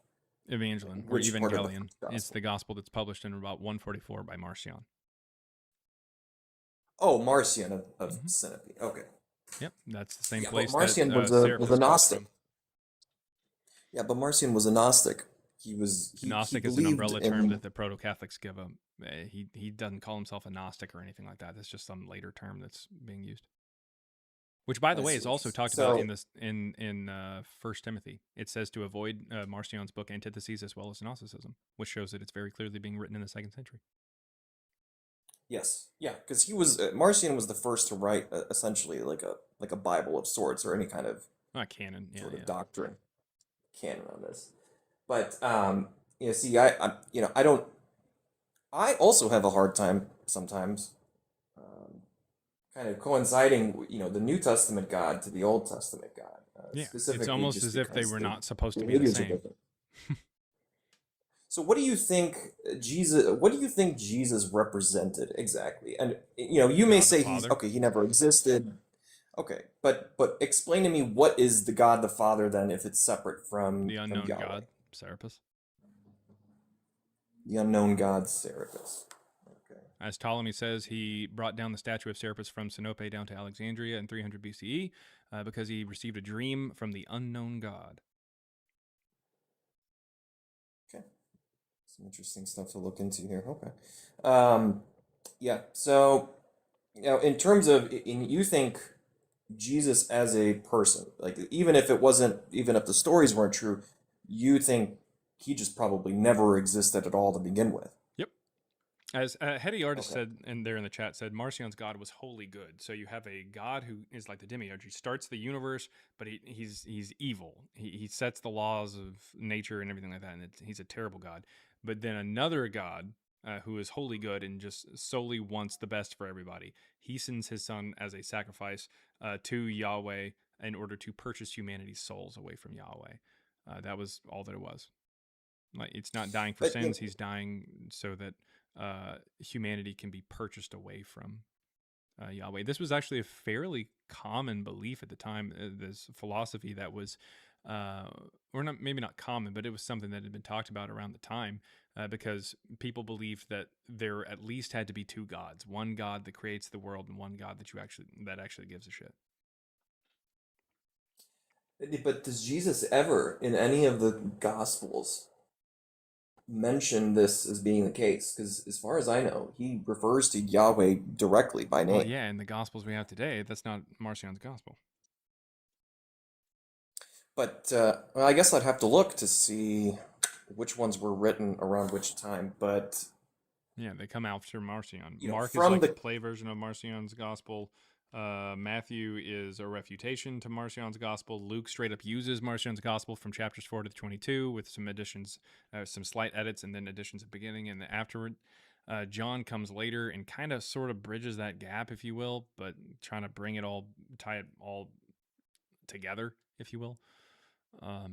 But yeah, there's no evidence whatsoever of Matthew, Mark, Luke, or John before 140s. Before you're saying 140? Mm-hmm. Now, in fact, the first person to even allude to the Gospels is Justin Martyr in 155, saying Memoirs of the Apostles. Isn't it considered that Paul's letters are written around 50, like 50 to 100 AD? The only reason people do that is because they take Acts' word for it. Acts word for it whenever it tries to say that Paul was in this location or this location or this location. But Marcion actually published in 144, again, 9 or 10 of the Pauline letters. And so, yeah, and that's the first time that anybody ever gets them. And so all the author of Acts has to do is just take a look at those letters and try to say that he was in those locations at a certain time. That's all that it is. Acts is really the only biographical information for this Paul. Everything else is just, you know. So you're saying it could be that Marcion published his works and then these acts are almost like a form of damage control. Kind of. Acts is just like a continuation. It's like a story. It's like it's the adventures of the disciples. That's all that it is. It's like the Odyssey or some shit. It's like, oh hey, let's go sail around and shit, and like spread the good word. No, that's interesting. There's definitely a lot. You know, the one thing I like about just this topic in general is there's a lot of information to be read. Where did you did you study religion? What's up, everybody from the raid? What's going on, Mezzo, and probably also Joel and all that kind of shit. Yeah. Hey to everybody there from the Mezzo Joel raid. Yeah. But also, thank you for being here. And keep going. No, my question to you was just like, do you have a background in religious studies or theology or anything like My that? background is in data science. I'm a data scientist, and me and my data science co-partner, who has background in philosophy and religion, that's his majors. Our book over this topic goes over when the New Testament was written, and that helps us understand a little bit as to the evolution of the stories and stuff like that. And we see that it's written in the 2nd century as opposed to the 1st. Yeah. So my background is Okay. data science. Interesting. Got it. Yeah. Okay. But yeah, you seem to have a decent background information about this kind of stuff. So, yeah, I would recommend I checking think out I the need book, to. man. It's only $3 for the ebook. I mean, it's not like Oh, you have gonna an break the ebook? bank or Okay. something. Yeah. The book, Christ Before Jesus. The link's in my bio. The ebook is, like I said, $3. I mean, there's a print version and an audiobook version too, if you want to check it out. But yeah.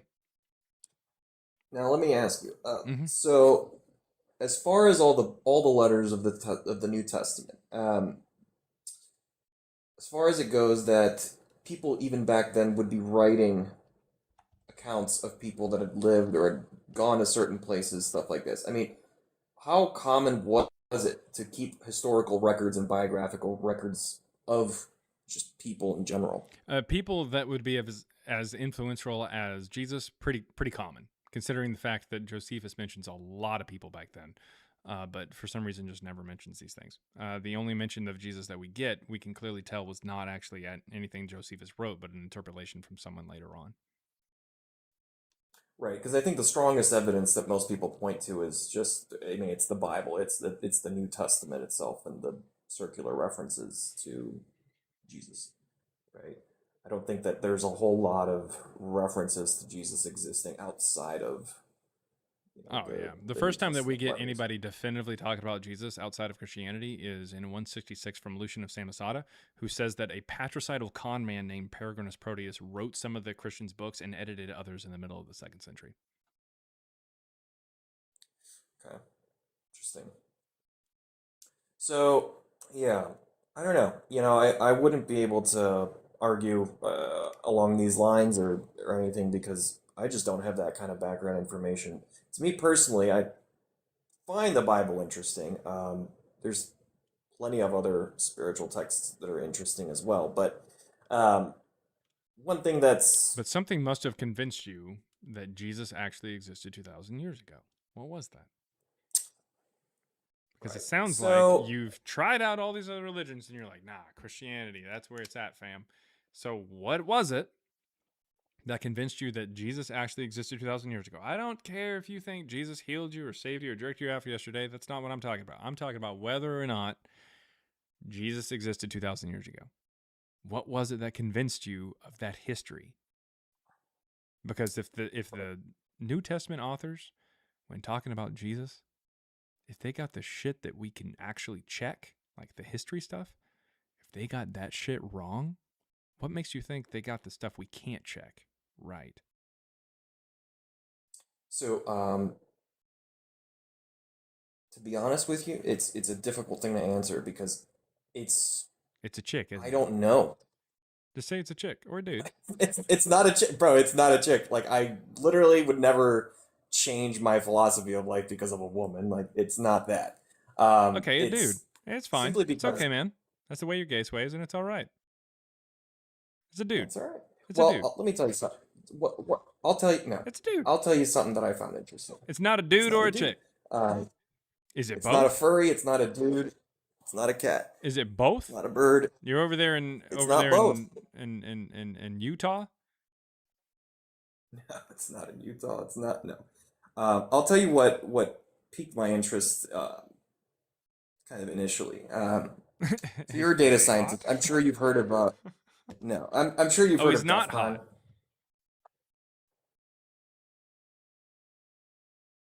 Dan. Are you there? Dan. Can you hear? Dan, was it a? He's not what? Was It's not a dude. It's not a dude. It's not a girl, bro. I don't know what to tell you.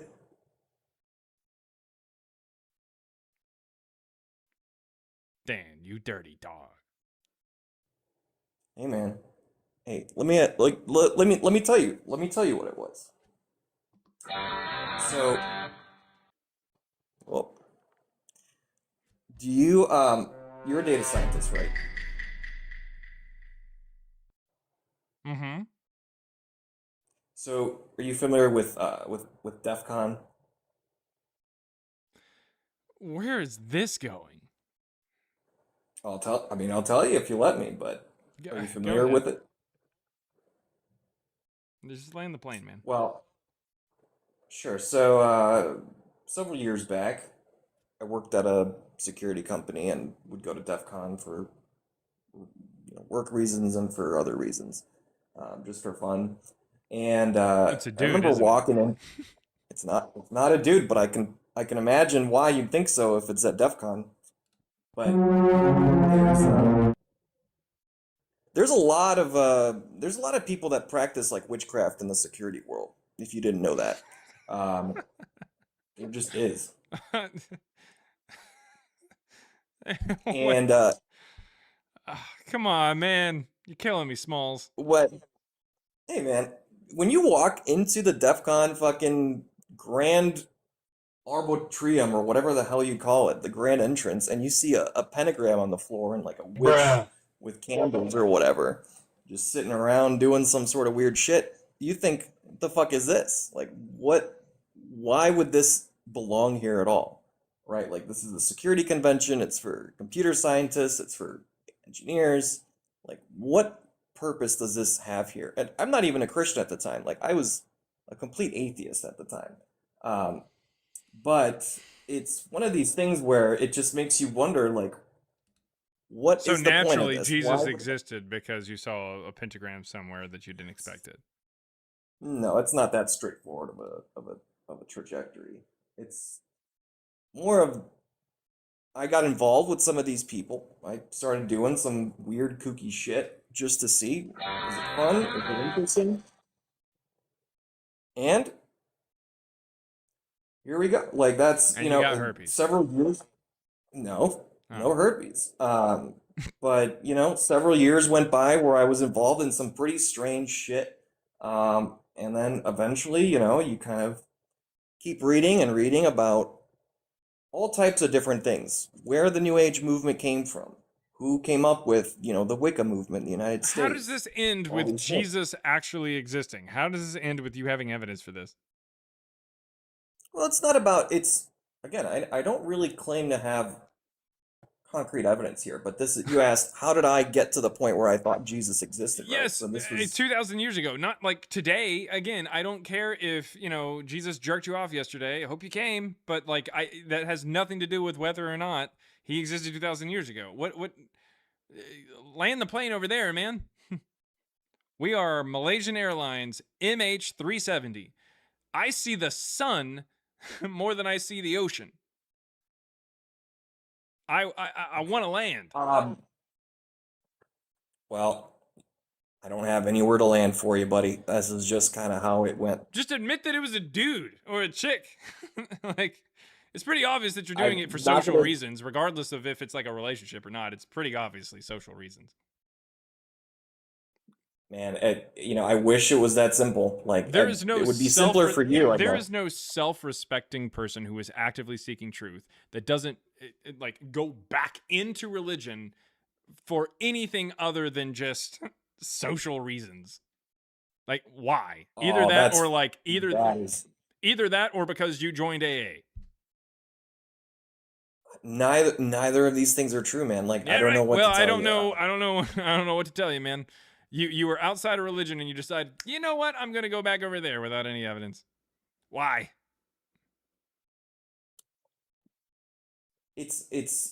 Look, every once in a while you experience something that you don't really have a good explanation for. Could it be psychosis? Could it be some type of psychological influence? Yep. Sure, but enough strange things happen in my 2-3 So years it was delving the into pentagram. various. You see the pentagram and you're like, oh my God, Jesus must have been real. No, because I went full into witchcraft. I was super into it for a while. Come on, man. Witchcraft? Really? Really? I wanted to understand why would somebody in today's age even consider something like this, And in why. witchcraft, did you find the evidence for Jesus 2,000 years ago? No, but I found a lot of people who really, really dislike the idea of Jesus. And Okay. a lot of people who also had this kind of understanding that he was something other than what the Bible portrayed him as, right? And I saw somebody write a comment of, oh, Jesus is an allegory for the sun in the sky or something like that, which is That's silly. It's another. nonsense. It's just zeitgeist bullshit. Okay, look, because I don't agree with that either. That's dumb as shit. All right, it sounds like it doesn't really sound like you were like involved with anybody like actual like riches or anything like that. Was any of them named Blair? Anyways, the point is, it sounds like you were just involved with a whole bunch of just like hippies and just some weird people. Like it's whatever, man. I mean, sometimes.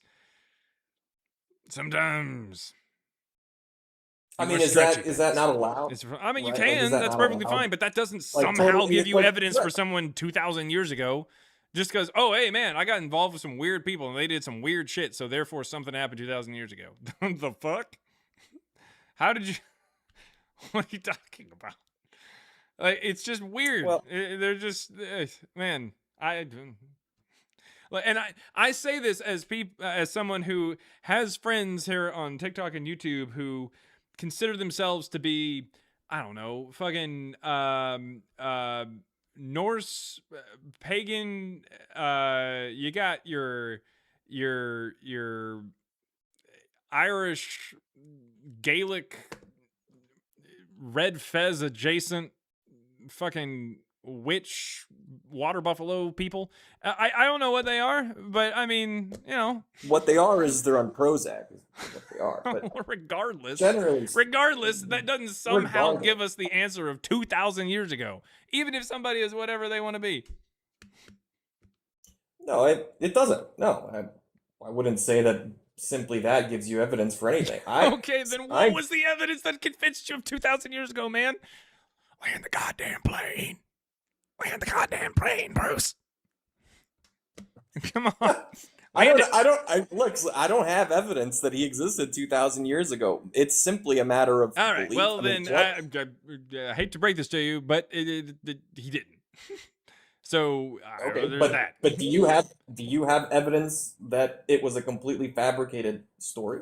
Yes. Okay. All right. What is your prime example of this? A human being cannot be born 10 years before he is born. So the way that Jesus is portrayed, even the natural Jesus in the New Testament, is humanly impossible. Okay. Matthew says that he is born during the time of Herod the Great, who died in 4 BCE. Luke says he is born during the time or the census of Quirinius, the governor of Syria, that happened in 6 CE. That is a 10-year gap between the reign and the death of Herod. The reign of Quirinius and the death of Herod, 10 years apart. All right? That means Jesus, according to Matthew, was born a minimum of 10 years before Luke says he was born. That means that what you're going to have to do is you're going to have to pick which one you want to go with, or neither of them. All right? But the way that he's portrayed in the New Testament didn't exist. All right? In Matthew 23, when he talks about rabbis, that's weird because the first rabbi is in 70. Yochanan ben Zakkai is his name. He starts the first rabbinic school after the fall of the temple in 70 at the end of the First Jewish-Roman War with the approval of Emperor Vespasian. All right? So that's weird. Okay. Jesus in John 5. So we've tackled Luke. We've tackled Matthew. Now we're moving on to John. In the Gospel of John, in John 5, Jesus goes to the Pool of Bethesda. It's got 5 porticos where people lay under them when they're sick and they get into the water in order to be healed. That's really weird, especially since we found the porticos and the Pool of Bethesda in sometime in the 1930s or so, I think, or maybe the late 1800s is when we found it. Guess what? It's part of an Asclepion. That's a temple to the Greek healer god Asclepius, which I already told you was where a lot of these ideas come from anyways, because he's a healer god. People believe that they could be healed by him. And this Asclepian temple was built in the 130s. So, at about 100 years after Jesus dies. That's really weird. I don't think he can go there. I don't think he can go to a place that gets built 100 years later. Then, if you want to go over to Mark is really shitty because it can't even get like directions down right. It says in Mark that Jesus left the city of Tyre to go down to the Sea of Galilee. And that's fine. That's southeast of Tyre. but it says he goes through Sidon to get there. Sidon is 30 miles north of Tyre, and you have to travel, cross a river and a mountain range to get there. It doesn't even have its geography right. It's very clear that these texts are not written by people who were there, people who are writing a real historical story. They are writing a fictional story based off of some of the information that they have at the time when they're writing in the middle of the 2nd century. That's when they're writing it. So that's what they're writing. They're writing about stuff that doesn't make any sense. The supernatural stories of Jesus get lifted from prior sources. Dionysus is able to change water into wine. Asclepius heals you. Serapis, the oracles of Serapis can heal you with their spit. Orion can walk on water. All right. And then you have Romulus, who ascends into heaven after his death. All right. Next, we have the natural stories of Jesus. The natural stories of Jesus are lifted from prior sources. When he flips over the temple, flips over the tables of the temples and everything like that, everybody's selling shit. That's just taken straight from Hosea 9. Hosea 9 literally has a poem about seeing a fig tree early in leaf and everything like that, or it compares Israel to it. And then it says, for their wickedness in Gilgal, I will drive them out of my house. Ephraim's glory will fly away like a bird, like the people selling doves and stuff like that. Drive them out of my house. And then it goes back to the fig tree analogy and says they're dried from the root and they will bear no fruit. In the Gospel of Mark, the first one to have this story or whatever, it literally goes, Jesus goes up to the fig tree and sees that it's early in leaf, so he curses it. Then it goes into the temple, flips over the shit, and birds fly away and shit like that because it's the people selling doves. Then he goes back to the fig tree later on, strangely enough, and it's withered from the root. That's weird. It's very clearly taken from Hosea 9. It's not a real story. Even the natural things are taken from prior works. The teachings are taken from prior works. Jesus ben Sirach, a literal guy named Jesus, writes a book called The Wisdom of Sirach in Hebrew in the early 2nd century BCE and is translated into Greek by its grandson in the late 2nd century BCE. This is just a bunch of teachings. It's all that it is. In fact, you can actually get it in some copies of the Catholic Bible. Sometimes it's called Ecclesiasticus. And in this, it's just straight teachings, and Jesus echoes these teachings in the Gospels. There's even a 6-word in a row phrase that is lifted directly, or is copied directly from the Wisdom of Sirach in the earliest Gospel, Evangeline. On top of that, in the 130s, we have Rabbi Akiva, the personal rabbi for Shimon Bar Kokhba, who was part of the Bar Kokhba revolt and everything, which got the Jews banished out of Judea in the 130s. Rabbi Akiva tried to ban the reading of the Wisdom of Sirach, saying that heretical people or heretics were starting to use the book. Yeah, because they're starting to use it to write the stories of Jesus, because they show up in the 140s. That's how that works. It's not a real story. It's not a real story. There are elements of the story that have a third-person omniscient style of writing where you're able to hear behind walls. How the fuck does anybody know what Jesus and Satan were talking about in the desert? No one was there. How the fuck does anybody know what Jesus and Pilate were talking about when he clears out the room? No one was there.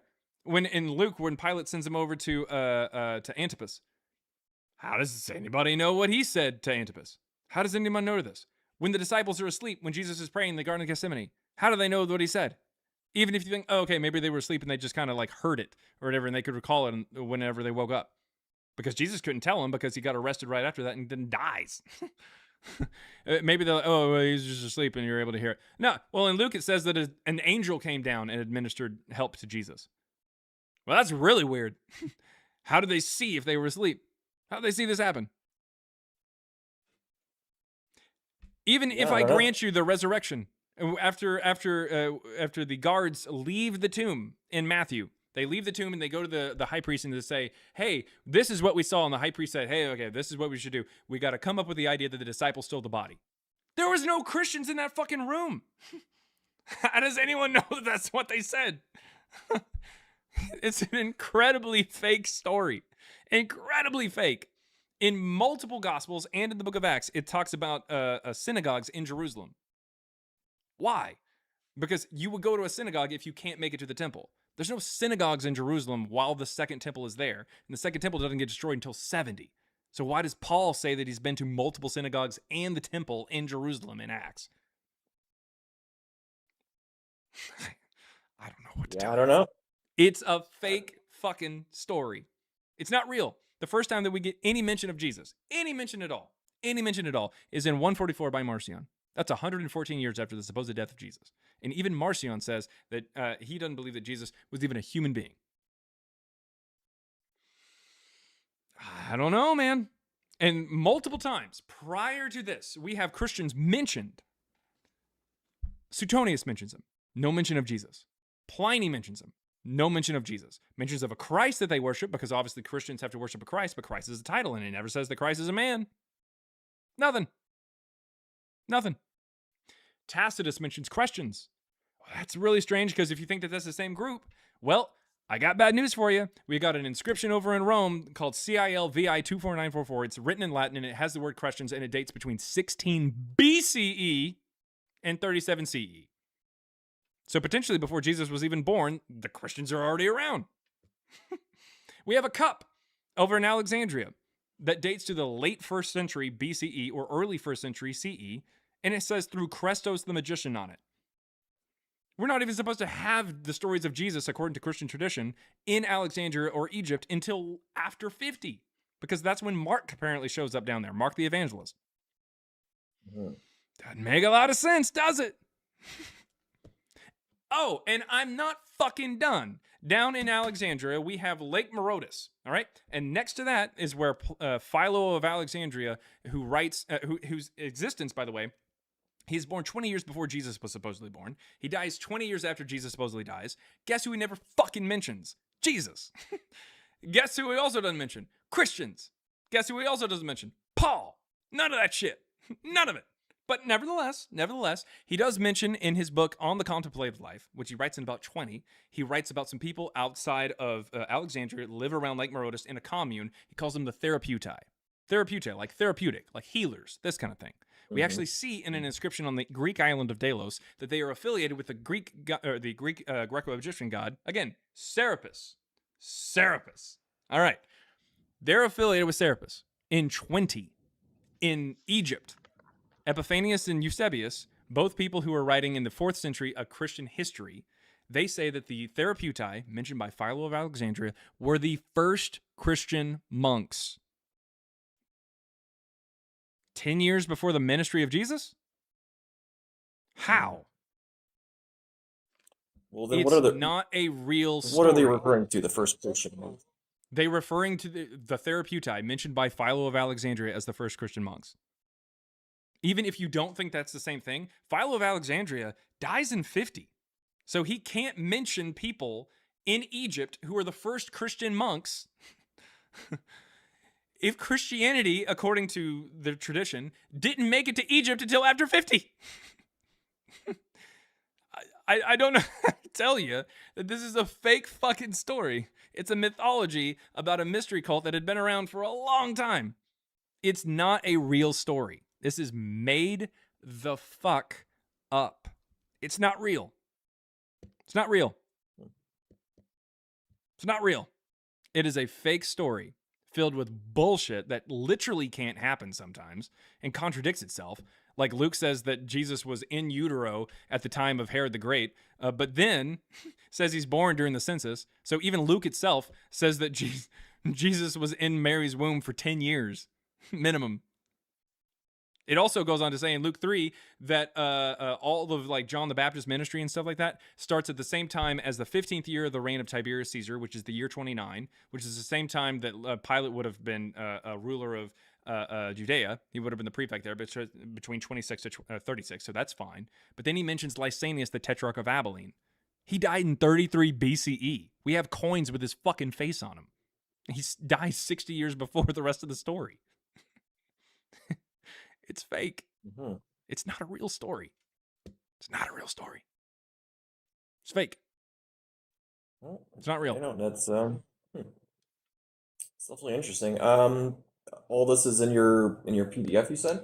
It's in the book. A lot of what I'm talking about was in the book. on top of that, there's a website. If you don't want to buy the $3 ebook and go through that or whatever, you can check out, there's a website. It's called mythicism.web.app. I'll go ahead and pull it up here. It is a website that goes over a lot of this information here. You can actually go up to the top and you can actually look at all of this shit that I talked about. Like 2nd century, you can look at Marcion, you can look at Suetonius, you can look at the Gospels. The anachronisms is what I was talking about there. It's things that don't line up at the time. You can take a look at Josephus, and like it's got the fucking receipts. Like, I mean, it's a ton of information because my friend Gray Eyes put together this website. It is an incredible website. It's an incredible resource for all the stuff that I talk about and more. Jesus nor Paul, neither Jesus nor Paul, existed in the way that the New Testament tells you. Now, if you think that there's some guy named Jesus, great, cool. Josephus talks about multiple people named Jesus. My favorite is someone who dies defending the walls of Jerusalem in 70. He dies of an overdose of Roman catapult. I don't think that that guy is the Jesus who gets crucified by Pilate between 26 and 36. That's impossible. But there are some people named Jesus. If you want to say that that's the motivation, fine, knock yourself out. It's a Jesus in name only, or a Gino, as I like to call them.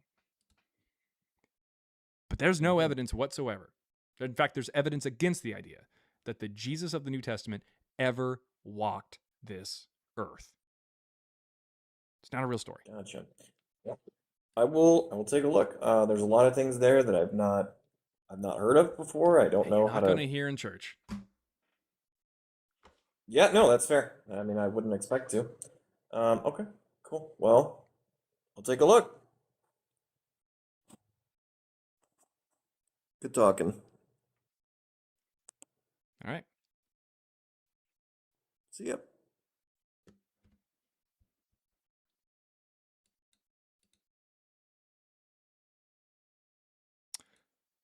Thank you very much to Lauren for renewing your membership there on YouTube. Thank you very much. That means a lot. That means a lot. But they also put a little thing in here that doesn't mean a lot to me. But no, it says, queefs are boring. Looking forward to Turkey Head. Fucking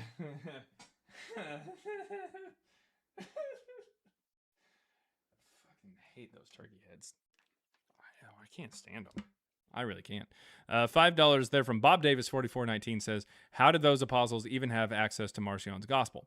So I would say, as far as the people who were like writing like the other gospels and stuff like that, like in refutation, I would say it's just something that was being passed around. It was being passed around within the Christian communities, this mystery cult, that kind of thing. It's even very possible that he's still in Rome at the time, which means that they were able to write a lot of this shit in Rome, and had access to his text very easily because he was right there in Rome. Titus Humphrey. Hello? Hey, what you got? Hey, so I've been watching your stream for a while. You keep popping up, used to pop up on my YouTube Shorts feed because I'm a YouTube Shorts watcher. And I actually made a TikTok account because I actually wanted to hop on here and talk to you. Oh, nice. Very nice. Yeah. I am not particularly old, so it's quite possible some points I make are gonna have the a more youthful flair to it. Is the only way I can describe it. But I did have some questions about you and the philosophy you've accumulated on here. The philosophy because that I've accumulated? Yeah, like you know how like your paradigm, your worldview is constructed through a series of arguments you make in your head. It's everyone's is, and it's like these things that build how you look out at the world. I wanted to ask you a few questions about that because I'm a curious soul and I'm struggling sometimes to understand some of the stuff you say. Curious hole? Is that what you said? Soul. Like I'm too much of a bottom of a virgin to shoe give or a something? crap about holes. What? Nothing. You say wait. So wait. Did you, okay. Did you say something? You're like the bottom of a shoe or something? Like a sole? Oh, I said I'm a curious soul, so I wanted to ask Is you that a questions phrase or about something? your worldview. Yeah, I'm pretty young, so I use some weird terms. I'm sorry. Curious soul. Yeah. Is that like someone who like walks around a lot or something? You're funny. So You the got to pay bottom the troll line, toll if you want to get in this boy's soul. You got to pay the troll toll to get in. of course. So, correct me if I'm wrong, but the basis of You're this wrong. live stream is for people to come on here, and we're supposed to find non-Christian texts that prove the existence of God. I don't give a And shit. I mean, of if they Jesus, exist. right? Yeah, I don't give a shit if you use Christian texts. That's perfectly fine with me as long as you can establish that they're historically reliable. Ah, okay. So one thing I will point out, and I'm curious how you'll address really this. quick, really Titus, how old are you? Real fast. 16. All right. Well, here's the deal.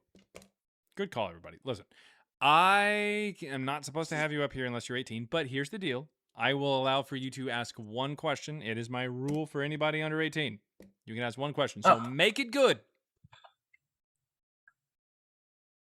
All right, give me just a second.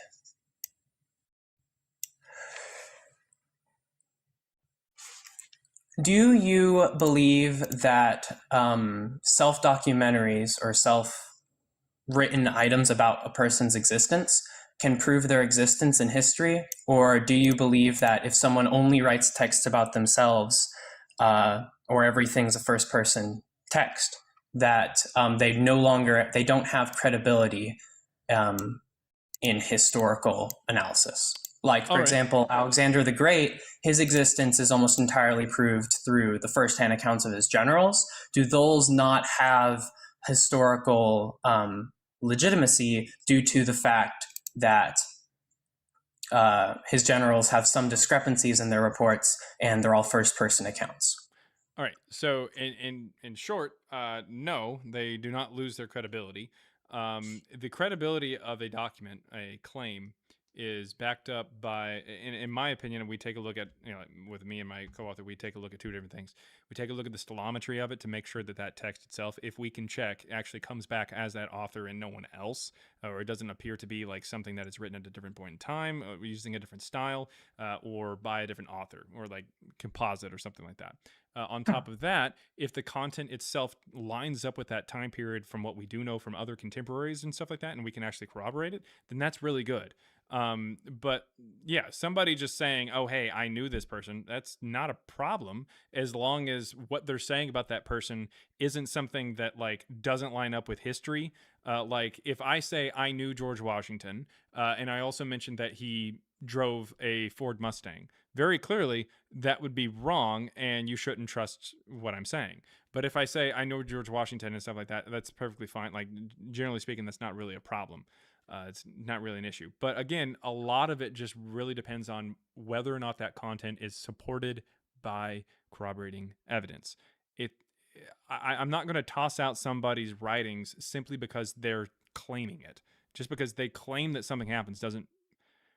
I'm not going to toss it out simply because of that. And I'm also not going to automatically believe it just because I say it. What I'm going to do is I'm going to make sure that it lines up with other things that we have. That's all that it is. But I do have to let you go simply because you're younger than 18, but hopefully that's an answer. I don't have a problem with someone saying I know Alexander the Great because what they talk about when they deal with Alexander the Great is things that line up with history. Let's see. We've got some other people who are looking to come up, I think. We got for the win one for the Gipper. Yo. Can you hear me? Yep. Hey, Wait, hold so up. just two things. Hold up. First of all, what's your age for TikTok purposes? Oh, I'm 34. 34. Okay. Two more questions. Are mermaids real? Yes or no? To me? Sure. You think mermaids are real? Well, I don't know. How would I know that? Man, what the hell is going on today? All right, I'm going to need a yes or no on this one. Are mermaids real? I'm gonna say no for the context here. Okay, yeah, no, it's not. All right, and Threw me off. That threw me off there. Lastly, and this is going to be a stranger question. If I say, you know what, who said the phrase "win one for the Gipper"? Who said that? Oh, I don't have the answer to that. Does anybody have the answer for that? Because I mean, your entire name, it says for the win one, so I thought it was win one for the Gipper. No, it's just threw it up there for the win. Okay. Well, yes, it was Ronald Reagan. Ronald Reagan. Nice. Didn't know that. Yeah. Yeah. The No, very greatest cool. president that we ever had. In prison? No, I'm kidding. I'm kidding. I'm kidding. There's a movie where he slaps a woman. Didn't you guys know that? That's weird. Anyways. Yeah, I know, Mike. He's a shitty president. But that being said, for the win one, what you got? So I guess two things. First, could I share a source also that would stand alongside that Jesus never existed? What? Huh? Can I share a source? Share a source for what? For what we were claiming, Jesus and Paul never existed according to the Gospels. According to those, Share I a agree. source for it, like that backs this up, or it goes Oh yeah, against it. yeah. No, it goes against it. Or no, sorry, no, it backs it up. Backs it up.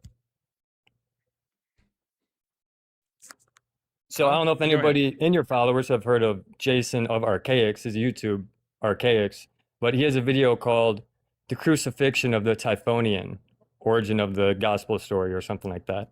But he goes 3 hours in depth on all of this. He talks about that he was in prison for 25 years and he read every single book that none of us could possibly finish in our entire life. And he put it all together and he lays it all out, not just talking Wait, about how did he read more than what a person could read in their entire life? if you followed him, you would understand by his library. There would not be enough time for you physically to read that. But Spending he 25 How years, does he have time physically to read something? he was in prison for 25 years, and that's all he did every day, 24/7.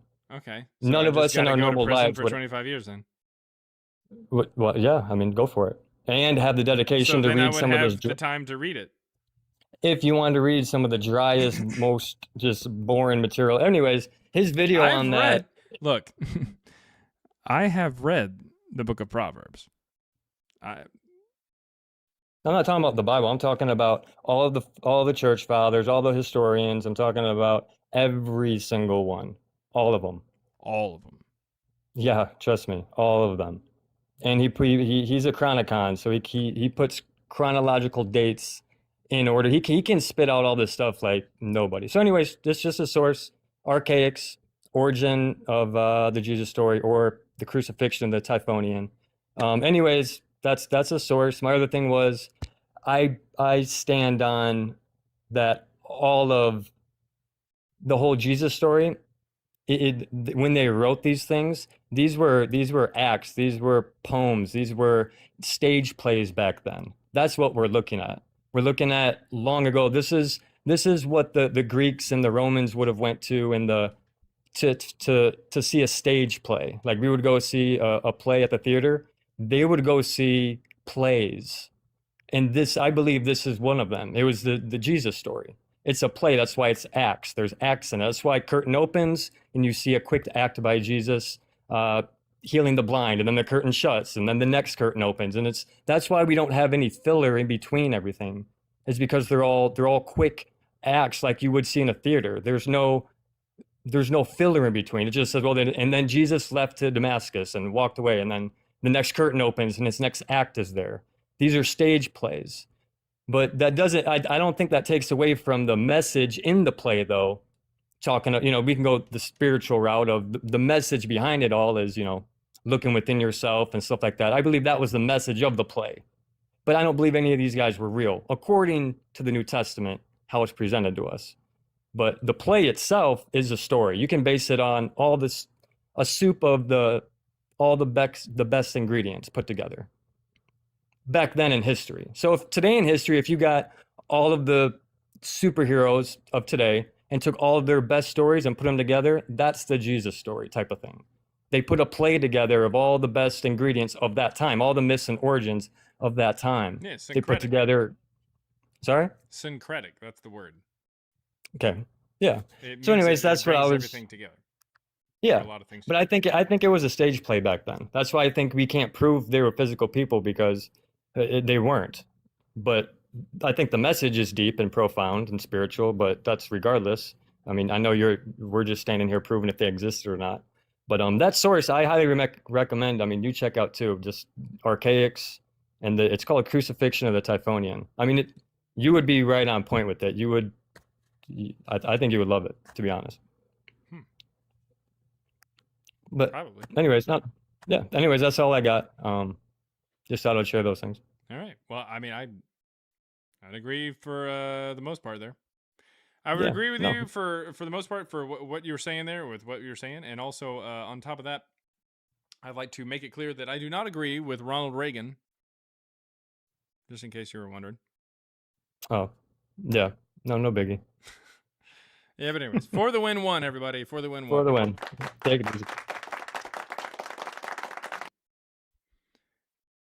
He had bedtime for Bonzo, didn't he? In this movie, the fucking like orangutan or something, or chimp.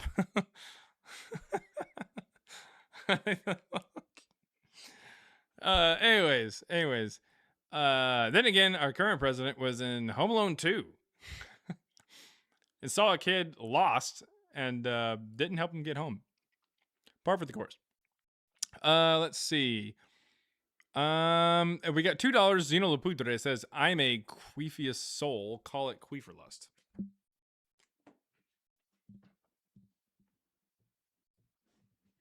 $5 from Bob Davis says, bro, the under 18 rule in general is a stupid rule because adults in general are stupid.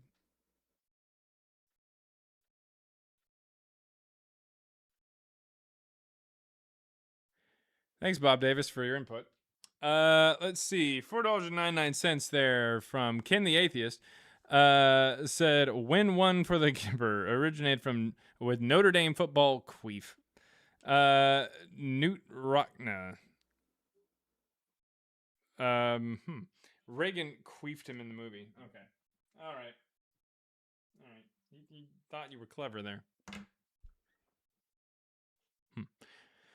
Anyways, we've got Doris Diary. Doris Diary, I think. Doris Day. Yes, hello. Okay. Hello? Yeah, what's going on? Yes, I just found your live stream along the YouTube shorts, huh? Okay. So I was wondering, so I was really questioning, how do you know that Jesus and Paul never existed? Because their Were stories you don't there line at up. that time? No, their stories don't line up with the contemporaries who were there at the time.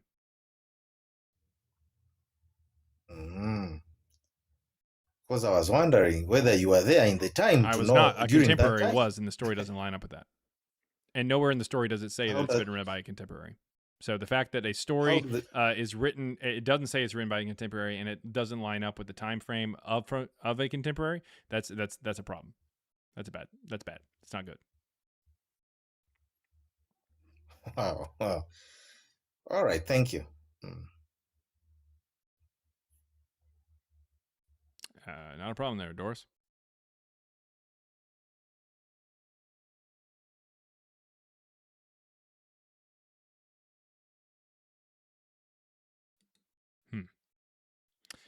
All right.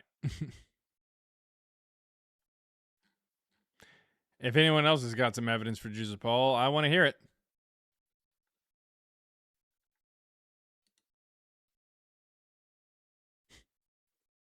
He came up because he was seriously wondering if you were there. I don't know why. Seems like kind of a self-explanatory question there.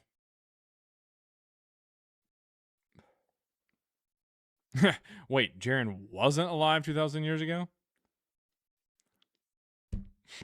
This is news to me. Yeah, I don't know.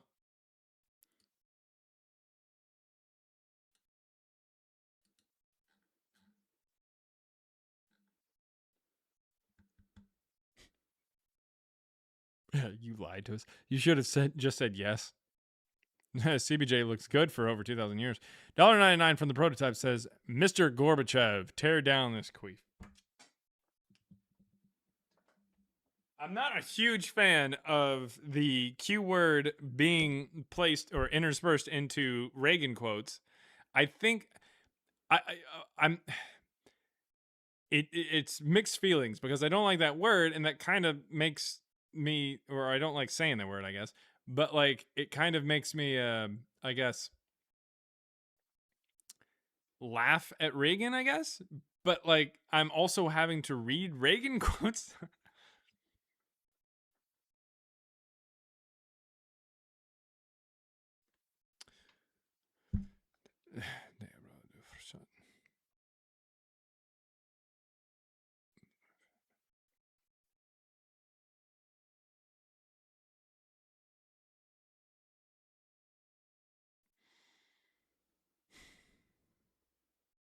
It's a long day.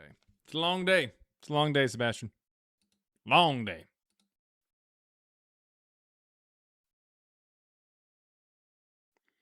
I would have gone with okay. But alas, the man advantage. Are you married? To the game? Nah, yes. And also to the game. No. All right. Let's see. Yep, and says, wait, if you weren't there, how did you write a book about it? Yeah, cool. All right, if anybody's got any evidence for Jesus or Paul, come on up. Otherwise, I'm going to go ahead and hop on down. Come on, this is your last chance. You're lucky I'm poor. I would just make you read horrible Reagan quotes. Oh, that sounds awful, actually. Someone get up there. I'm still at work. He got 25 wives, 16 husbands. If you want to join, Kenneth. That's funny.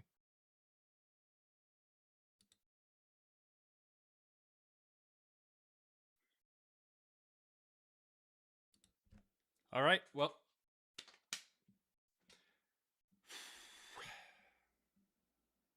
What's the mom count up to? Oh. It's not countable.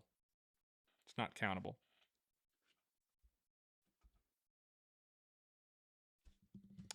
So sad, D. All right. Well. Don't go through the roof. Oh, yeah. Through the roof. Thank you for hard work. Enjoy the rest of your day. From Polenta. Well, thank you very much, ma'am. I'm not going to say that, Jerry. There's more evidence Theophilus existed than Jesus. Yes, actually. All right. I will see all of you lovely people later and some of you terrible people. Yeah, I believe that's it. So, thank you to anybody and everybody who stuck around longer than 30 seconds. 35-second gang, rise up. And to everybody over there on TikTok, peace out, Girl Scout. Put me down for some Thin Mints. Over on YouTube, thank you very, very much for the super chats, and thank you to anybody who has become a member. That is awesome. We are working again on getting members content out there for you guys. So thank you very much. Hopefully you guys enjoy that. I was also, and I know that I floated the idea out before, Matthew and I just I've yet to actually record it, but we were going to record some stuff of us going over weird news. Not weird nudes, weird news for the week. We were just going to go over some different things and just kind of shoot the shit about some stuff that was going on. Just random stuff. It doesn't have anything to do with Jesus or Paul necessarily at all. Probably not at all. But it's at least just something else where it's just at least us, I guess, if somebody wanted to see us just kind of banter about some different things. But if you just want some deeper dives and stuff like that, we do have some current videos up right now, available only for members, where we go over some of the 1-star reviews there for our book on Amazon. So if you want to check that out, you definitely can. But thank you very, very much for stopping by there on YouTube. You've been you, and you have been Tube. I've just been me.